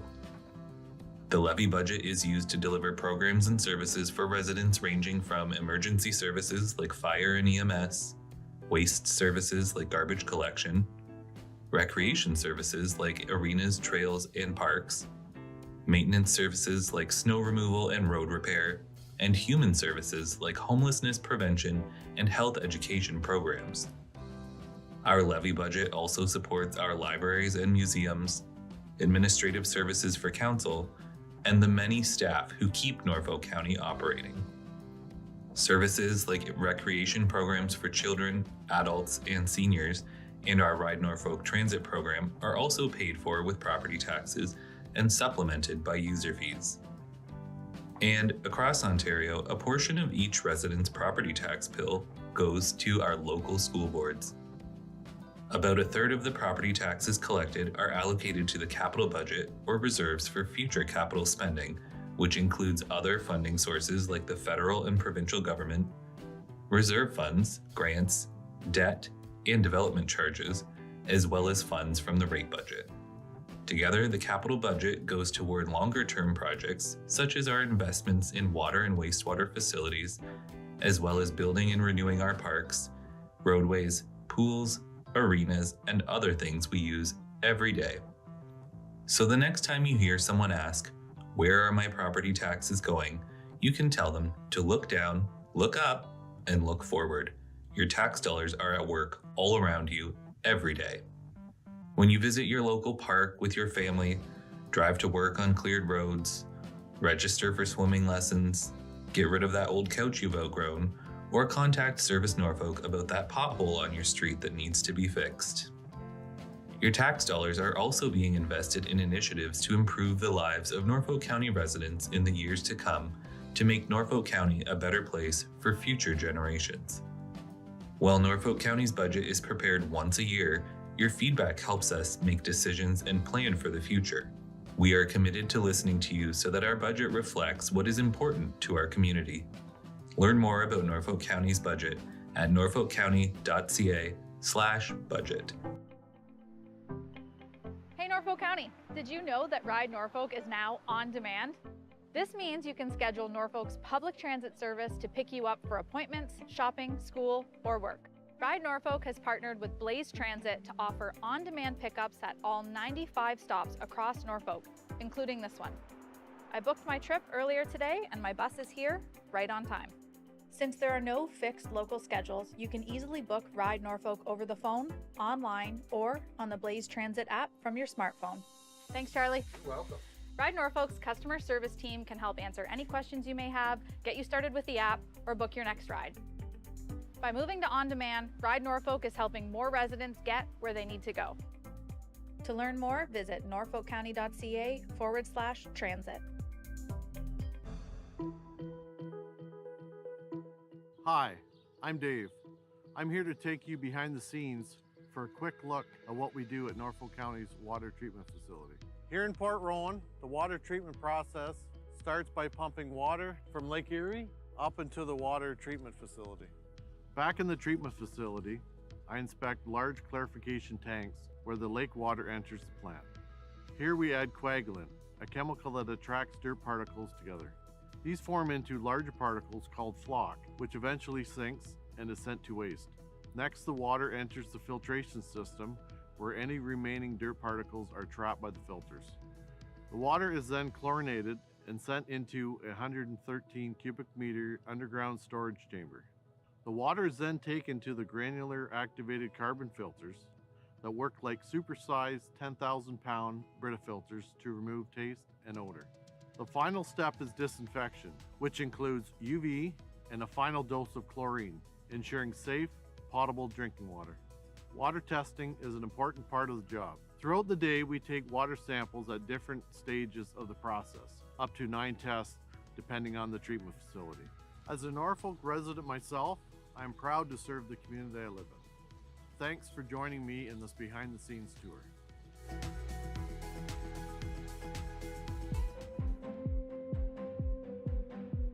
Hi, I'm Marissa, and I'm here to take you behind the scenes for a quick look at what we do at Norfolk County's waste and recycling operations. Here at the transfer station in Simcoe, residents can bring a variety of waste materials for disposal.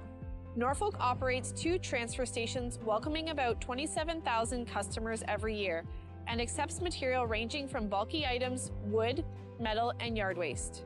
Norfolk also provides curbside waste programs. Recycling from your home arrives at this facility where it is manually sorted by the type of material. You can see why it's important to separate materials into the correct bin, rinse recyclables, and remove items from bags. This facility processes 4,600 metric tons per year. That's equal to about 20 tons per day. Once items are sorted by material type, they are baled and ready to be shipped across North America to be made into new material. About 8 to 10% of the material that arrives here shouldn't have been put in the recycling bin. Residents can use our Recycle Coach app to confirm if an item can be recycled. After seeing how waste is handled, I hope this video helps show why rinsing and sorting your recyclables are important steps in the recycling process. As a Norfolk County employee, I am proud to serve the community I was raised in. Thanks for joining me on this behind-the-scenes tour. Hey Norfolk County! Whether you're a longtime resident, new to the area, or simply visiting, do you know about the many services provided by Norfolk County?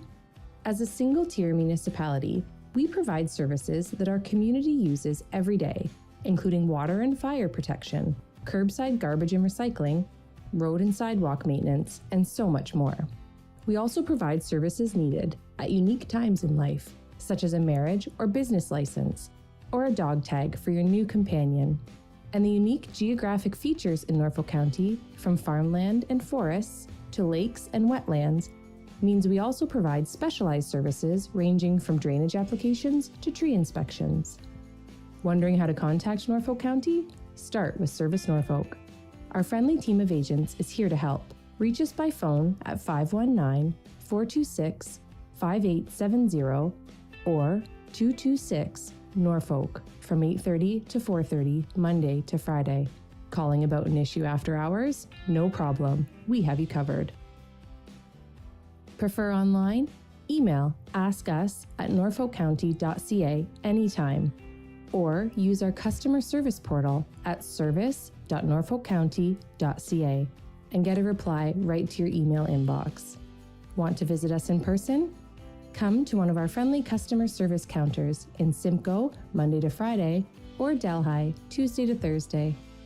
Service Norfolk, connecting you to Norfolk County services. Hey Norfolk County! While winter is a time to get outdoors and enjoy seasonal activities, it's also a time to pay extra attention to the weather so that you and your family are prepared for snow, ice, and storms. Keep watching for 4 tips to stay safe and be a good neighbor this winter. Tip number 1. Get the latest local news so that you can be prepared for winter weather. Listen to Norfolk's local radio stations or visit norfolkcounty.ca/news to subscribe to our news emails for alerts sent right to your inbox. If social media is your go-to, follow @Norfolk County for updates. During a significant weather event, which may be declared when a storm has the potential to be dangerous, roads may take longer to clear, and residents are urged to stay home and avoid unnecessary driving. Tip number 2. Keep your sidewalks clear of snow and ice. Norfolk's winter snow and ice bylaw requires property owners or occupants to clear sidewalks beside their property by noon the day following a snow event. Failing to do so could result in a charge under the bylaw, or county staff may clear your sidewalk and send you a bill for the service. Tip number 3. Move your parked vehicle from the road to allow snowplows to do their work. During a snow event, Norfolk's parking bylaw requires residents to move their vehicles off county streets. Failing to do so may result in a $75 parking ticket and an expensive towing bill. Plus, when snowplows have to maneuver around parked vehicles, windrows can form, making it difficult to access driveways and cross the road safely. Tip number 4. Give our road crews time to clear the roads.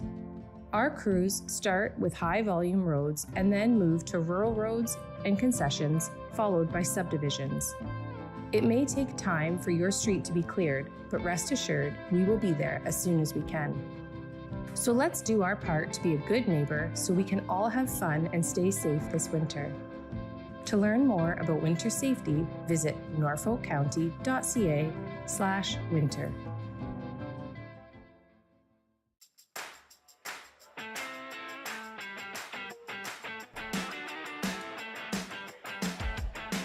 Norfolk County, my name is Anna and I'm here to share some water safety tips to keep you and your family safe around the water. Knowing how to swim is a life skill and an essential part of staying safe and having fun. Swimming lessons are the best way to learn essential swim survival skills to recover from a fall into deep water. Think you're too old for lessons? There are programs designed for teens and adults as well. With so many lakes and rivers, Canadians of all ages are avid boaters. Always wear a life jacket, it could save your life. Never swim alone, regardless of age and skill level. Always swim with a buddy. A buddy can throw you a buoyant aid if you get into trouble. When possible, wade into unknown waters to prevent injury. Backyard pools are a great place to make family memories. But remember, if you are not within arm's reach of your child in and around the water, then you've gone too far. Drowning can occur in as little as 10 seconds and it is silent. Every drowning death is preventable. Take time to educate yourself and those around you to ensure you're staying safe and having fun around the water. For more information, visit norfolkcounty.ca/watersafety.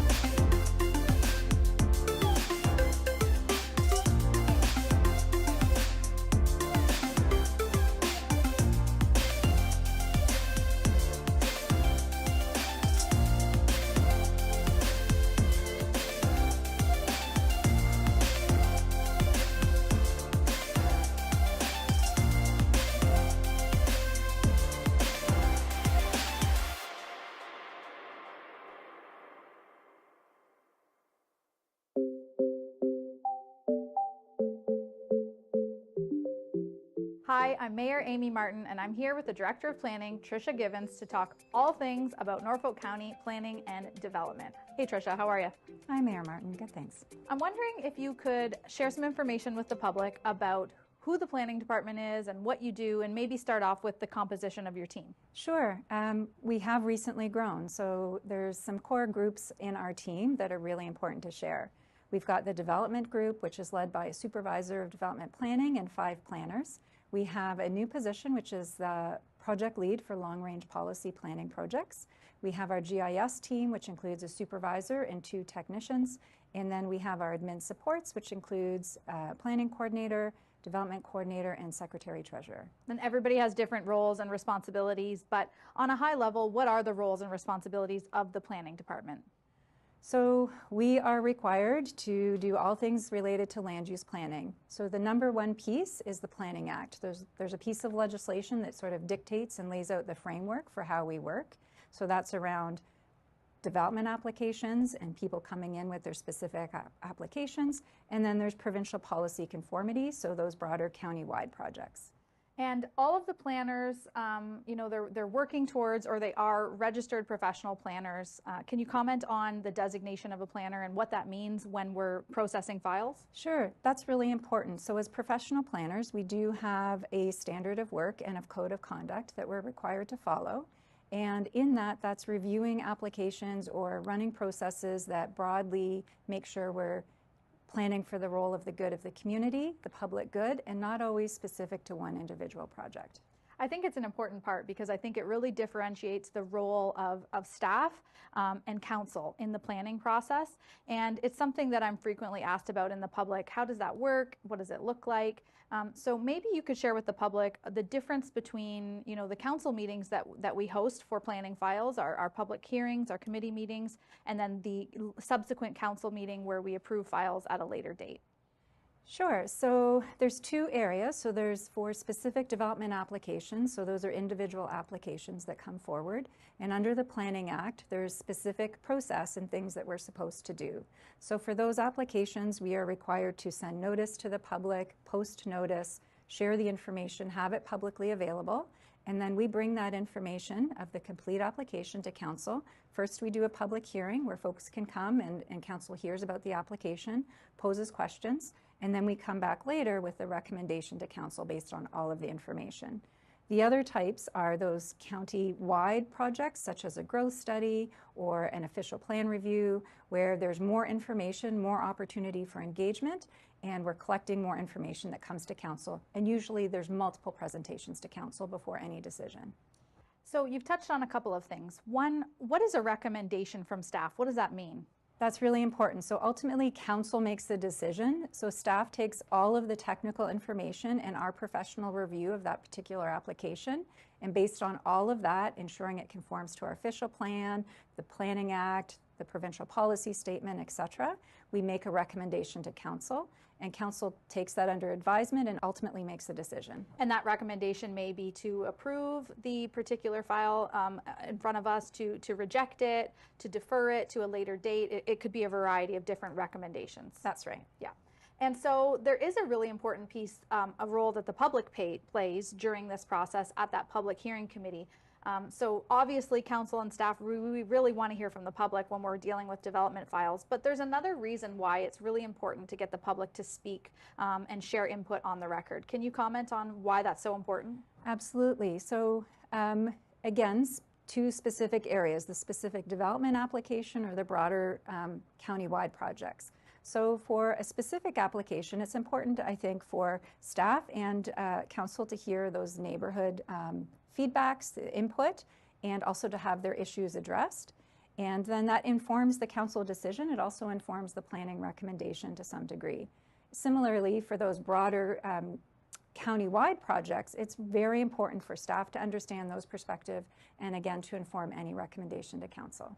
And there is an appeal process to any decision that ends up being made by council, correct? That's right. So that is for any statutory application. There is ability, and the rules are different depending on the type of application, but for the most part, there are opportunities to appeal those applications. And it's important for members of the public to be on the record, either by way of written correspondence or speaking at a council meeting in favor or in opposition to a file if they're interested in appealing, right? That's right. So staff are always really excited to see folks coming and giving their input. So we get things in writing all the time, but also folks can come in and share their input or ask their questions directly at the public hearing committee. Yeah, I agree. It's so important to hear, and it's a way that it helps staff and council make informed decisions about the type of development we want to see in our community. Absolutely. And certainly as mayor, and I know you probably agree as a staff member, it's our preference to keep planning decisions made on a local level. We really don't ever like to see a file go off and be appealed. That's right. And so on that note,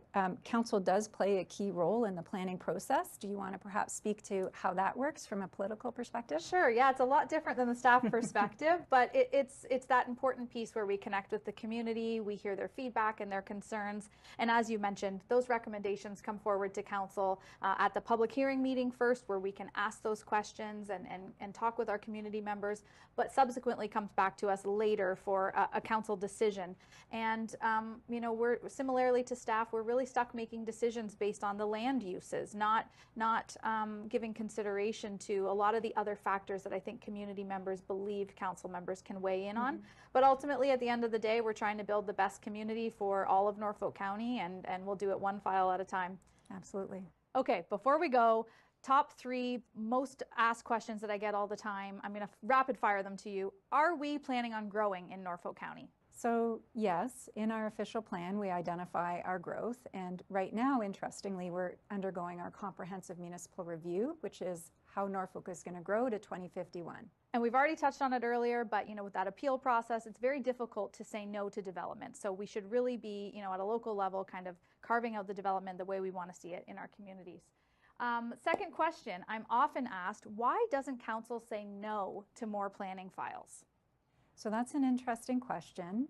So I'll start with our official plan. Our official plan identifies all the designated land uses in the county. The zoning bylaw overlays and identifies specifically what you can do on each property, each type of zone. So with the exception of hazard lands and some natural heritage features, there's identified permissions already in every zone across the municipality. So if somebody came for a building permit, they could get a building permit anyways. There's some instances where people want to change those uses, and that's when things come back to council for consideration. So in that context, council's considering that adjustment or that change. But people can come to the planning department, and they don't even need to come before council if their request meets those land uses. That's right. Okay. And then why do some planning applications feel like they take so much longer than others? We often get that feedback. So under the Planning Act, there's very specific statutory timeframes for each types of planning application, and staff works really hard to meet those statutory timeframes. Sometimes we don't get all the information we need, or we realize partway through that some information was missing. But for the most part, staff are working towards meeting those statutory timeframes. And they're the same time frames across the province, That's right, correct? across the province. Every they're the municipality same. has them. That's right. Okay, thanks so much. To learn more about planning in Norfolk County, visit our website at norfolkcounty.ca/planning or contact the planning team at 519-426-5870 or 226 Norfolk, extension 1842. Or you can email planning@norfolkcounty.ca. Thanks so much for watching. Hi, I am Mohammed from Norfolk County Planning Department. We get a lot of questions at the Planning Department, and this video series will answer some of those. The first big question is, what is the official plan? Norfolk County's official plan describes Council's policy on how lands in our community should be used, managed, and developed. It is prepared with community input and helps to ensure the future planning and development will meet the specific needs of our community. An official plan includes issues such as where new housing, industry, offices, and shops will be located, and what services like roads, water mains, sewers, parks, and schools will be needed. It also defines when and in what order our community will grow and outlines community improvement initiatives. The official plan is approved by the Ministry of Municipal Affairs and Housing in Ontario. The current official plan was adopted in 2016 with a goal to manage the growth of this county for the next 20 years. Residents can see Norfolk County official plan on our website at norfolkcounty.ca/official plan. What is a secondary plan? A secondary plan is a more detailed policy document embedded within the official plan to address the growth and development issues unique to a specific area of the county. For example, the lakeshore area in Norfolk County or a particular urban area with defined characteristics can be a secondary plan. As I mentioned, it is a more detailed policy document. It provides directions on where future development will occur with a guideline on density, road access, infrastructure services, different building types, building heights, or even design guidelines that are compatible to that specific area. In Norfolk County, there is only one secondary plan at this moment, which is the Lakeshore Special Policy Area Secondary Plan. The Port Dover Secondary Plan would be the second plan the county is working on at this moment. What does the land use designation of a property mean? Norfolk County's official plan also identifies how individual land or a group of lands will be used, and this is done by the land use designation. In Norfolk County, a lot of lands have been designated as agricultural. Some areas have been designated as hazard lands because of their specific natural features. An example would be the natural creeks, streams, rivers, or shoreline areas. Some lands have been designated as residential, commercial, or industrial to efficiently manage the growth of specific land use. Each land designation has rules about the kind of development allowed. The official plan uses growth management data to identify where and how much growth will occur in the next 20 years. In accordance with the provincial requirement, Norfolk County reviews and updates these growth areas every 5 years. What is the process of changing an official plan designation? A landowner can request to change the designation of the land through an official plan amendment application. This change requires a public hearing meeting and council's decision. A landowner needs to consult with a planner to get more information about this process and to identify the required documents they must submit. Any official plan amendment needs to conform to the provincial policy statement, which is a planning policy document that affects all municipalities across Ontario. This provincial policy statement is currently under review and may change in the future. To learn more about planning in Norfolk County, visit our website at norfolkcounty.ca/planning or contact the planning team at 519-426-5870 or 226 Norfolk, extension 1842, or email planning@norfolkcounty.ca. Thanks for watching. Hi, I'm Hannah from the Norfolk County Planning Department. We receive many questions at the Planning Department, and this video series will answer some of those, like what types of planning applications are there? There are 4 main types of planning applications for different needs. First, there are minor variances and different types of severances. These are reviewed by Norfolk County's Committee of Adjustment. An example of a minor variance is when a garage is being built closer to a property line or is taller than what is permitted in the zoning bylaw. An example of a consent to sever is creating a new lot to allow for a new house. Second, are zoning bylaw and official plan amendments that are considered at council. An example is changing the permission in an urban area to allow for a triplex where a single detached dwelling is permitted. Third, are applications that Ontario's Planning Act gives Norfolk County's Planning Department authority to approve. For example, a draft plan of condominium or subdivision, which are types of applications which enable the division of land for future housing. And fourth, are applications which rely on approval from another regulator, such as telecommunications towers and hazard land boundary line adjustments. As a resident, when do I need to submit a planning application? For the average homeowner, a planning application may be required if your project does not meet the requirements of the zoning bylaw or official plan, or your property falls under site plan control. The building department will let you know that a planning application is required. If you want to change the boundaries of your lot, create an easement, or create a new lot from your property, you will need to apply for a consent to sever with the planning department. What is a pre-consultation meeting? A pre-consultation meeting is the first step of a planning application and allows staff to clarify the application process and provide a checklist of documents required.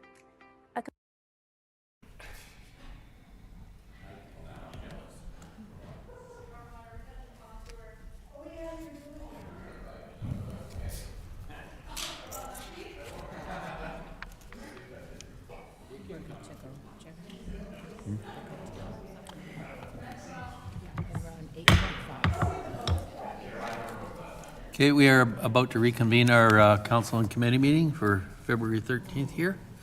And our next item on the agenda is 8.5.1, the Municipal Drain Maintenance Cost Recovery Policy Review. We have Amy Fanning here with us, Treasurer Director of the Financial Management and Planning Unit, and she will introduce this report. Amy. Thank you, and through the chair to council. So this report represents the first of 2 policies that we're bringing forward today for council's consideration. Both were originally discussed in the fall, and we've since kind of completed some of the legwork, so we're bringing them back before you. This policy was long overdue for review, and in order to simplify the process for both residents and staff, we're recommending that the former policy on drain maintenance collections be rescinded, and going forward, a single policy be used for collections with respect to drain construction and drain maintenance. Over time, due to inflationary pressures, costs associated with maintenance work can now be quite expensive for impacted property owners, and therefore this policy would provide more flexibility in terms of payment than what had been available in the past. Under the new policy, property owners would be granted some payment options for maintenance work, would be granted the same payment options for maintenance work as that's available for drain construction costs.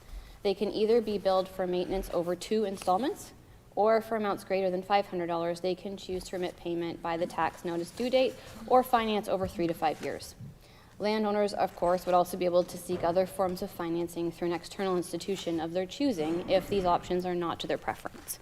And with that, we take any questions that council may have. Are there any questions for Ms. Fanning? Don't see any. Can I have a mover and a seconder for this motion? Councillor Huffman's the mover, Councillor Van Passen's the seconder. And it reads that report CS 24-006, the Municipal Drain Maintenance Cost Recovery Policy be received as information.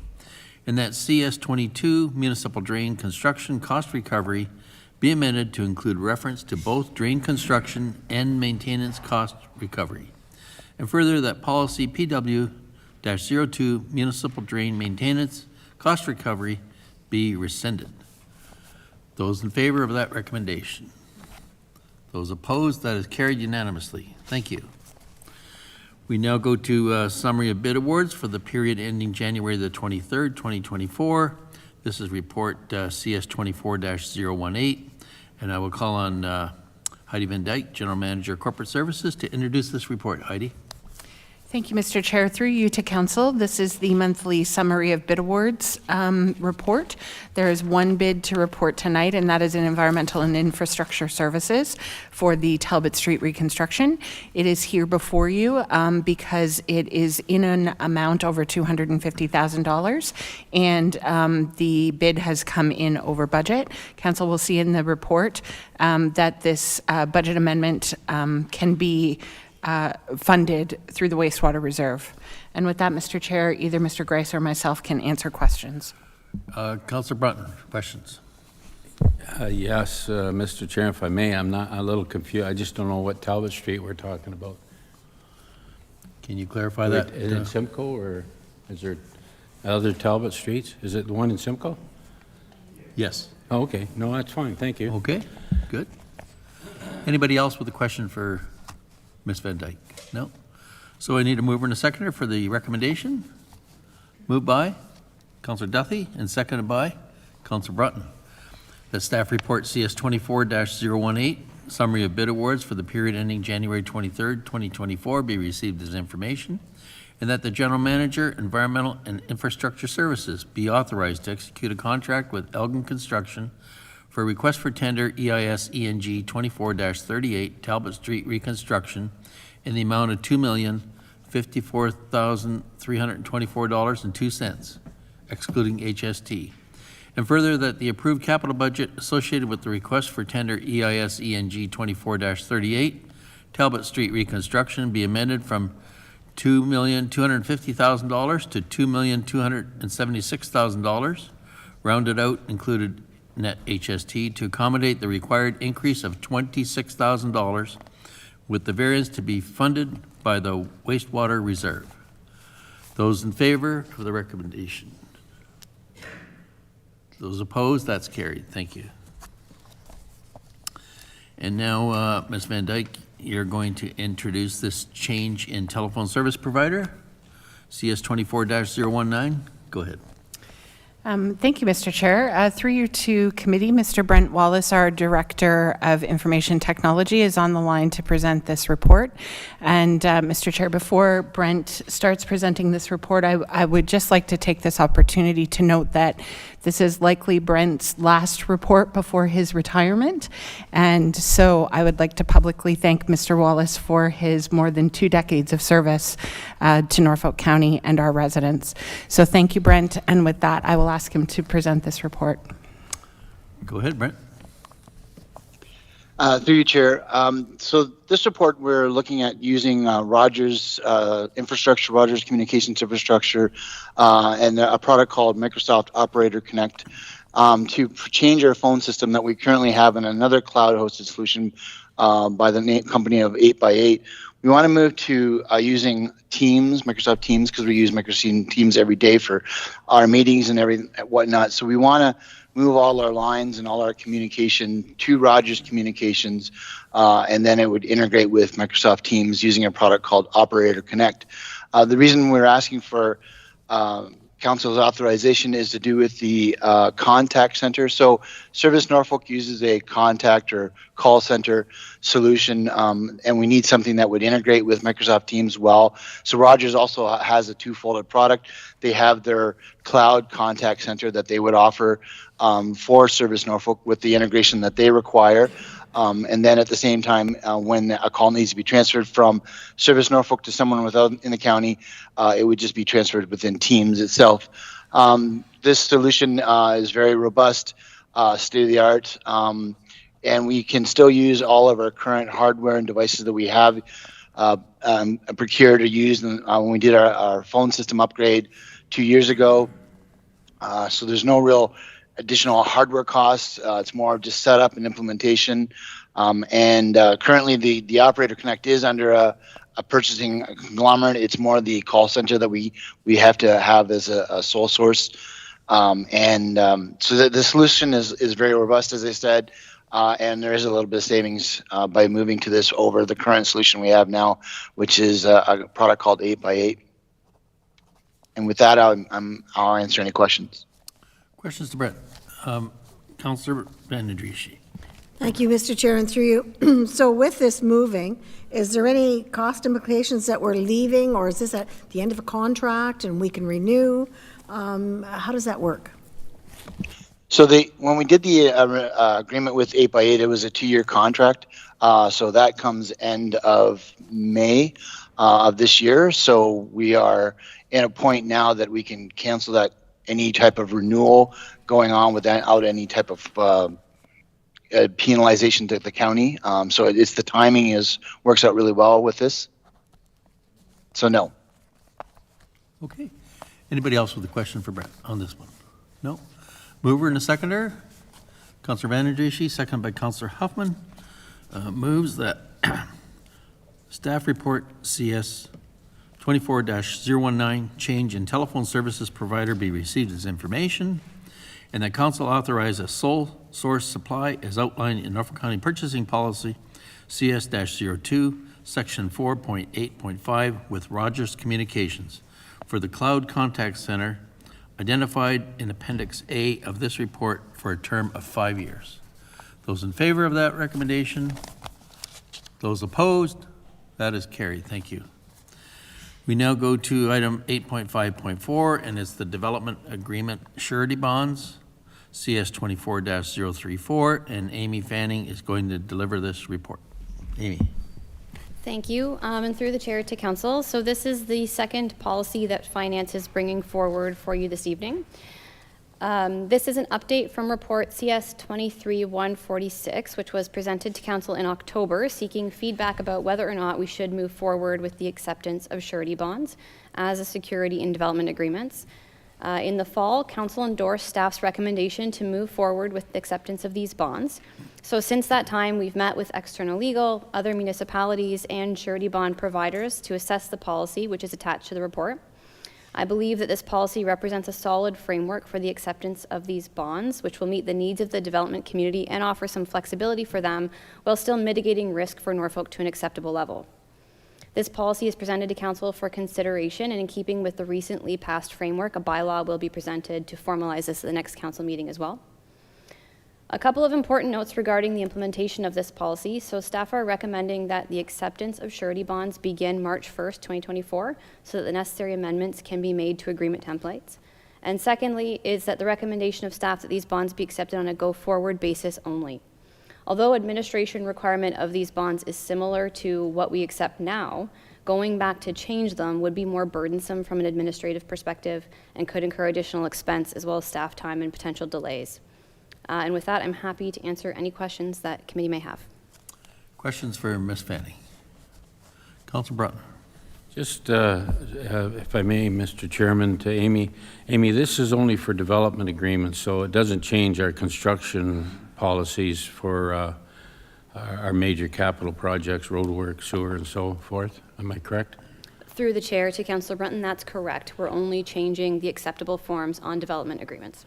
Okay, and then on development agreements, the developer versus the contractor that works for the developer, does he still post bonds like performance, labor, materials? Does he still produce all those bonds for the construction of, say, a subdivision? Or is this just for the developer, guaranteeing all the work? Or I'm a little bit not clear on that part of it. Do you know do you understand that? Through the chair to Councillor Brunton, yes. So the development agreement would just be on the part of the developer. So the developer is confirming and taking out securities to confirm that the developer is going to complete all the works as noted in the development agreement. Okay, I'm assuming that if the developer subcontracts any of that work, that would be between him and his subcontractor to arrange securities. Thank you. Okay, Councilor Broughton. Yep. Anyone else with a question? No. I need a mover and a seconder for the recommendation as printed. Councillor Duthie's the mover. The seconder is Councillor Very. That report, CS 23-146, development agreement surety bonds be received for information, and that staff be directed to move forward with the implementation of the acceptance of surety bonds as security on development agreements. N, Further, that staff be directed to report back to council and provide an update on the use of surety bonds and any challenges or successes resulting from the change in process. Those in favor? Those opposed? That is carried unanimously. Thank you. And Amy has another report here to present, the BMA Municipal Study, CS 23-034. Amy. Thank you again, and through the chair to committee. So my remarks are going to be just a wee bit longer on this one, so I hope you'll bear with me, but I feel that this one's really important. We want to make sure we highlight some of the key items that are before you. So the purpose of this memo is to provide some insights that staff have gained from analyzing Norfolk's performance in this year's edition of BMA's Municipal Study. In the memo, we have summarized any key performance indicator, or KPI for short, where we felt that Norfolk's results stood out. We present a list of tables which calculate the result for Norfolk and 5 close comparators, followed by the averages of the Southwest region participants and then the provincial average.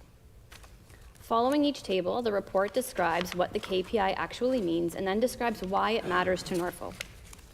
Particularly, why improvement would be important for Norfolk or how a province-wide trend is affecting municipalities at large.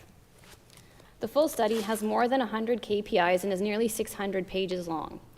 Today's memo summarizes it down to less than 20 indicators, and although I will cover only a few of those in my introduction, I do encourage you to take a look through the full study, as it does provide a great opportunity to directly compare Norfolk's results to other municipalities. Getting into the first table, the financial position per capita is a good proxy for how strong of a position a municipality is in. Over the past 5 years, you can see that Norfolk's been making steady, sizable improvements each year. Other municipalities have seemingly prioritized this as well, leaving Norfolk below the provincial and Southwest averages. But the story here from Norfolk's individual perspective tells a great and positive message. We'd like to continue building on this progress. However, we need to remain cautious as the planned level of borrowing and capital spending has the potential to threaten much of the progress that this KPI exemplifies. The second table that I want to highlight is actually Table 3, which breaks down the total debt per capita each municipality has. The story told by this table is that Norfolk would need approximately $1,200 from every resident to completely pay off existing debt, and that's nearly twice as large as the provincial average. We also like to draw attention to how large of a rate burden Norfolk carries, which is about 1.5 times higher than the average municipal ratio. At the bottom of Table 3, you'll see a row called Outstanding Not Yet Issued Debt. Whereas the rest of the numbers in the memo are quoted directly from BMA's study, we made one exception and calculated this row ourselves to underline its importance.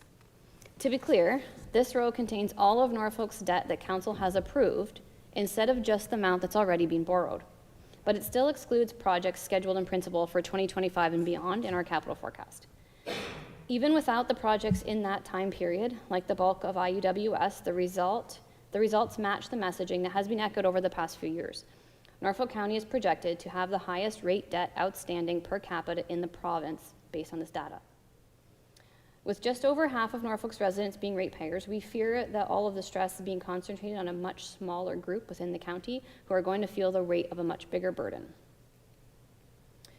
Highlighting Table 7 next, because it tells a similar story, total municipal burden as a KPI that measures how affordable a municipality's services are to its residents. Norfolk's total burden, including levy and rate costs, represents approximately 5.4% of its residents' income, which is higher than the averages. While property taxes are comparatively reasonable, the water and wastewater rates are high and household income levels are lagging behind the Southwest and provincial averages. These driving factors are likely to persist in staff's view, making this difficult to combat in the near term. The last KPI that I want to highlight for you today is from Table 8. This table summarizes building construction over the last 3 years. While the increase in activity tells a promising story of a growing county, comparing trends can provide insight into the speed of this growth.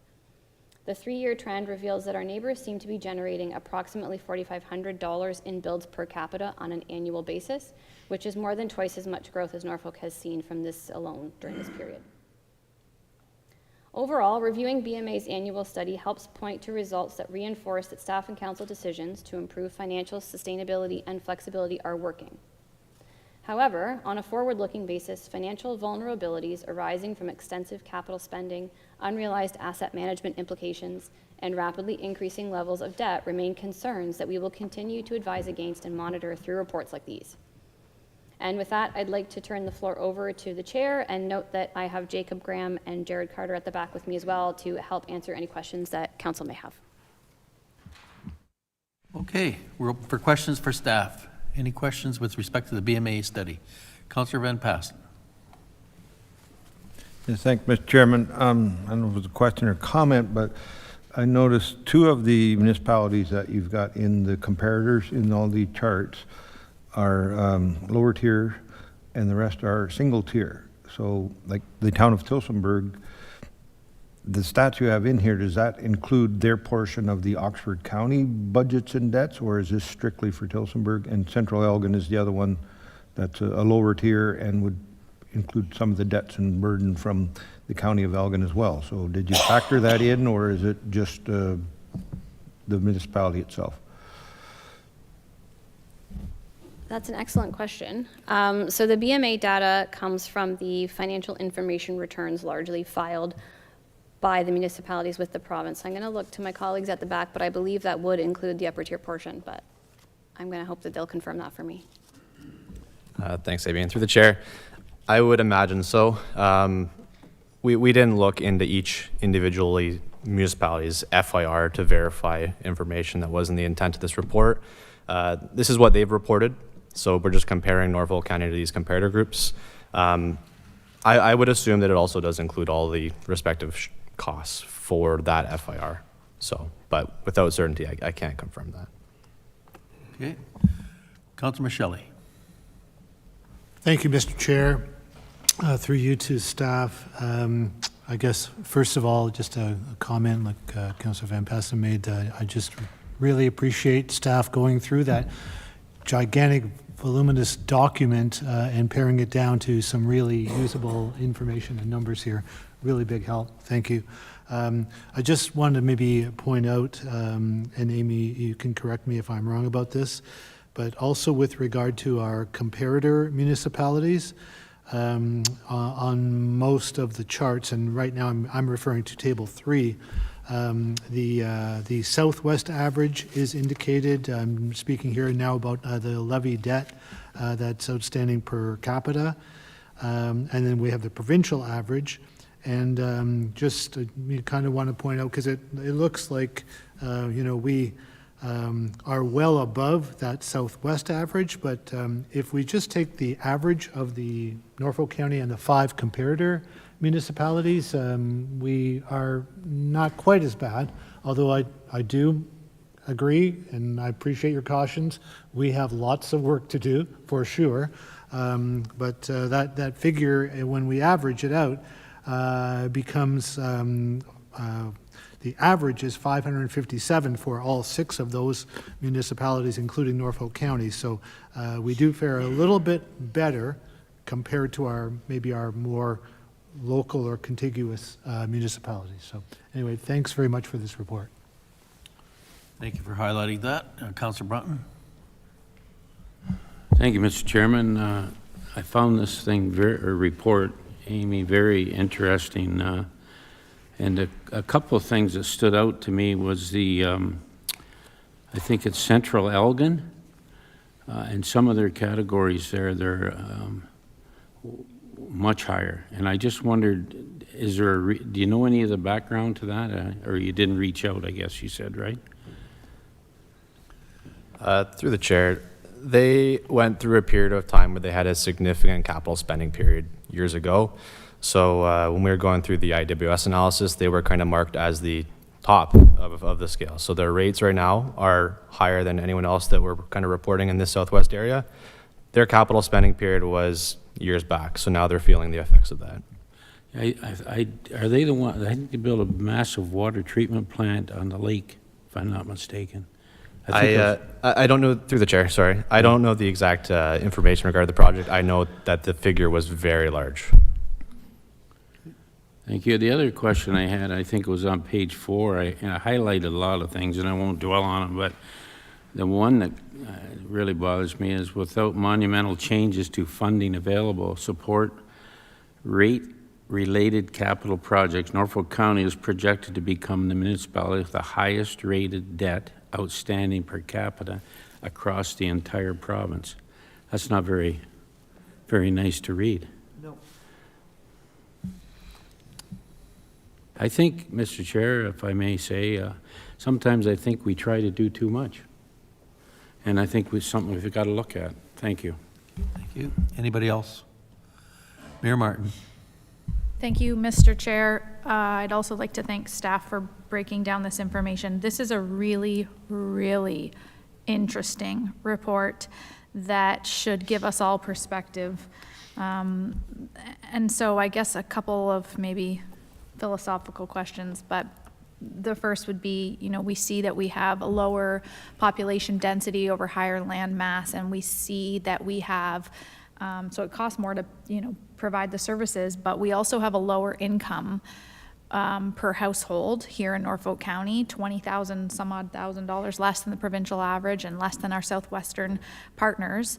And so the question that is, you know, fully loaded, and maybe not a question just for finance staff directly, but what around the table should we be doing to encourage, you know, positive change in our community? Because all of the decisions we make each and every day are building out larger capital plans, taking on more debt. And although we see our property taxes are lower compared to some areas, we know the municipal burden is higher.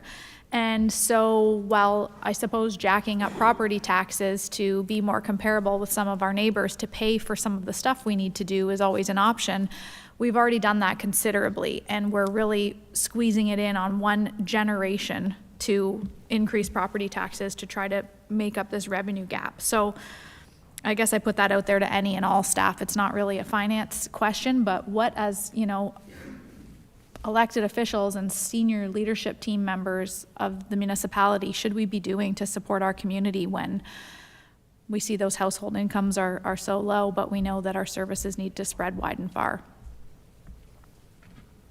Are you asking that question, Mayor Martin? Who can answer that? Okay, we'll call on the CAO. I can certainly start and ask staff to chime in. I think a couple of things. Number one, when we talk about economic development, we need to bring some high-paying jobs to the community for sure. And when you look at the average household income in Norfolk compared to some of our comparators, it is low. I'm not sure if that's because some of the jobs that we have here just simply aren't high-paying and what that is, but we certainly need to do a better job there in attracting some high-paying jobs. The other thing I will say is that, you know, some of the difficulty we have here is we are playing catch-up in a great extent. We've got some assets that haven't been invested in the last few years. We've got some tremendous growth coming our way, and we have to respond to that. The difference, I think, that sets Norfolk apart from some of the others that perhaps I don't want to say we're better financially managed, but sort of perhaps had the foresight to be putting money into reserves and projecting sort of the asset management, and when those life cycle components were going to be in need of replacement, they were putting money into reserves, and they were doing appropriate tax increases year over year. They had the financial plan, and they could see the forecast. I think we're there now. We're getting very close to be able to provide that level of information, so that council has confidence in what we're projecting we're going to go. The difficulty is within that context, you're also playing catch up. And that's the difficulty that we're in is, unfortunately, there's going to be some very difficult decisions for this council to make in regards to service levels, assets that we own, the condition of those assets that we want, and how quickly we're going to take on some debt to replace those. But in an ideal world, over the last 2 decades, we would have been putting money into reserves, knowing that the assets were going to be needing replacement 10 years from now, 20 years from now, depending on what those asset condition were like. But we weren't doing a good job of doing that.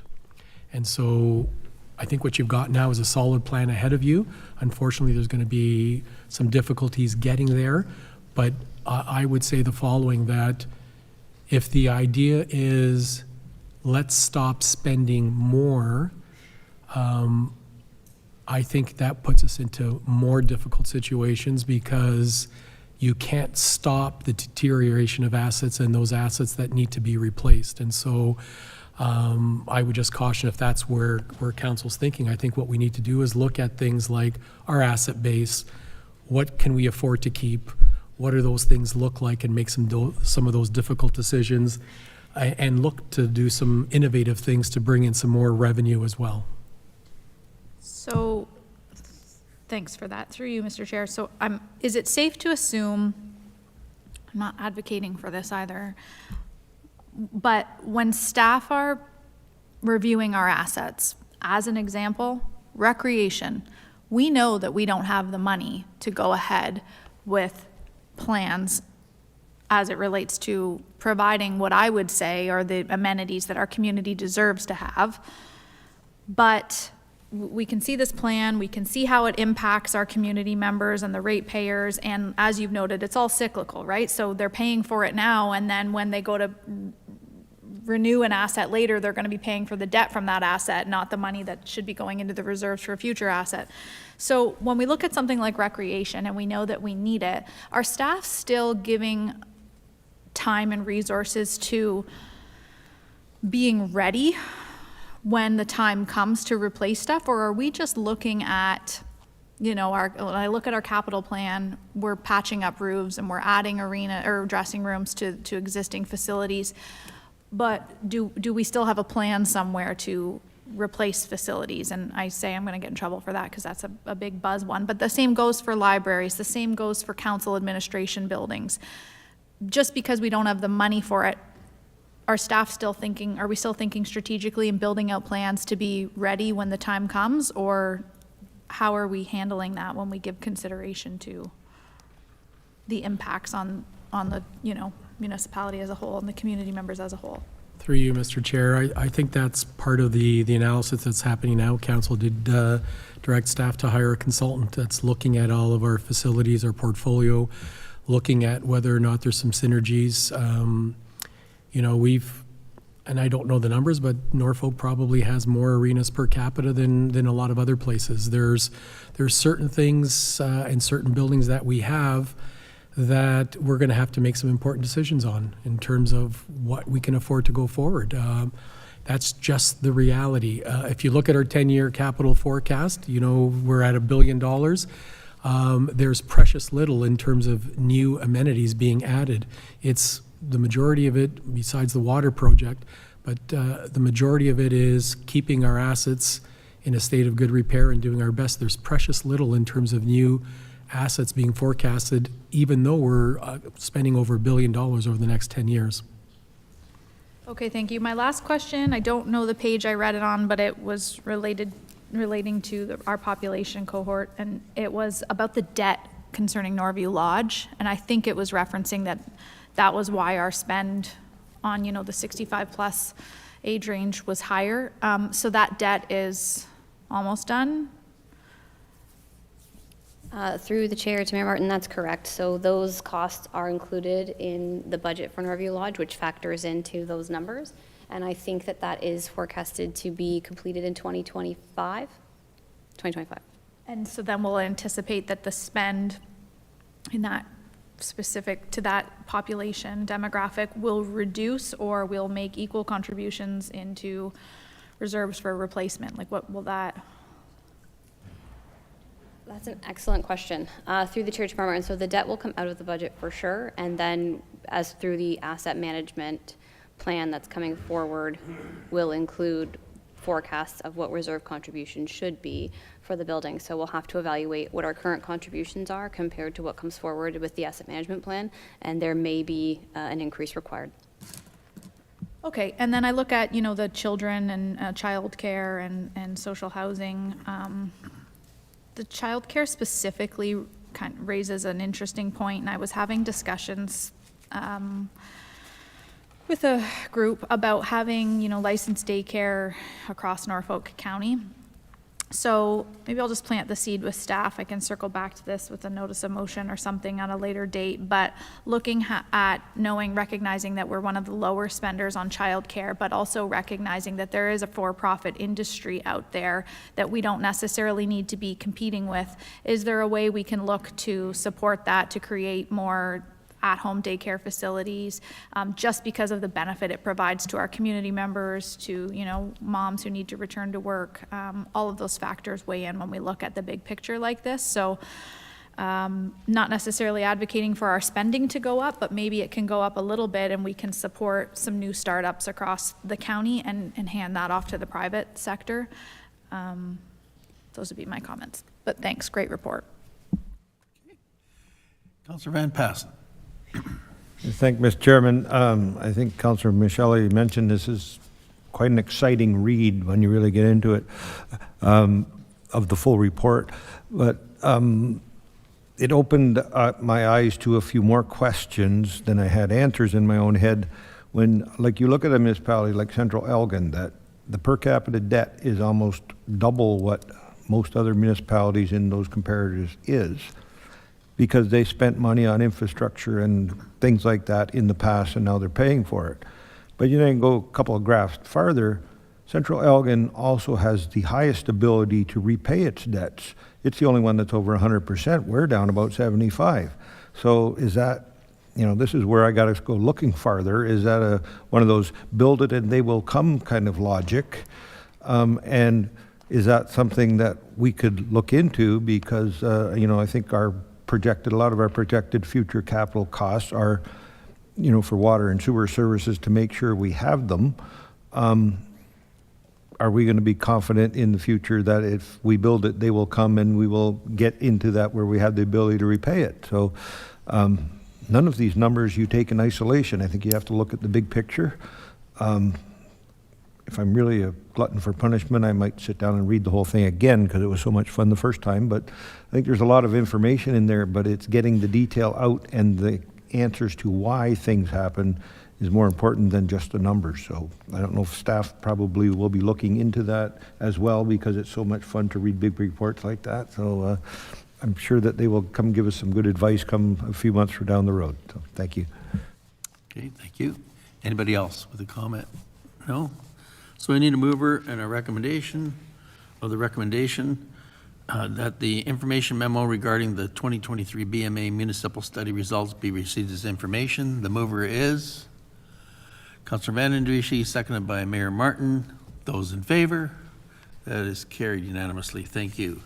And thank you to Amy and your staff for doing a great job of analyzing that heavy document that you presented.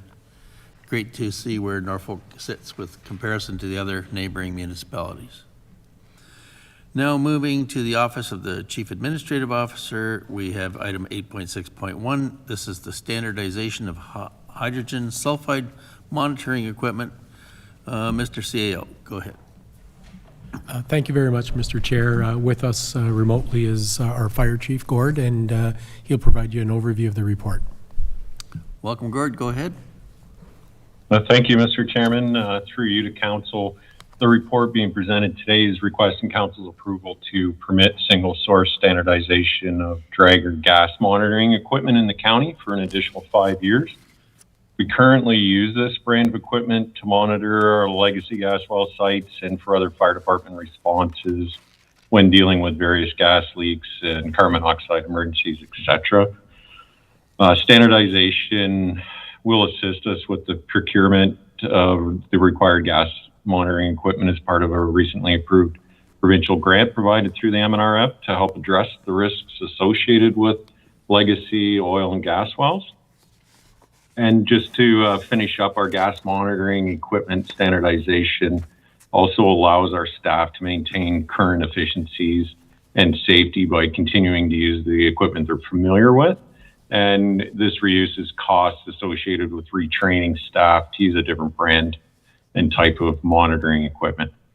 With this information, I'd be happy to answer any questions. Are there any questions for Norfolk Fire Chief Stillwell? Mayor Martin. I'm happy to move it. I just wondered if through you, Mr. Chair, to the CAO, we can put out a press release identifying specific use of the grant funding. I think that that was something that was mentioned at the time. So we can share with the community what the funding's being spent on, and I'm happy to move the recommendation. So noted, that would be direction then, rather than have it in the recommendation, okay? I think the CEO has that noted. The mover was Mayor Martin, seconded by Councillor Van Andriesch. So it reads, the staff report CAO 24-015, standardization of hydrogen sulfide monitoring equipment be received as information, and that council permit the single source standardization of Drager brand of gas monitoring equipment and accessories during the procurement process for an additional period of 5 years in accordance with Norfolk County Purchasing Policy CS-02, Section 4.8.4. Those in favor? Those opposed? That's carried unanimously. Thank you. And then we have our clerk's department. County Clerk Genevieve is going to introduce the subject of Norfolk County Council appointments. This is a CAO report 24-016. Ms. Sharbat. Thank you. Through you, Chair. This is a little bit of an update report. Council's members have been appointed to various boards and committees for just over a year now. So it's a good opportunity before we ratify these appointments with a bylaw to have another look at them and consider, is there any desire for movement on the advisory committees or boards? There may be, perhaps you've discovered that it doesn't align with your interests, or it doesn't fit with your schedule very well and you're struggling to get to meetings, or perhaps you're looking at broadening your horizons and learning something new altogether. So what I'd like to do is just receive input from council this evening on any recommended changes, and then be able to bring back an appointing bylaw to our next council meeting. So included in the list of attached committees and boards and agencies, there are also appointments to external agencies, and those have been already provided to those agencies and are generally set for either a 2-year term or the full term of council. So I'm really looking at, is there a desire to change your position on the advisory committees? Or is there a local board other than the Police Services Board? I'm looking for input. Okay, we'll start with Councillor Van Andriesch. Thank you, Mr. Chair. I'm satisfied with the committees that I'm serving on and would be happy to continue to serve on those committees. Okay, anybody else? Councillor Huffman, did you have something? No? No, I'm good with all of my committees. Okay. Anybody wish to chime in here? Councillor Duffy. Thank you, Mr. Chair, and to staff for putting together this report. I have been thinking a lot about this over the last little while, and understanding sort of my background and that of members around this table, and specifically related to my role with the Downtown Simcoe BIA. I am wondering if a colleague of mine would be interested in taking my space. And I say that because Councillor Very has a great deal of experience, specifically, yes, with the Port Dover Board of Trade, and I think we all know he's done a great job advocating for that organization. And I wonder if, I'm convinced that Councillor Breton does a great job, if that might be of value to the BIA, if Councillor Very was interested and available to take my place. Your comments, please, Councillor Very. Yeah, were you here like a couple hours ago when I got clobbered for 2 hours? Do you remember that? I do recall that, okay. that just discussion, but I've remember. seen your past experience, and I think you could bring some great value to that table. So up until today, I did a good job. And based on that, yeah, fine. Yes, I would do that. Do you want to switch me for the Bylaw Appeals Committee? Would be happy to. If we're allowed to do a tradesies, then we'll do a tradesies then. Madam Clerk, how do we address this change? Thank you. Through you, Council. A tradesy, as Councillor Very noted, is ideal in this situation. It maintains the same number I will say that a number of our terms of reference still need updated to allow, instead of setting a set number, change that wording to up to a maximum of.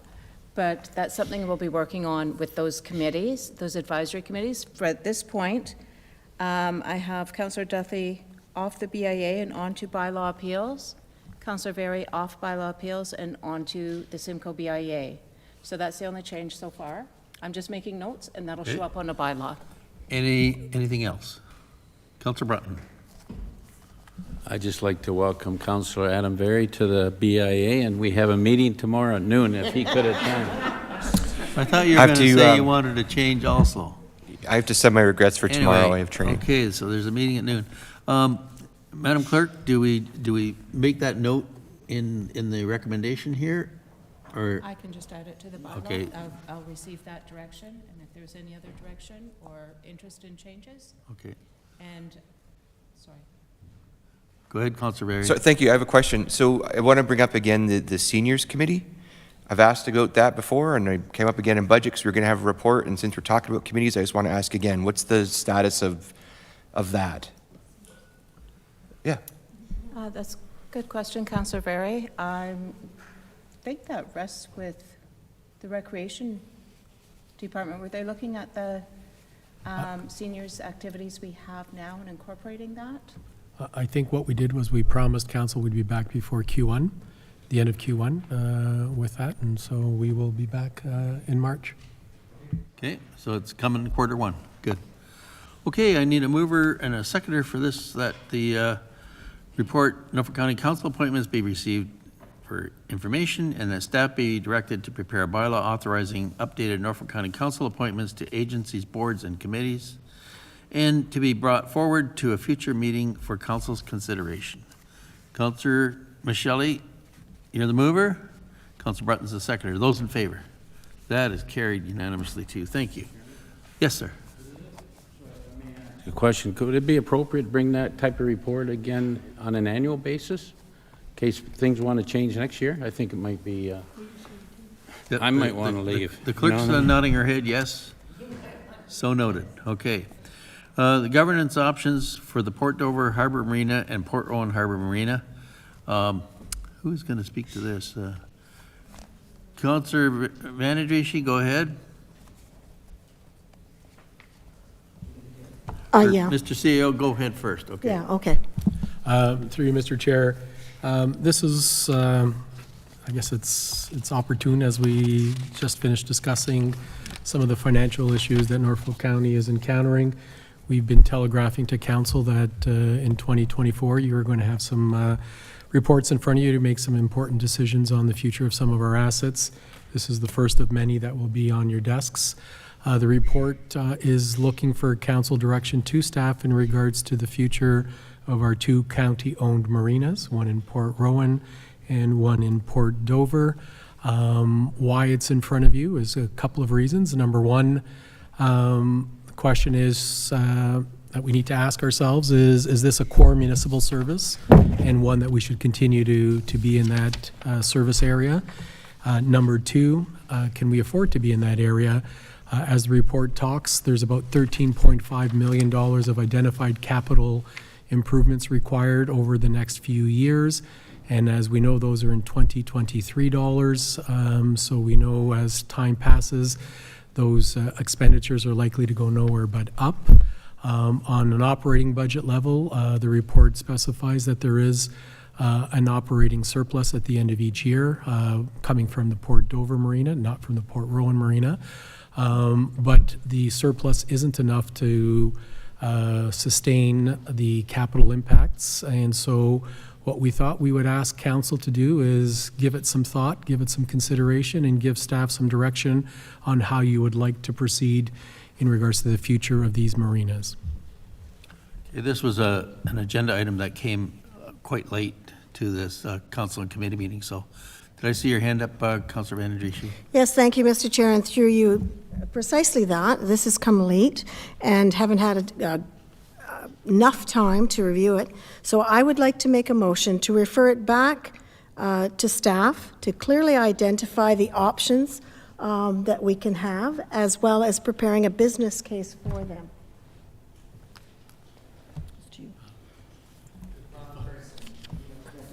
Oh, yes, right. If I Sorry, may, Bill. No, yeah. If Andrew I would may, do. through you, Mr. Chair, a little more direction would be ideal. A business case towards what? Is it a business case to keeping it under the county ownership and management and making it, self-sustainable? Is it to look at options for disposition? Is it all of the above? A little more direction would be ideal. I would like a wholesome report and clearly identify the options with some cost factors to them or cost savings to them. I think it's important that we and as well as I think direction would be ownership versus management versus sale. I think we need the pros and cons for all those. I'll keep looking over there, Bill, to that. And through you, Mr. Chair, and we can certainly defer to Bill. Part of those options are in the report now in terms of what we want to look at. I do agree, but as I said, indicated in the advance of this, is I did not have, and I don't think a lot of people had time to really get into it and really compare things and get a good handle on this. That's why if we want to bring it back at a different time, I'm looking at the hour, 6:24. I'm not prepared to do it now, and so I would really like to see this clearly sent back to staff, get some options, make sure that there's a good business case for each one, and how it affects the communities as well. So there's a lot more to it than just, it's going to cost too much, but, there's the who does what with it afterwards. So I'd like to refer that back to Councilor staff. Van Drisha, I think there's a lot of that information you're looking for is already in the report, but I think what we're up against here is the fact that we've been here a long time already, and some of us did not get the report till late yesterday. Councilor Berry, you're next.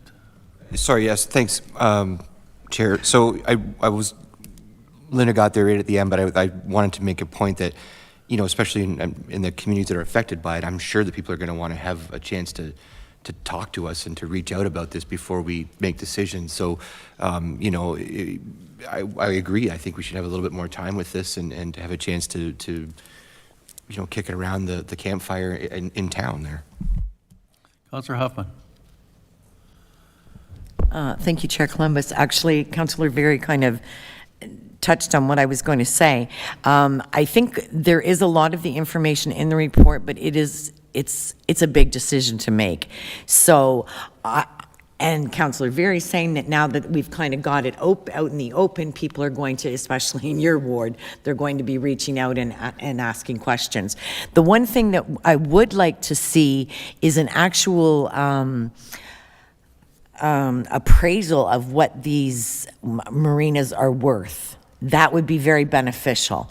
So with that, would a deferral be on precedent or a referral? What do we do here? I will ask the clerk to chime in on that one. Thank you. Thank you, Chair. I have Councillor Van Drisha, you moved a referral back to staff for further information, so you can proceed with that. A deferral, we'll move it to another meeting, but it will come back exactly as it is. Referral with the clearly identified options respecting ownership and management, and a business case for each option. Is that clear enough? I'll defer to the CAO. And through you, Mr. Chair, if we could also add council directing staff to get 2 individual appraisals, one for each one of those marinas, so that you can have more information to decide on. Did we want to also include an open house so that the public can come in and give you some information? I know Councillor Very mentioned it. Do you want to include an open house? Mayor Martin? Thanks, Mr. Chair. I will support the referral, but I just would like to clean it up a little bit. So what I think needs to happen is staff needs to hear from council as to whether or not we are interested in retaining ownership of both assets. So while I am not advocating for the sale, we need to have that come back to us with an appraisal and another discussion before having a public meeting and making a decision. I also am interested in details about retaining ownership, but operating them where they create enough revenue to be self-sufficient. We know that it creates revenue, but it's not enough.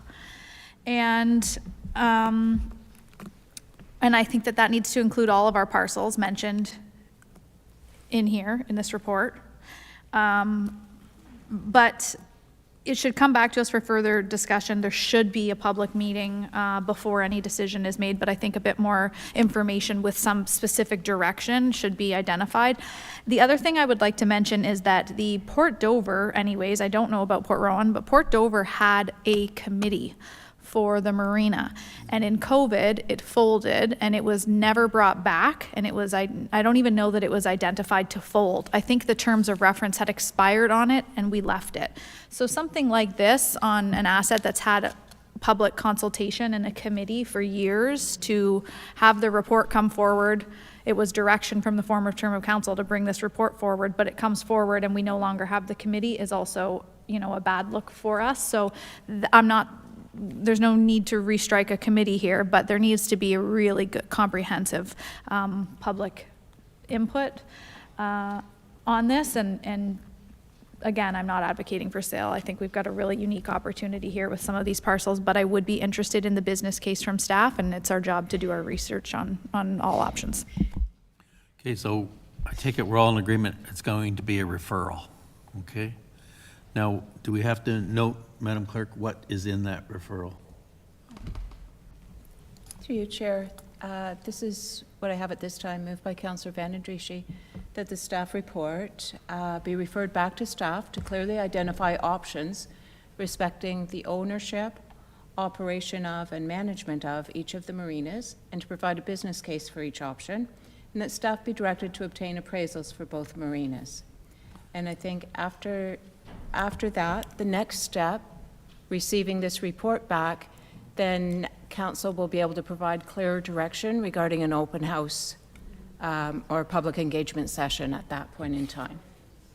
Does that suit your intention, Councillor? Okay, can we get a seconder for that? Councillor Berry is the seconder. Okay, any discussion with respect to that motion, recommendation concerning the referral? Councillor Brunton. Thank you, Mr. Chairman. I think Councillor Huffman brought up the issue of appraisals. And is that included? It's in there. It's in there, sir. Okay. Yeah. And how soon might that be accomplished, if I may? To get appraisals going to take some time? First quarter. Or do we have some? Through you, Mr. Chair, I would say the appraisals would be the easy part, depending on an appraiser's schedule, but building some comprehensive business cases is going to take a bit of time, but if we say hopefully before the end of Q2, that'll give us about 4 months to get it all ready. Okay, when you say appraisals, I assume you're going to need some kind of a specialty on that, will you not? Correct. Well, Okay. we will, through you, Mr. Chair, we will get a specialty appraiser that has some knowledge in marinas. Thank you. There actually could be a previous appraisal done on this over the years. So you might want to check the files on that. Is that right, Mr. Credlin? Yeah, through the chair, there have been different appraisals over the years, but I think you have to look at the time frame. They would all be 4 to 5 years older. Even the appraisal, not to go against what CEO said, there is an appraisal on land value, there's appraisal on the business, so I think we'll have to wrap our heads and just bring something fair back, because there are numbers what it would sell for in the market, but then you look at the business and stuff like that. So I just bring it up. I think new appraisals are needed to deal with the time frame we're in now, not past. Okay, thank you. Everybody comfortable with the recommendation that was read by the clerk? Okay, I'll call the vote. Those in favor? Those opposed? That's carried unanimously. Thank you. And we have no motions. Next item is notice of motion, and we have one notice today. Mayor Martin, you have a minute to introduce your notice of motion. Thank you, Mr. Chair. I don't know if I can get it in a minute. It's quite lengthy. It builds on the BMA report that came in today and further the notice of motion from last month from AMO, where we're asking for economic review from the province. I have 2 slight amendments to make to it, just errors when I typed it out, so there will be 2 small amendments by next week. But whereas Norfolk County is a single-tier municipality with approximately 70,000 community members spread across 1,600 square kilometers of land, and whereas the population density is 45 people per square kilometer and considered low by BMA Consulting BMA standards, and whereas the population density can make it harder and more expensive to deliver certain municipal services such as water, wastewater, waste management, transit, healthcare services, and more, and whereas Norfolk County's average household income in 2023 is estimated to be $107,000, $8,700 lower than Southwestern partners and $21,000 lower than the provincial average, and whereas the income discrepancy places a higher than normal burden on county residents compared to the average Ontarian, and whereas approximately only 60% of Norfolk County residents utilize water and wastewater services, the rate debt burden per user is higher than other municipalities. And whereas Norfolk County's percentage of residents in the age demographic of 65 plus is, and this is one of the amendments, 26%, which is higher than the Southwestern average of 22%. And whereas the BMA study demonstrates that the amortization of Norfolk County assets has been increasing more than the value of assets at a rate, provincial value of assets at a rate of 1%, which is approximately twice the provincial average, demonstrating that Norfolk County has not been sustaining our assets in a state of good repair. And whereas without further funding assistance from the provincial and federal government, Norfolk County is projected to become the municipality with the highest rate debt outstanding per capita across the entire province of Ontario. And whereas the BMA study identifies that Norfolk County is consistently lower in the average property tax category across both Southwest and provincial averages compared to our participating municipalities, but when given consideration to the total municipal burden of property taxes, water, wastewater charges as a percentage, we are greater than both Southwestern and provincial averages. And whereas property tax decisions like the elimination of subclass discounts for commercial industrial land will assist in improving the metric going forward, as will ensuring well-planned population growth. And whereas the elimination of a subclass discount for commercial industrial vacant land will assist in affordability moving forward, it is not enough to ease the burden on our taxpayers.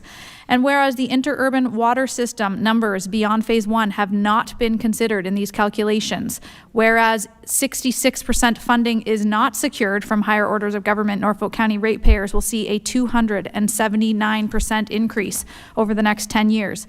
And whereas 69% of Norfolk County's water-related capital budget is funded by debt, and 85% of our wastewater capital budget is funded by debt. I'm almost done, Mr. Chair.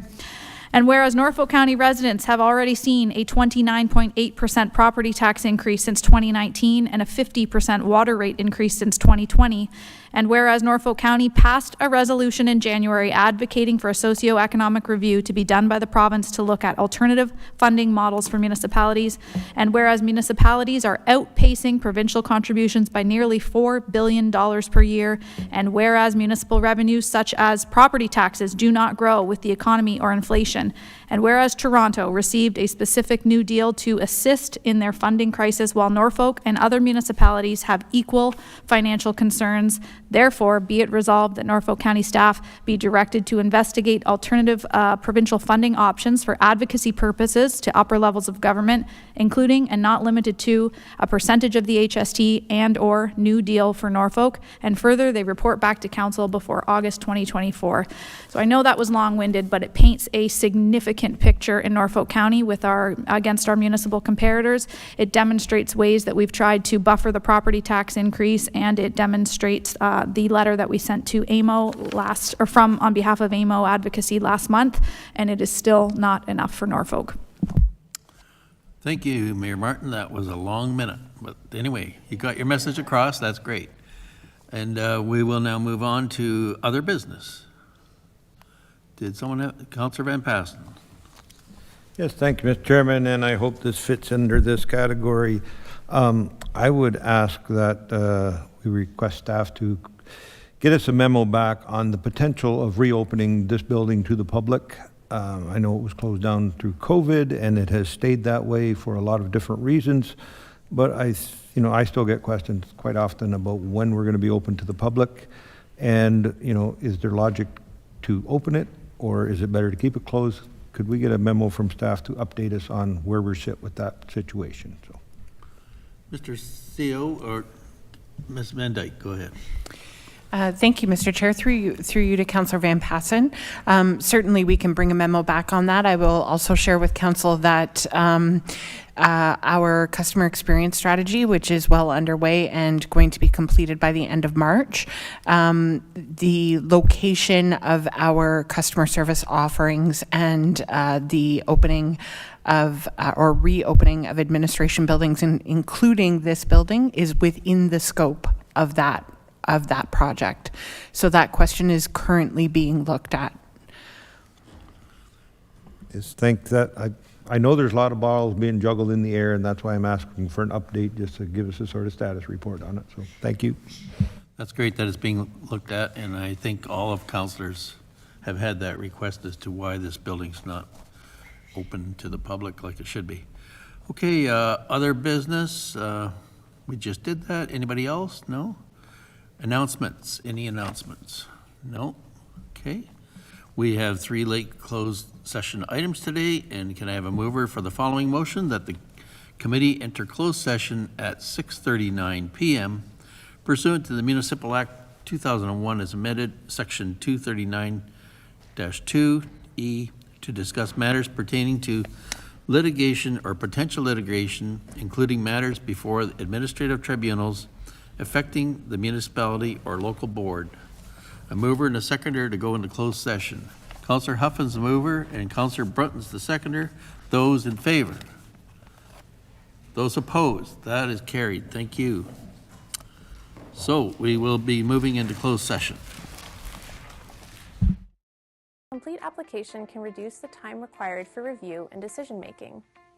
Applications that must undergo a pre-consultation meeting before the application can be submitted include official plan amendments, zoning bylaw amendments, draft plans of subdivision, draft plans of condominium, and site plan applications. A meeting may also be required for certain Committee of Adjustment applications. To learn more about planning in Norfolk County, visit our website at norfolkcounty.ca/planning or contact the planning team at 519-426-5870 or 226 Norfolk, extension 1842. You can also email planning@norfolkcounty.ca. Thanks for watching.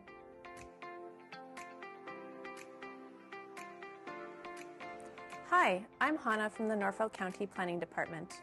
We receive many questions at the Planning Department, and this video series will answer some of those. A common question is, what is zoning? Zoning is a way of categorizing how land can be used. Norfolk County has identified through its zoning bylaw different land use zones, for example, commercial, agricultural, or residential, what they can be used for, and any required standards, for example, building size and location. Zoning must be maintained by any development or activity that has started from the date the zoning bylaw has been passed by the county. What is the process of changing a zoning bylaw? A common reason that residents are referred to the Planning Department is because their proposal does not meet the current zoning bylaw provisions. If a landowner wants to change the land use from what is permitted in the existing zoning, a change in the zoning bylaw would be required. For example, changing the permission from only a single detached dwelling to expand the permission to build a triplex. This is called a zoning bylaw amendment, and it requires council's approval. A planning application known as a minor variance can be submitted for a minor change in the zoning bylaw, such as the height or size of a structure. Minor variances are reviewed by the Committee of Adjustment that is made up of citizen members who are appointed by council. The committee is governed by the Planning Act and holds public meetings to approve applications for minor variances and consents. A minor variance must meet the 4 tests to be approved. 1, the change is minor. 2, the development is desirable for the appropriate use of the land, building, or structure. 3, the change maintains the general intent and purpose of the official plan. And 4, the change maintains the general intent and purpose of the zoning bylaw. What happens after a decision is made by the Committee of Adjustment? If the committee approves an application, the applicant and anyone else involved is notified. Certain parties can appeal a decision to the Ontario Land Tribunal within a 20-day appeal period. If no appeals are filed, the county issues notice that the decision is final. For minor variances, an applicant can now proceed with the building permit process. For severances, specific conditions must be met within 2 years, or the application will expire and the process will need to restart from the beginning. To learn more about planning in Norfolk County, visit our website at norfolkcounty.ca/planning or contact the planning team at 519-426-5870 or 226 Norfolk, extension 1842, or email planning@norfolkcounty.ca. Thanks for watching. Hi, I am Mohammed from Norfolk County Planning Department. We've got a lot of questions here, and this video series will answer some of those. What is a severance? Severance is a planning process to separate a piece of land from an existing lot, generally for the purpose of a new development within a new lot. There are 3 different common types of severances we receive in Norfolk County. The first one is when a piece of land is separated to create a new parcel of vacant land. For example, a landowner may have a large lot and wish to separate a piece of land from the original lot with the intention to sell the lot to a new owner. In that case, both lots need to comply with existing zoning requirements such as setbacks of any existing or new buildings from the property lines. The second one is a surplus farm dwelling severance. It happens when a landowner purchases additional farmlands and a residence on one of the properties is no longer required for their farming operation. In this case, the owner can sever the piece of land that contains the redundant residential dwelling. And the third kind of severance can be a boundary adjustment between 2 adjacent properties, where one property owner agrees to transfer a piece of their land to the other owner. There are various reasons we received a boundary adjustment severance, such as to allow additional lands, to accommodate a building construction, or to construct an extended septic system, or to resolve the setback deficiency of an existing lot. To learn more about planning in Norfolk County, visit our website at norfolkcounty.ca/planning or contact planning team at 519-426-5870 or 226 Norfolk, extension 1842, or email planning@norfolkcounty.ca. Thanks for watching. Hi, I am Mohammed from Norfolk County Planning Department. We've got a lot of questions here, and this video series will answer some of those. What is a subdivision? If a landowner would like to divide their property into 3 pieces of land, they can submit a severance application that we explained earlier. Whereas a subdivision application is required when a landowner has a piece of land large enough to divide into more than 3 or 4 individual lots to build new houses or other kind of developments. The subdivision process generally requires a more in-depth review with a longer processing time to ensure that the development meets county's development standards. What is a condominium? A condominium, often known as a condo, is an ownership model where the building or group of buildings is divided into multiple units that are surrounded by common areas for circulation, servicing, or amenities such as parks and open spaces. The common areas are jointly owned and managed by the owners of the units. Residential condominiums are frequently constructed as apartment buildings and townhouses with private roads. Many shopping malls are also commercial condominiums in which the individual retail and office spaces are owned by businesses that occupy them, while the common areas of the mall are collectively owned by these business entities. A condominium corporation is often made up of condo unit owners who manage and operate the condominium complex. What is the difference between a subdivision and a condominium? One of the main differences between a subdivision and a condominium development is who is responsible for providing services such as water, wastewater, and road maintenance after the construction and occupancy of the dwellings or units. In a subdivision, the county takes responsibility for providing these services to individual lots. On the other hand, in a condominium, the county is only responsible to providing services up to the entry point of the development. The condominium is responsible for distributing services and the maintenance to the individual units. How are subdivisions and condominiums approved?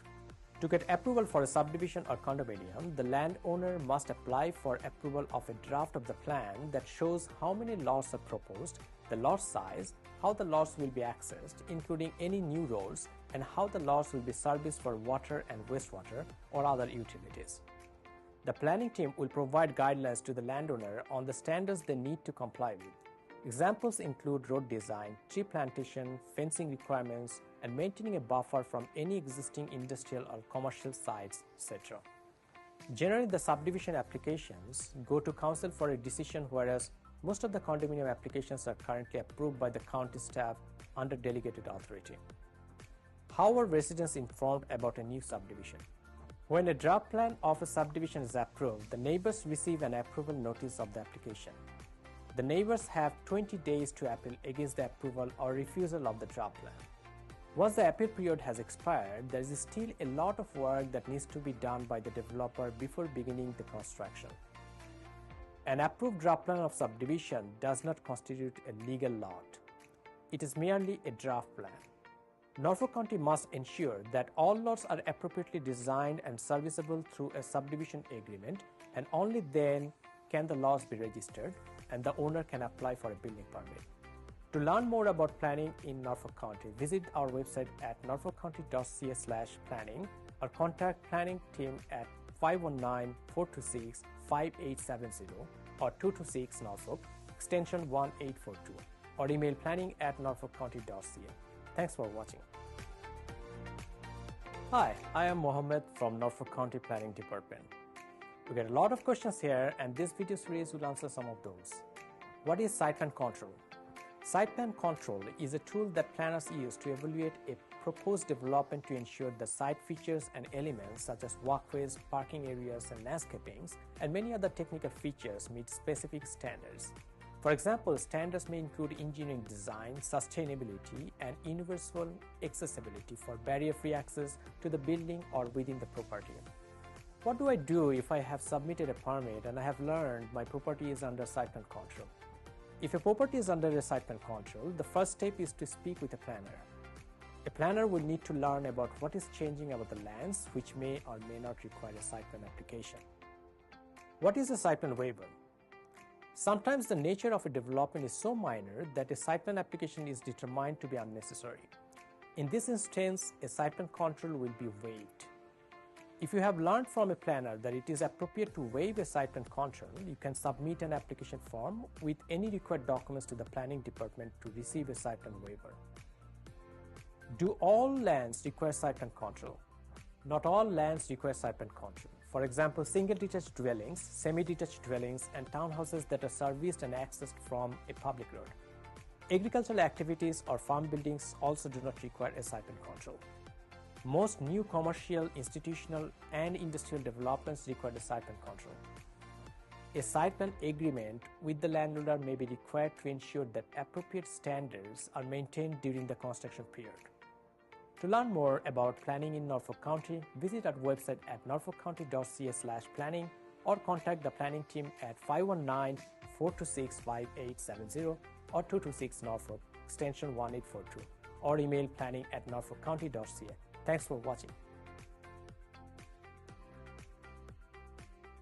Hey, Norfolk County. Do you know how your property taxes are spent? Let's take a look together. First, we need to start with Norfolk County's budget. Every year, staff and council confirm the funds required to be collected from the property taxes paid by you and 35,000 other Norfolk County taxpayers. These funds contribute to Norfolk County's levy and capital budgets, which lay out how your tax dollars are used. The capital budget is also funded by the rate budget, the funds paid by residents known as ratepayers for water and wastewater services through their monthly water bill. The levy budget is used to deliver programs and services for residents ranging from emergency services like fire and EMS, waste services like garbage collection, recreation services like arenas, trails, and parks, maintenance services like snow removal and road repair, and human services like homelessness prevention and health education programs. Our levy budget also supports our libraries and museums, administrative services for council, and the many staff who keep Norfolk County operating. Services like recreation programs for children, adults, and seniors, and our Ride Norfolk Transit program are also paid for with property taxes and supplemented by user fees. And across Ontario, a portion of each resident's property tax bill goes to our local school boards.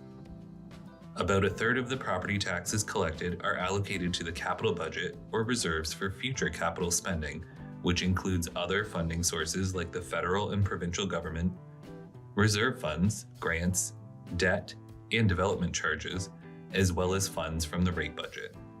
Together, the capital budget goes toward longer-term projects, such as our investments in water and wastewater facilities, as well as building and renewing our parks, roadways, pools, arenas, and other things we use every day. So the next time you hear someone ask, "Where are my property taxes going?" you can tell them to look down, look up, and look forward. Your tax dollars are at work all around you every day. When you visit your local park with your family, drive to work on cleared roads, register for swimming lessons, get rid of that old couch you've outgrown, or contact Service Norfolk about that pothole on your street that needs to be fixed. Your tax dollars are also being invested in initiatives to improve the lives of Norfolk County residents in the years to come to make Norfolk County a better place for future generations. While Norfolk County's budget is prepared once a year, your feedback helps us make decisions and plan for the future. We are committed to listening to you so that our budget reflects what is important to our community. Learn more about Norfolk County's budget at norfolkcounty.ca/budget. Hey Norfolk County, did you know that Ride Norfolk is now on demand? This means you can schedule Norfolk's public transit service to pick you up for appointments, shopping, school, or work. Ride Norfolk has partnered with Blaze Transit to offer on-demand pickups at all 95 stops across Norfolk, including this one. I booked my trip earlier today and my bus is here right on time. Since there are no fixed local schedules, you can easily book Ride Norfolk over the phone, online, or on the Blaze Transit app from your smartphone. Thanks, Charlie. You're welcome. Ride Norfolk's customer service team can help answer any questions you may have, get you started with the app, or book your next ride. By moving to on-demand, Ride Norfolk is helping more residents get where they need to go. To learn more, visit norfolkcounty.ca/transit. Hi, I'm Dave. I'm here to take you behind the scenes for a quick look at what we do at Norfolk County's water treatment facility. Here in Port Rowan, the water treatment process starts by pumping water from Lake Erie up into the water treatment facility. Back in the treatment facility, I inspect large clarification tanks where the lake water enters the plant. Here we add coagulant, a chemical that attracts dirt particles together. These form into larger particles called flock, which eventually sinks and is sent to waste. Next, the water enters the filtration system where any remaining dirt particles are trapped by the filters. The water is then chlorinated and sent into a 113 cubic meter underground storage chamber. The water is then taken to the granular activated carbon filters that work like supersized 10,000-pound Brita filters to remove taste and odor. The final step is disinfection, which includes UV and a final dose of chlorine, ensuring safe, potable drinking water. Water testing is an important part of the job. Throughout the day, we take water samples at different stages of the process, up to 9 tests depending on the treatment facility. As a Norfolk resident myself, I am proud to serve the community I live in. Thanks for joining me in this behind-the-scenes tour.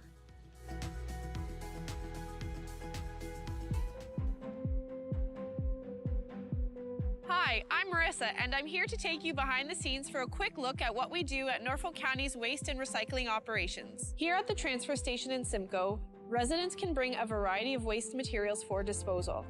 Norfolk operates 2 transfer stations welcoming about 27,000 customers every year and accepts material ranging from bulky items, wood, metal, and yard waste. Norfolk also provides curbside waste programs. Recycling from your home arrives at this facility where it is manually sorted by the type of material. You can see why it's important to separate materials into the correct bin, rinse recyclables, and remove items from bags. This facility processes 4,600 metric tons per year. That's equal to about 20 tons per day. Once items are sorted by material type, they are baled and ready to be shipped across North America to be made into new material. About 8 to 10% of the material that arrives here shouldn't have been put in the recycling bin. Residents can use our Recycle Coach app to confirm if an item can be recycled. After seeing how waste is handled, I hope this video helps show why rinsing and sorting your recyclables are important steps in the recycling process. As a Norfolk County employee, I am proud to serve the community I was raised in. Thanks for joining me on this behind-the-scenes tour. Hey Norfolk County! Whether you're a longtime resident, new to the area, or simply visiting, do you know about the many services provided by Norfolk County? As a single-tier municipality, we provide services that our community uses every day, including water and fire protection, curbside garbage and recycling, road and sidewalk maintenance, and so much more. We also provide services needed at unique times in life, such as a marriage or business license, or a dog tag for your new companion. And the unique geographic features in Norfolk County, from farmland and forests to lakes and wetlands, means we also provide specialized services ranging from drainage applications to tree inspections. Wondering how to contact Norfolk County? Start with Service Norfolk. Our friendly team of agents is here to help. Reach us by phone at 519-426-5870 or 226-NORFOLK from 8:30 to 4:30, Monday to Friday. Calling about an issue after hours? No problem. We have you covered. Prefer online? Email askus@norfolkcounty.ca anytime, or use our customer service portal at service.norfolkcounty.ca and get a reply right to your email inbox. Want to visit us in person? Come to one of our friendly customer service counters in Simcoe, Monday to Friday, or Delhi, Tuesday to Thursday. Service Norfolk, connecting you to Norfolk County services. Hey Norfolk County! While winter is a time to get outdoors and enjoy seasonal activities, it's also a time to pay extra attention to the weather so that you and your family are prepared for snow, ice, and storms. Keep watching for 4 tips to stay safe and be a good neighbor this winter. Tip number 1. Get the latest local news so that you can be prepared for winter weather. Listen to Norfolk's local radio stations or visit norfolkcounty.ca/news to subscribe to our news emails for alerts sent right to your inbox. If social media is your go-to, follow @Norfolk County for updates. During a significant weather event, which may be declared when a storm has a potential to be dangerous, roads may take longer to clear, and residents are urged to stay home and avoid unnecessary driving. Tip number 2. Keep your sidewalks clear of snow and ice. Norfolk's winter snow and ice bylaw requires property owners or occupants to clear sidewalks beside their property by noon the day following a snow event. Failing to do so could result in a charge under the bylaw, or county staff may clear your sidewalk and send you a bill for the service. Tip number 3. Move your parked vehicle from the road to allow snowplows to do their work. During a snow event, Norfolk's parking bylaw requires residents to move their vehicles off county streets. Failing to do so may result in a $75 parking ticket and an expensive towing bill. Plus, when snowplows have to maneuver around parked vehicles, windrows can form, making it difficult to access driveways and cross the road safely. Tip number 4. Give our road crews time to clear the roads. Our crews start with high-volume roads and then move to rural roads and concessions, followed by subdivisions. It may take time for your street to be cleared, but rest assured, we will be there as soon as we can. So let's do our part to be a good neighbor so we can all have fun and stay safe this winter. To learn more about winter safety, visit norfolkcounty.ca/winter.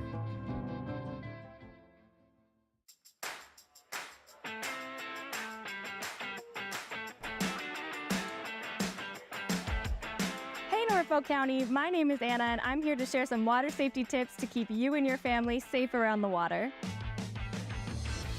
Knowing how to swim is a life skill and an essential part of staying safe and having fun. Swimming lessons are the best way to learn essential swim survival skills to recover from a fall into deep water.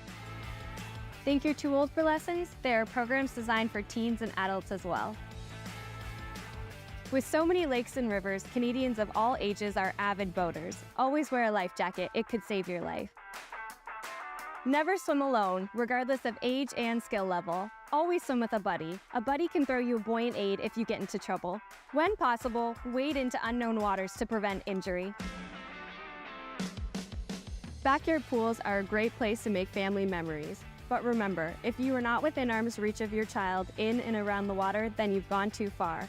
Drowning can occur in as little as 10 seconds and it is silent. Every drowning death is preventable. Take time to educate yourself and those around you to ensure you're staying safe and having fun around the water. For more information, visit norfolkcounty.ca/watersafety.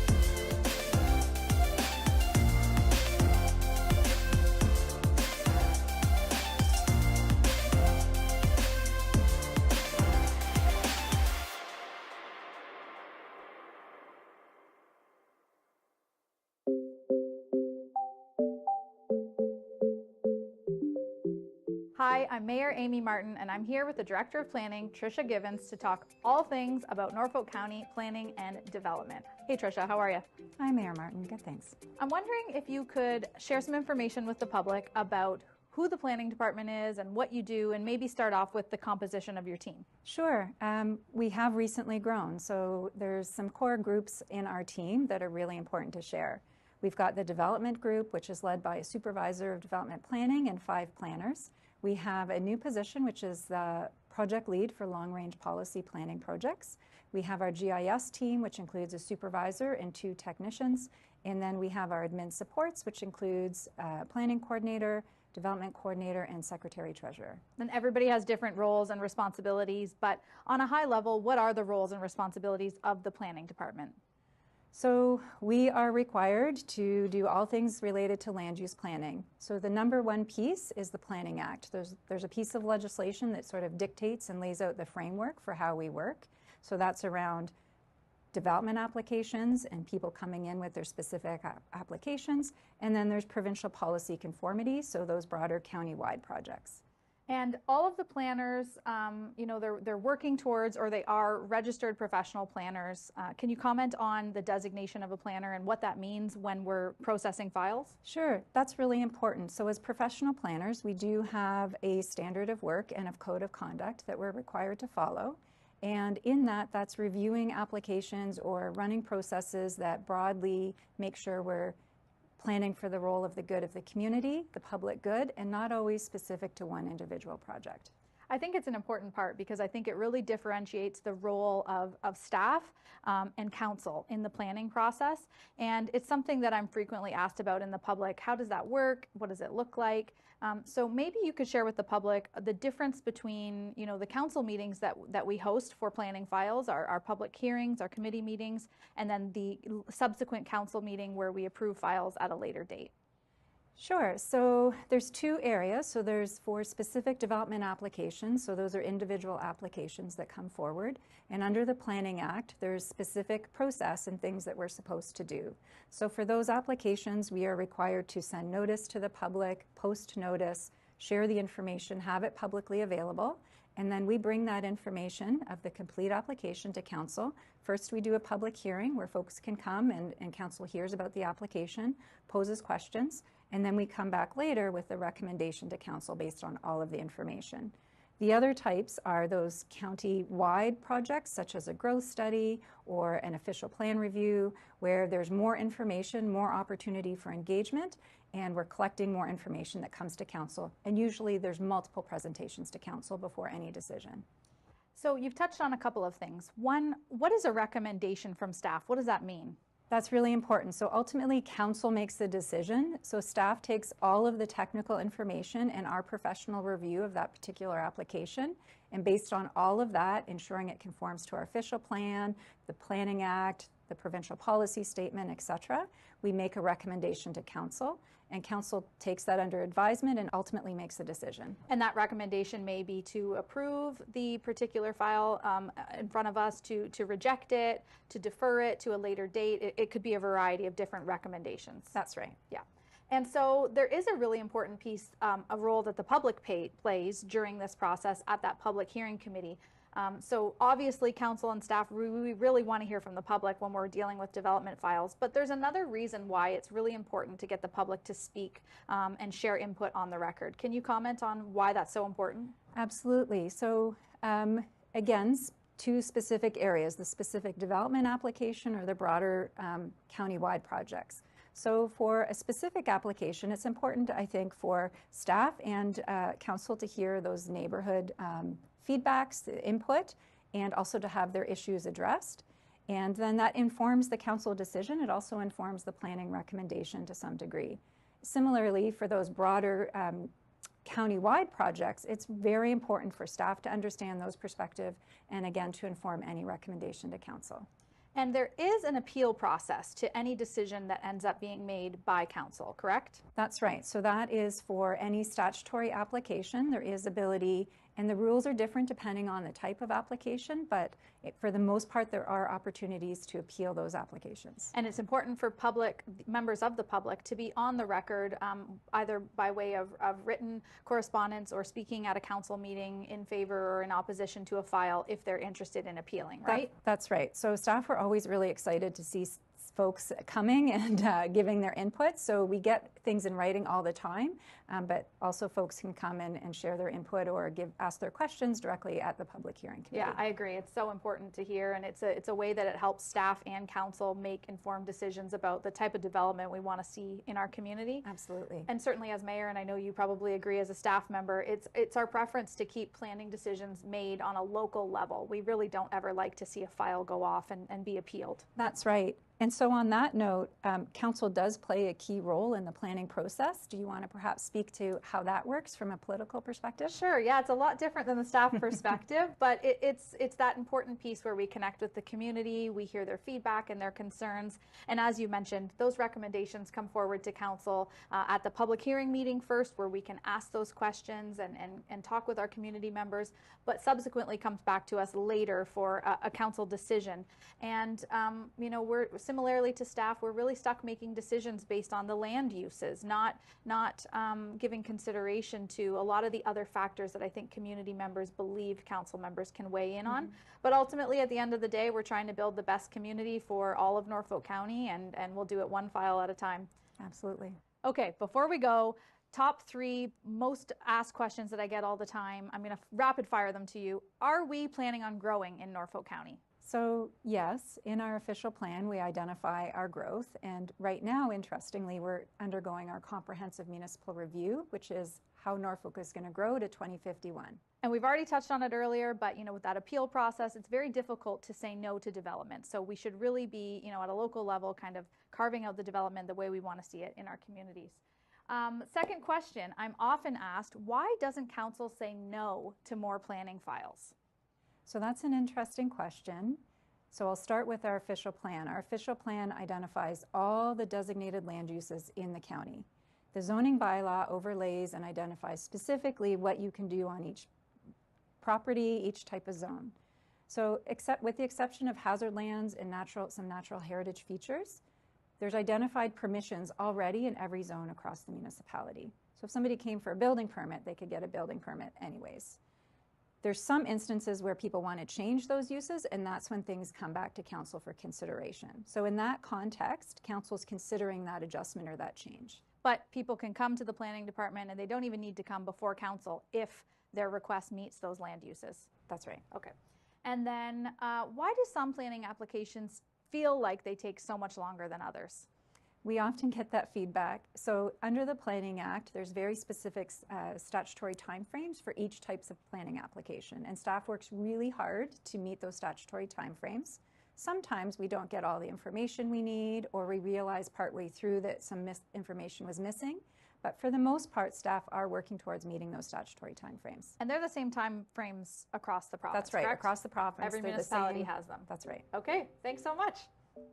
To learn more about planning in Norfolk County, visit our website at norfolkcounty.ca/planning or contact the planning team at 519-426-5870 or 226 Norfolk, extension 1842. Or you can email planning@norfolkcounty.ca. Thanks so much for watching. Hi, I am Mohammed from Norfolk County Planning Department. We get a lot of questions at the Planning Department, and this video series will answer some of those. The first big question is, what is the official plan? Norfolk County's official plan describes Council's policy on how lands in our community should be used, managed, and developed. It is prepared with community input and helps to ensure the future planning and development will meet the specific needs of our community. An official plan includes issues such as where new housing, industry, offices, and shops will be located, and what services like roads, water mains, sewers, parks, and schools will be needed. It also defines when and in what order our community will grow and outlines community improvement initiatives. The official plan is approved by the Ministry of Municipal Affairs and Housing in Ontario. The current official plan was adopted in 2016 with a goal to manage the growth of this county for the next 20 years. Residents can see Norfolk County official plan on our website at norfolkcounty.ca/official plan. What is a secondary plan? A secondary plan is a more detailed policy document embedded within the official plan to address the growth and development issues unique to a specific area of the county. For example, the lakeshore area in Norfolk County or a particular urban area with defined characteristics can be a secondary plan. As I mentioned, it is a more detailed policy document. It provides directions on where future development will occur with a guideline on density, road access, infrastructure services, different building types, building heights, or even design guidelines that are compatible to that specific area. In Norfolk County, there is only one secondary plan at this moment, which is the Lakeshore Special Policy Area Secondary Plan. The Port Dover Secondary Plan would be the second plan the county is working on at this moment. What does the land use designation of a property mean? Norfolk County's official plan also identifies how individual land or a group of lands will be used, and this is done by the land use designation. In Norfolk County, a lot of lands have been designated as agricultural. Some areas have been designated as hazard lands because of their specific natural features.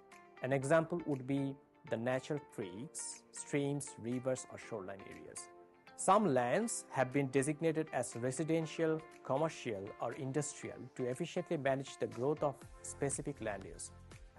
Each land designation has rules about the kind of development allowed. The official plan uses growth management data to identify where and how much growth will occur in the next 20 years. In accordance with the provincial requirement, Norfolk County reviews and updates these growth areas every 5 years. What is the process of changing an official plan designation? A landowner can request to change the designation of the land through an official plan amendment application. This change requires a public hearing meeting and council's decision.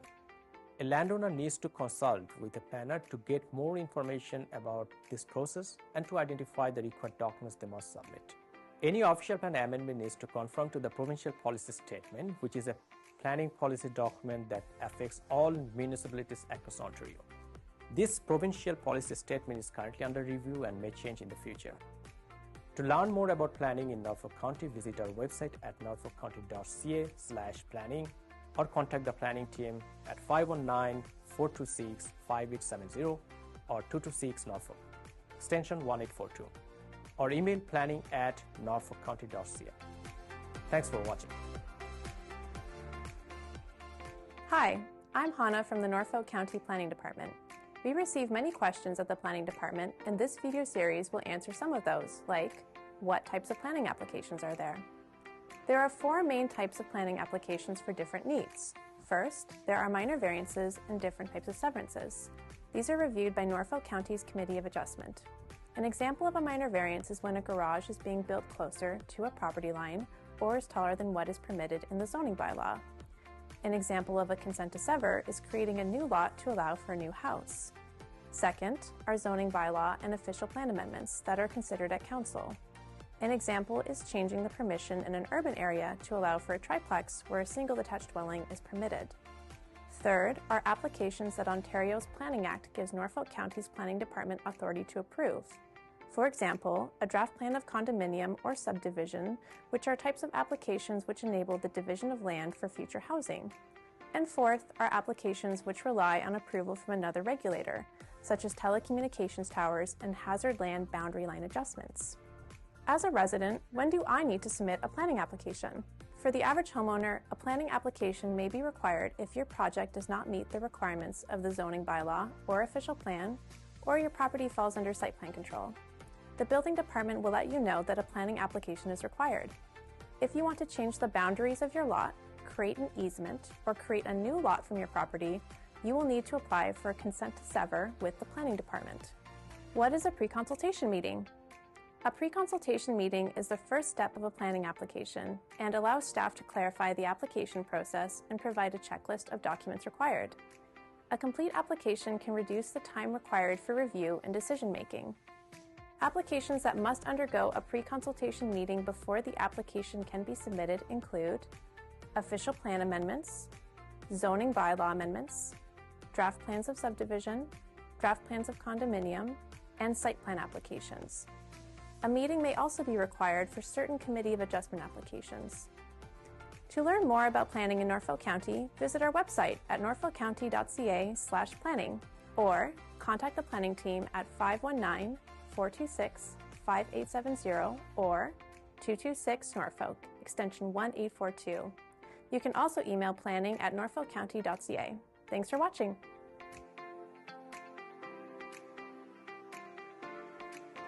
Hi, I'm Hannah from the Norfolk County Planning Department.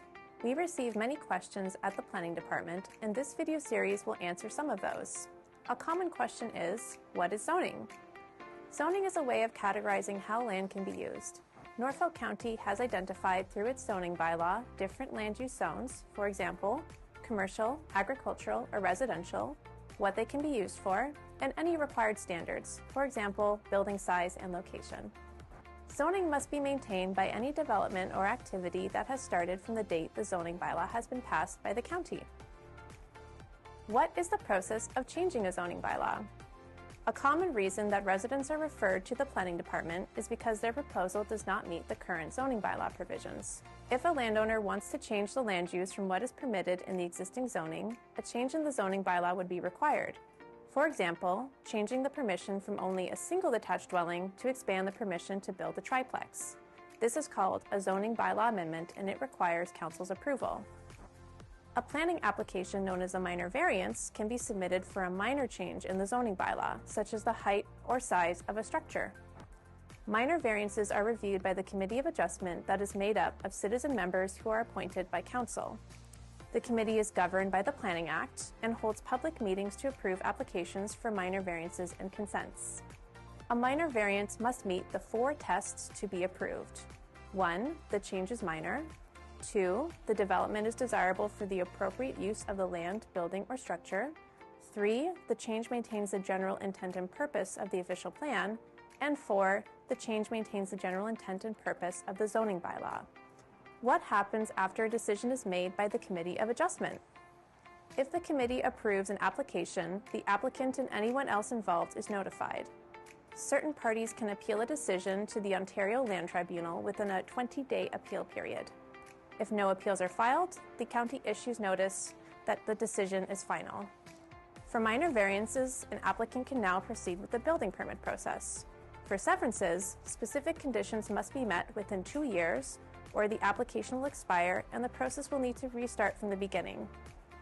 To learn more about planning in Norfolk County, visit our website at norfolkcounty.ca/planning or contact the planning team at 519-426-5870 or 226 Norfolk, extension 1842, or email planning@norfolkcounty.ca. Thanks for watching. Hi, I am Mohammed from Norfolk County Planning Department.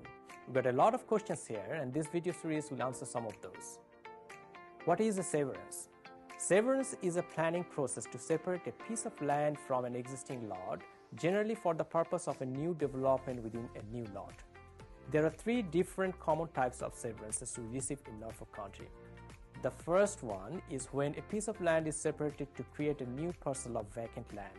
For example, a landowner may have a large lot and wish to separate a piece of land from the original lot with the intention to sell the lot to a new owner. In that case, both lots need to comply with existing zoning requirements such as setbacks of any existing or new buildings from the property lines.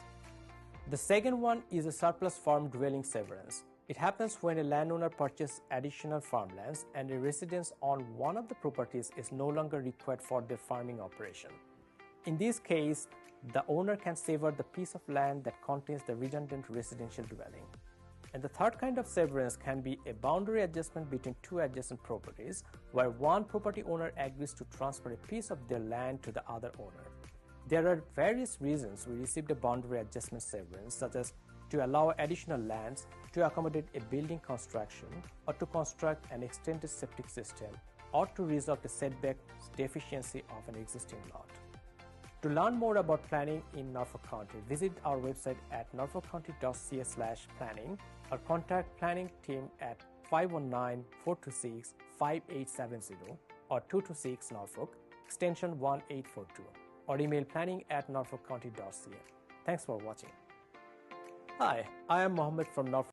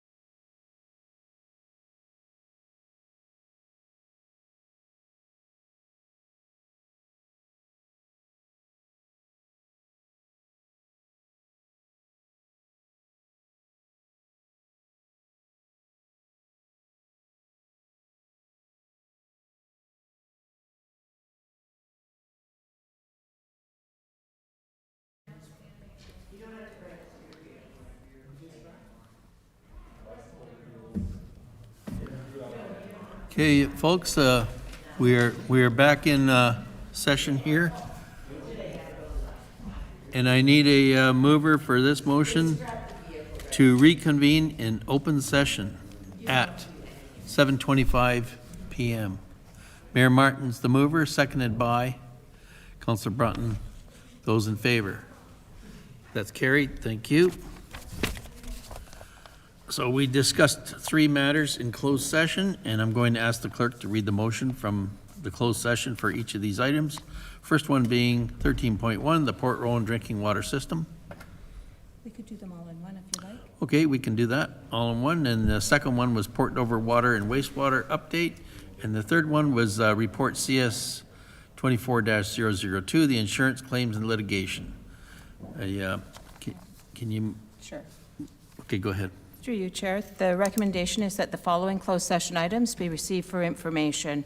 13.1, Port Rowan drinking water system, 13.2, Port Dover water and wastewater update, and 13.3, insurance claims and litigation.